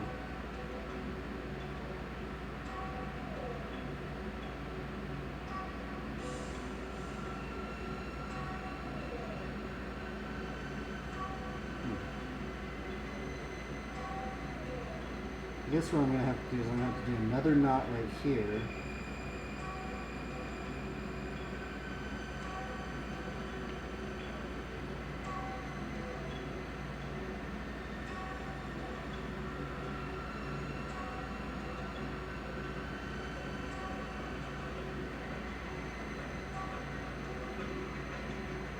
Another knot right there, and I'm probably gonna have to put another knot in here then, just to even it out.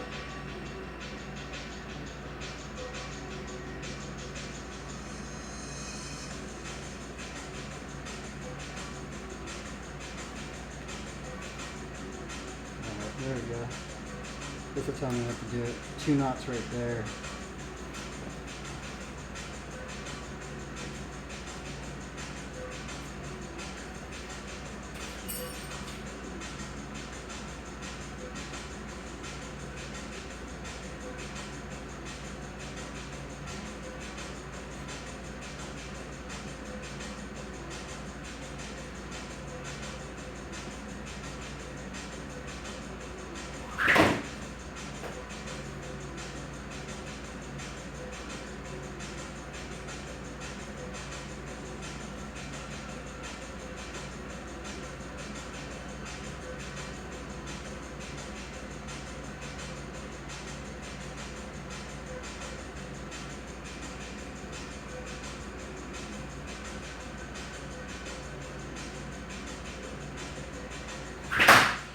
That was so close.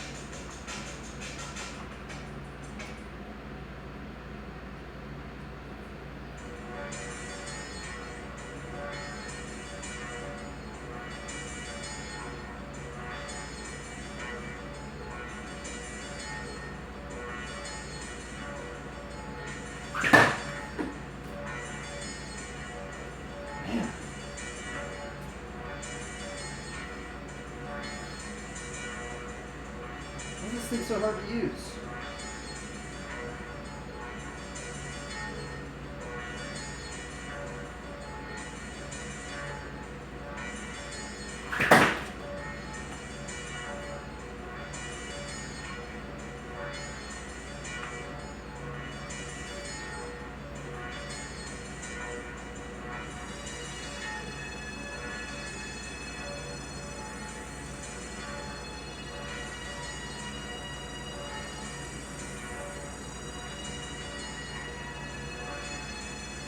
Come on. Gosh, dude. It's like impossible to hit this thing. Christ.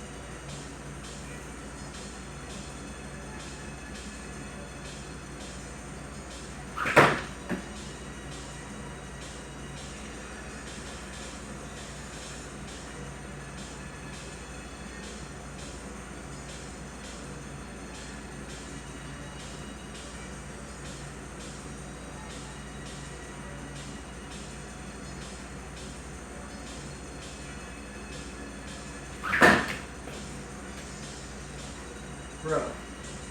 Oh my goodness, what is wrong with me?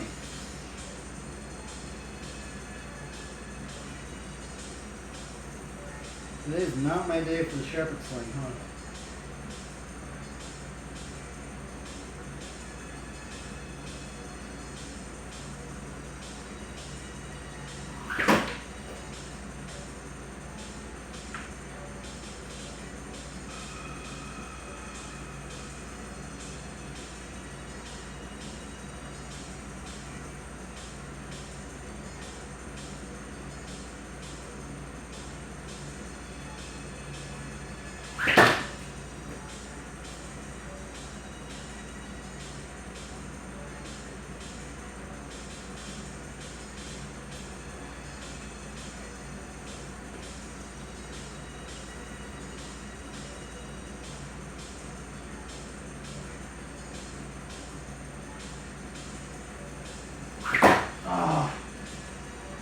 I've been doing this for like 30 minutes and I haven't even hit the plate once.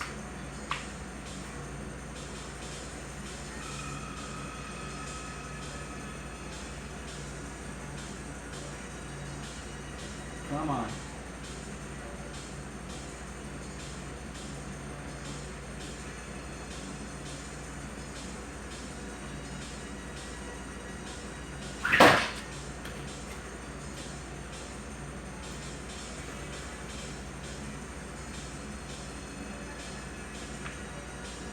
I'm just so surprised at how hard this thing is today. I don't know, normally I could hit it, right?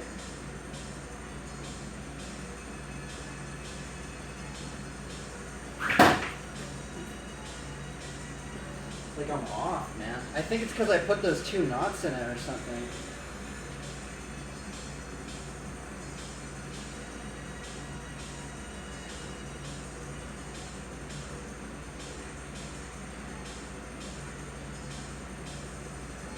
Come on. Ah!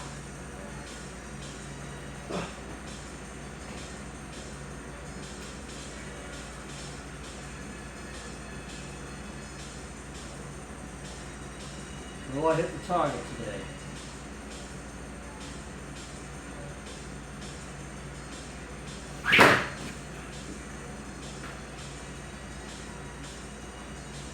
Impossible. Man, it feels like I'm starting all over, dude. I cannot hit this thing.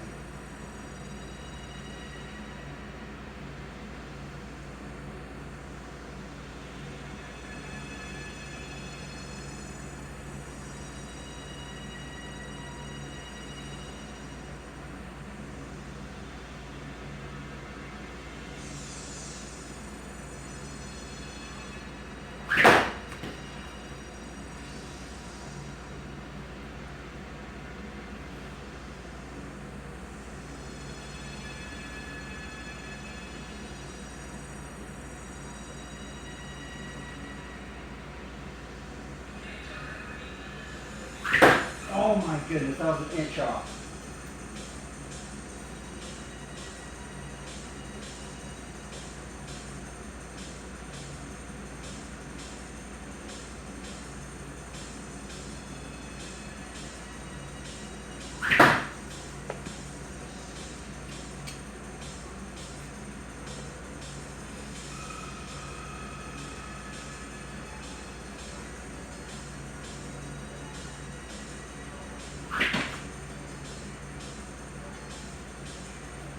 I think it might be this knot I put on it.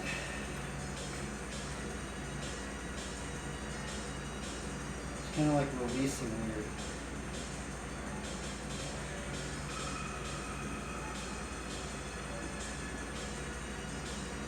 Let me try it without this knot thing. It's like releasing weird.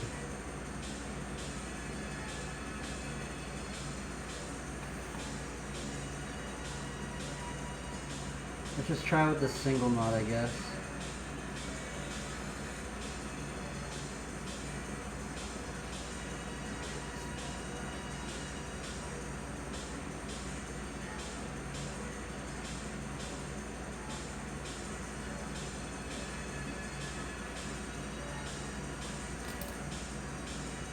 Let's remove that knot from that end, and then remove this knot from this end.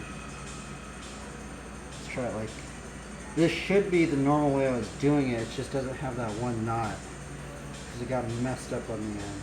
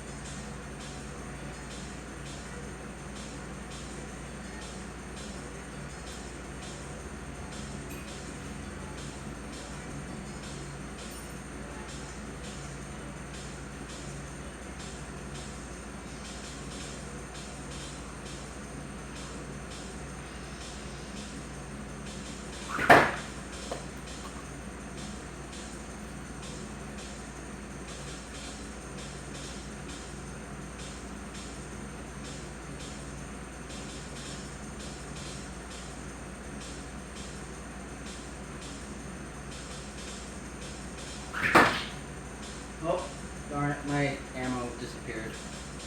Brutal, bro.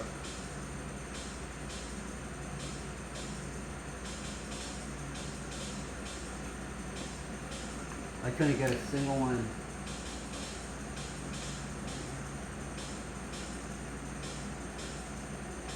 Well, you know what I could do? I could actually probably undo this one and redo it. Yeah, that's what I could do. I could put 2 knots in it. Yeah, that's what I could do. I should have done that earlier. Okay, so let's aim this out.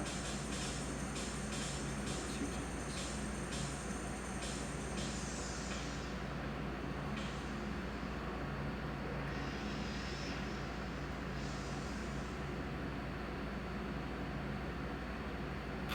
Let's see if this works. Looks like it's going to work.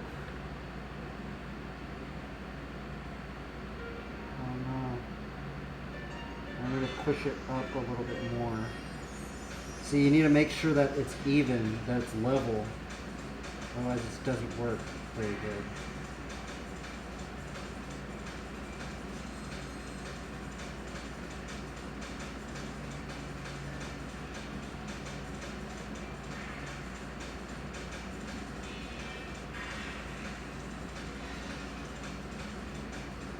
Let's see, let's do it up here.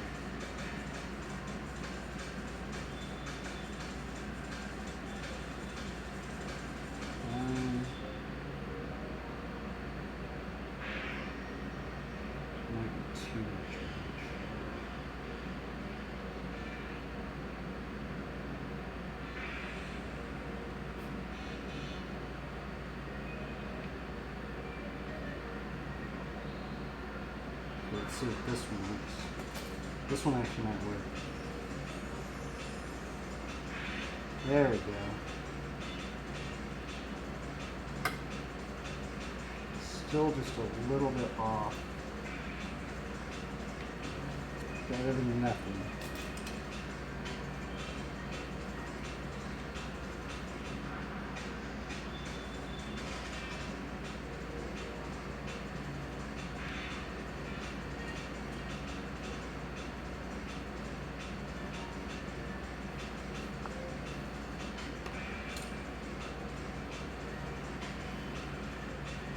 There we go.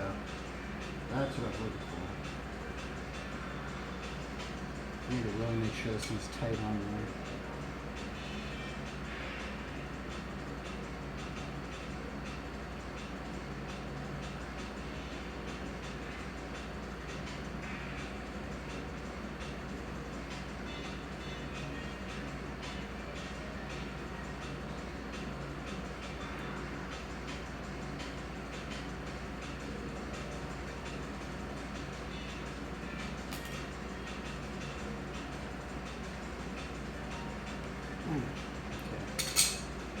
That's a good knot. That's a good release knot right there.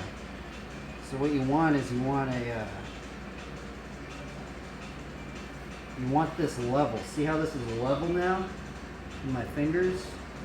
That's what you're aiming for. But I just lost my ammo, so I guess I have this ammo right here.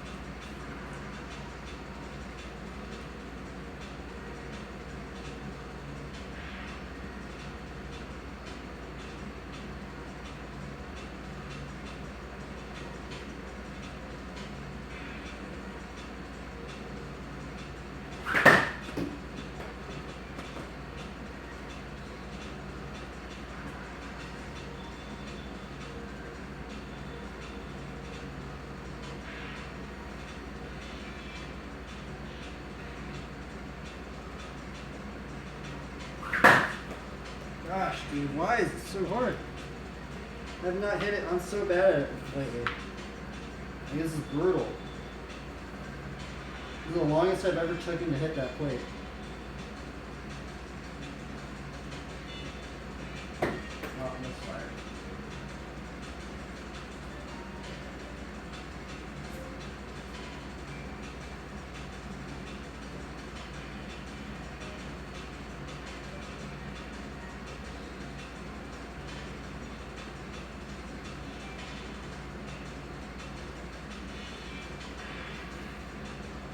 Try not to do that.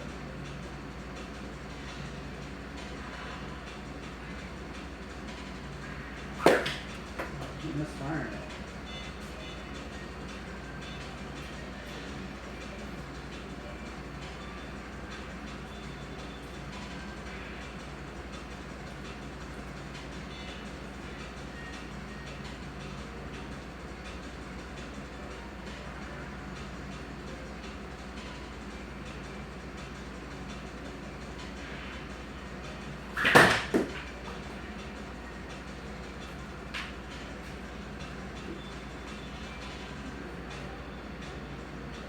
Well, it looks like today I ain't even gonna hit it. This is brutal.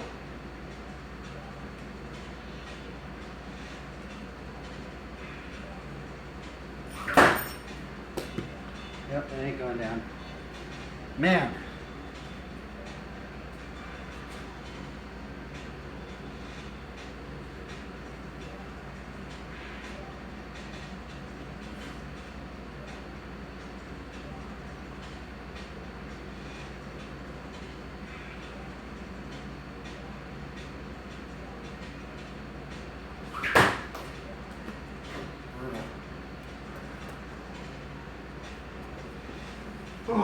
Yeah. I never had a day where I couldn't hit that plate, man.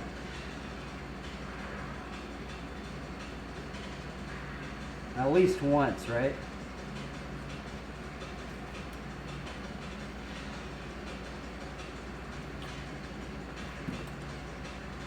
That's how hard these things are to get good at.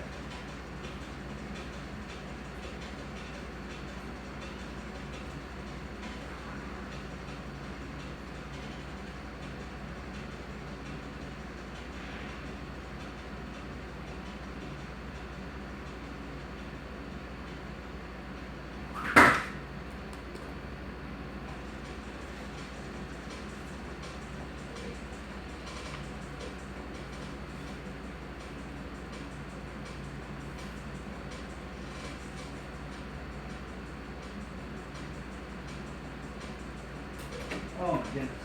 Ah! Nope, I guess not today, huh? Went into headband mode.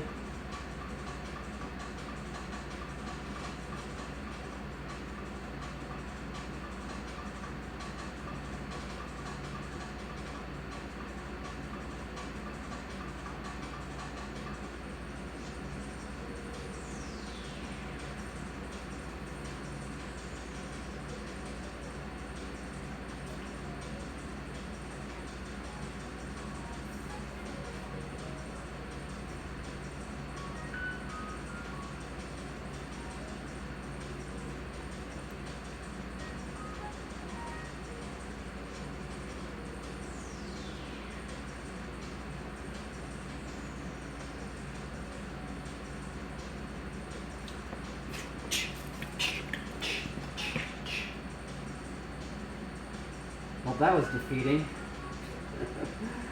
Oh my god. This is the first day I haven't been able to hit that target with that plate, man. With the Shepard Sling, dude. The Shepard Sling's hard today, man. I guess I haven't really been practicing it, but I don't know.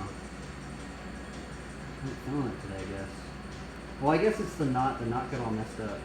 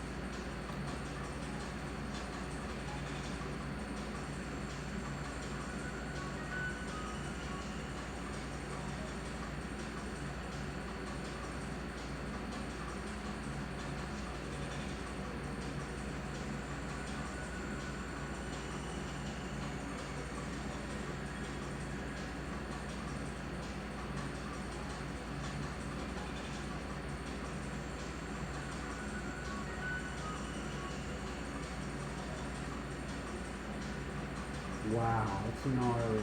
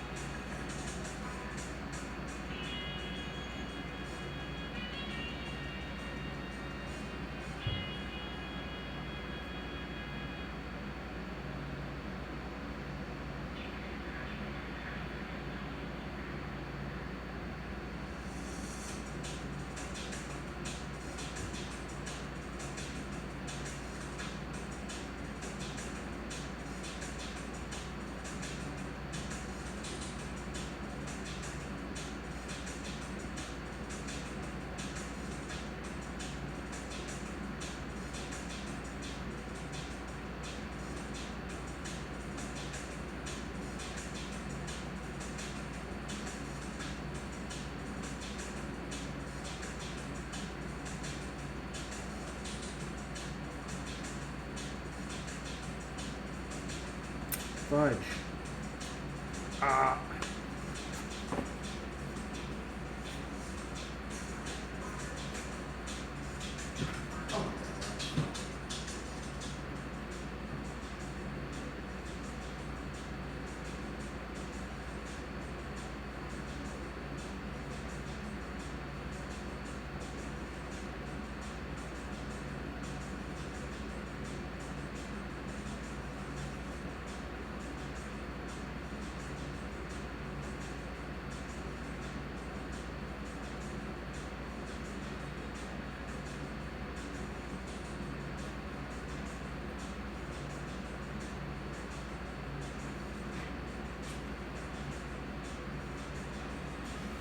Practice some regular foot generators.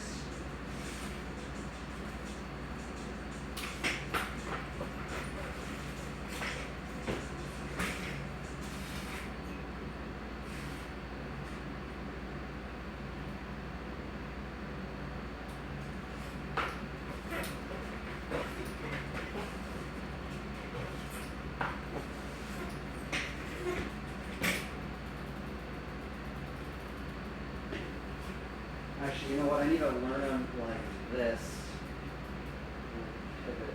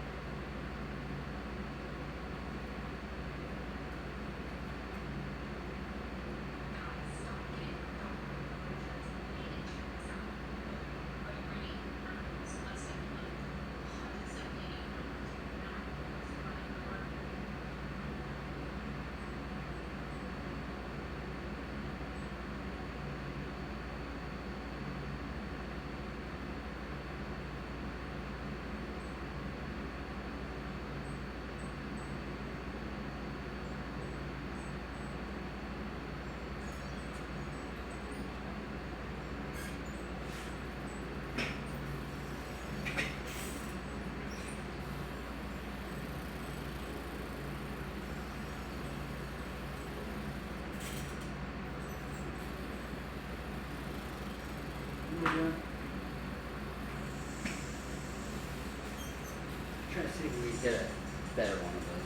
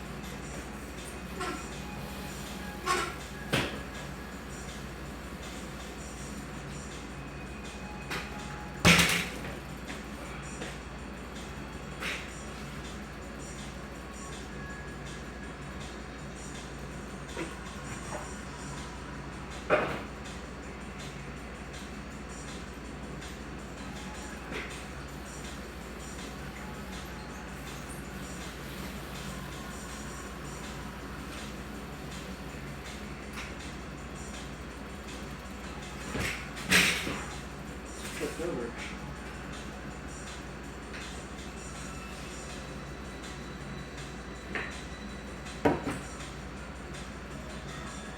Oh, that should be fun.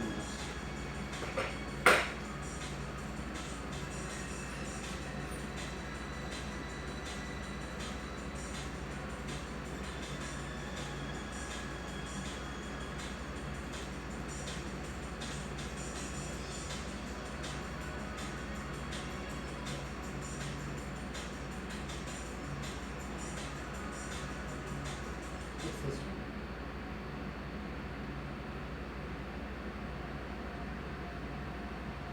Ooh, this isn't on copyright either.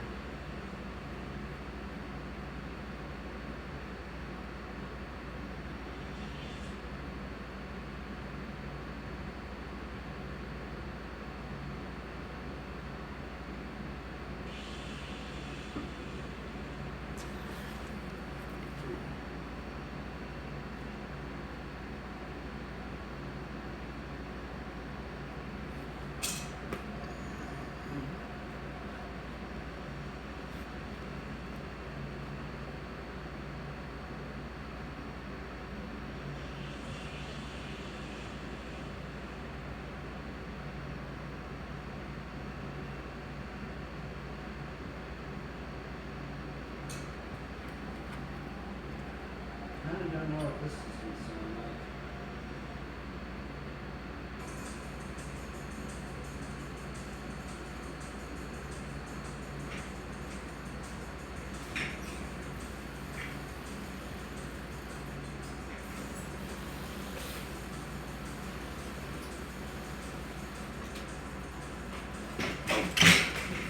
Flipping over.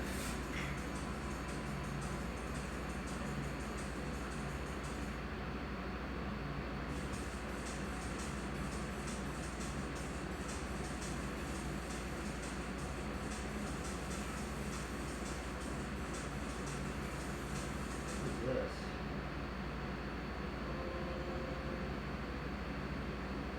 It's on copyright? Oh, it is on copyright. What about this?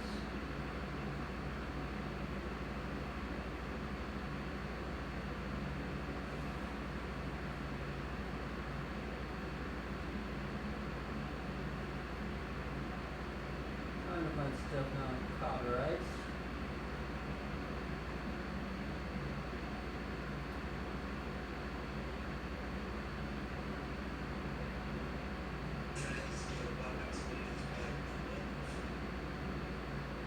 That's on copyright. Okay.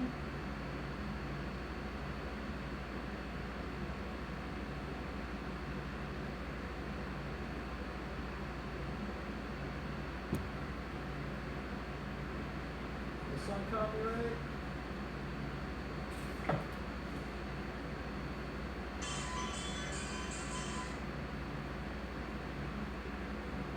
This is on copyright.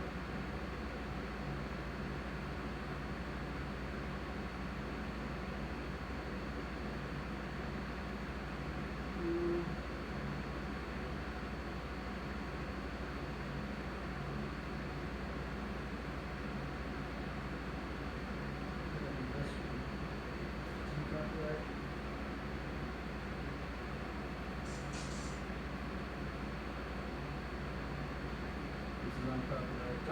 many things on copyright?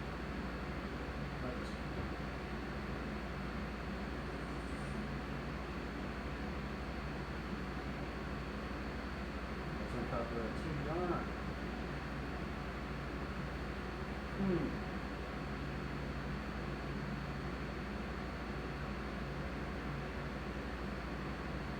Let's start this over.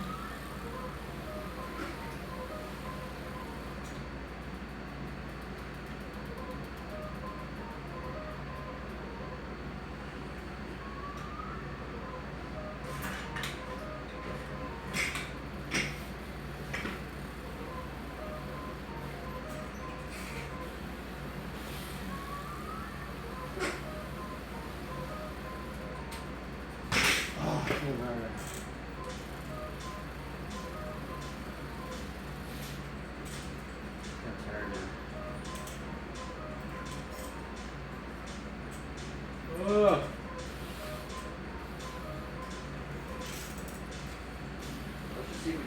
Let's just practice that one line.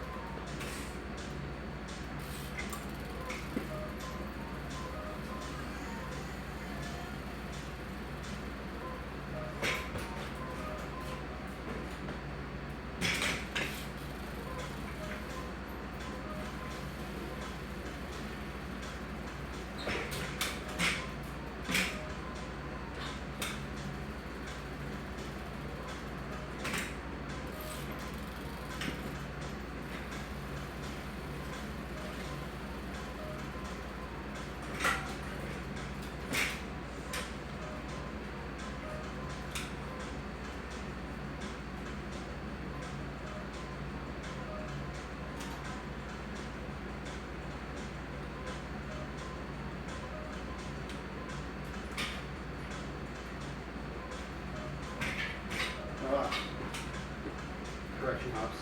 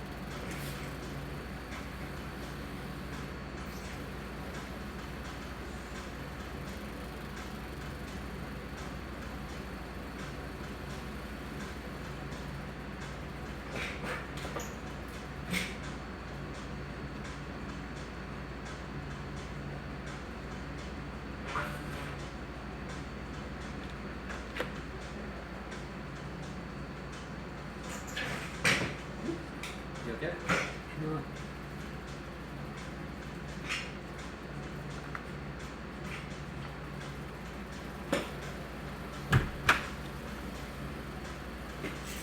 Still around the back. You have a good nap? Good nap? No? Didn't sleep or what? Oh, a little bit. Can you hear me from there? From your room?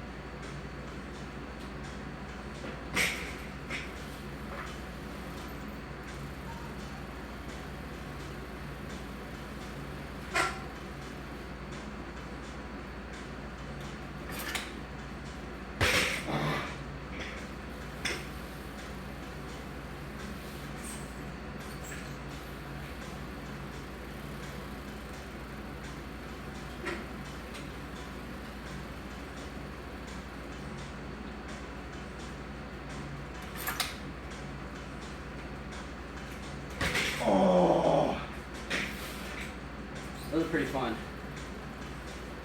Even get it into it. Yeah, I'm starting to get a blister on my hand.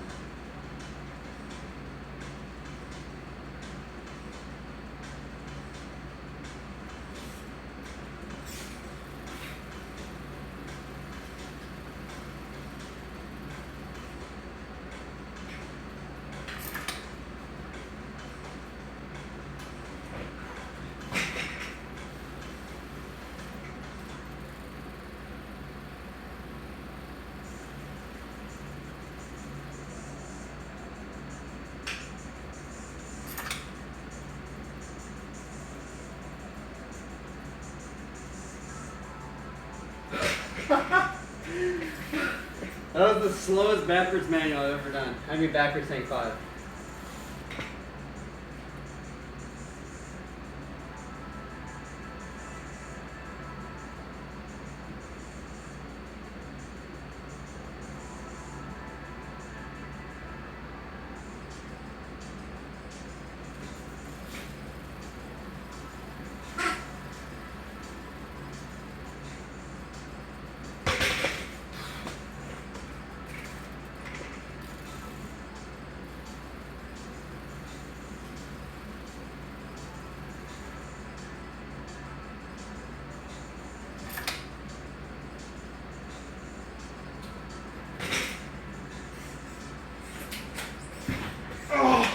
Dude, that was the best one I've ever done. I freaking ran into the door. I was like, how am I going to land it, right? I tried to get into a log yard. Right.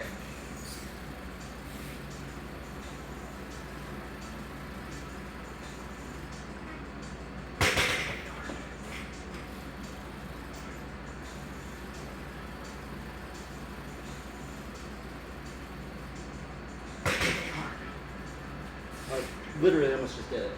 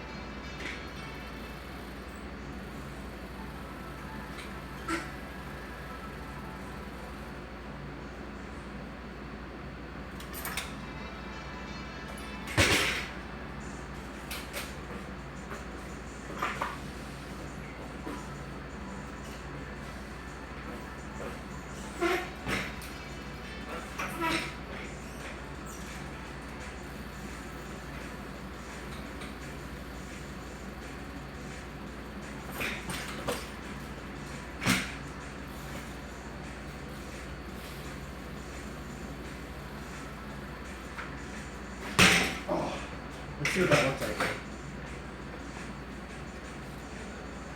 I can't believe I even landed that. That was another one I landed. That was sketchy, but I landed. I wonder if I even caught it on camera. Oh, I didn't catch it on camera. Fudge. It. Oh well, maybe it caught it on that one. It didn't catch it on this one. I did it too early. Oh well, let's do a stream marker on that.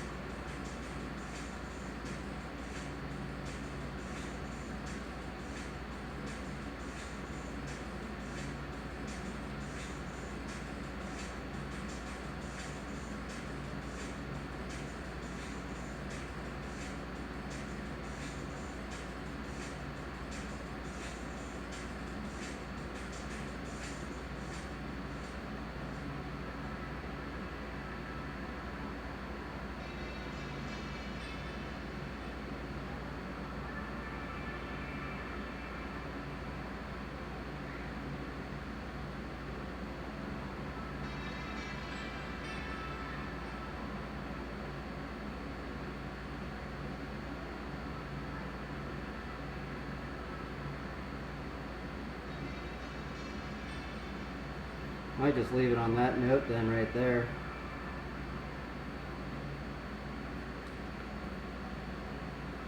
Keep opening up this cut. Look at this cut, dude. I don't know why. Something's cutting. It's my seat somewhere. So my seat's somehow cutting me every time. I don't know what it is, but.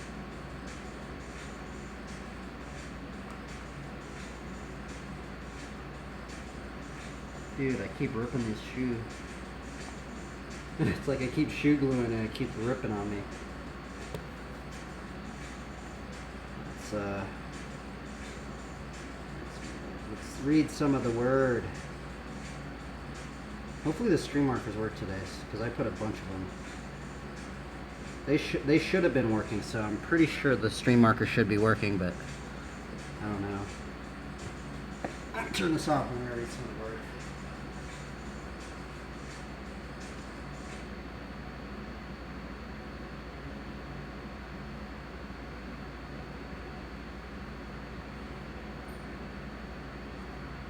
Okay. Man, today was really, really productive. I landed like 5 things today, which I normally don't land anything. But I guess I've been kind of just messing around more, so.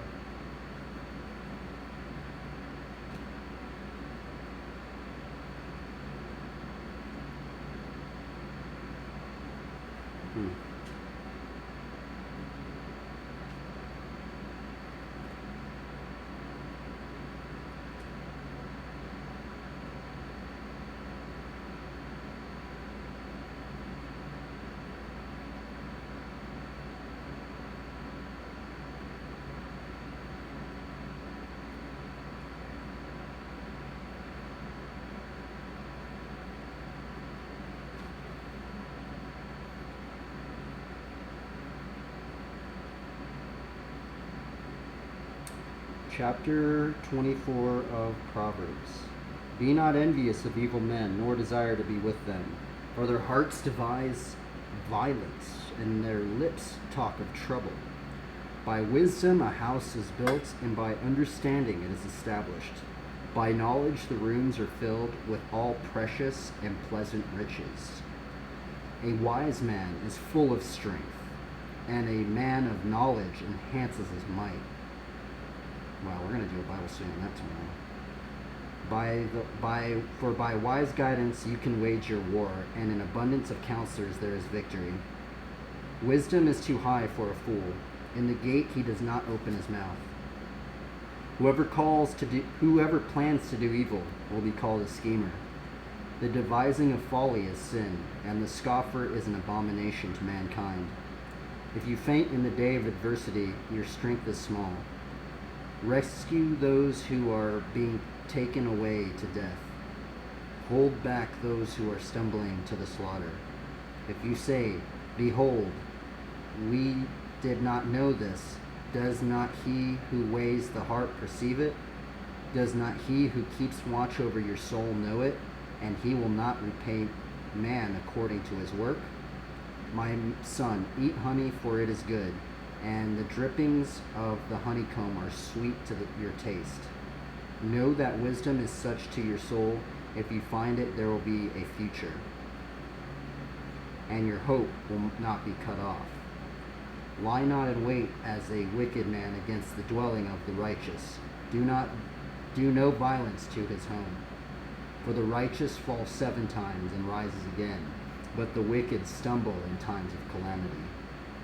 Do not rejoice when your enemy falls, and let not your heart be glad when he stumbles, lest the Lord see it and be displeased, and turn away his anger from him. Fret not yourself because of evildoers, and be not envious of the wicked, for the evil man has no future. The lamp of the wicked will be put out. My son, fear the Lord and the king, and do not join with those who do otherwise. For disaster will arise suddenly from them, and who knows the ruin that will come from them both. These are the sayings of the wise. Partiality in judging is not good. Whoever says to the wicked, you are in the right, will be cursed by peoples, abhorred by nations. But those who rebuke the wicked will have delight, and a good blessing will come upon them. Whoever gives an honest answer kisses the lips. Prepare your work outside.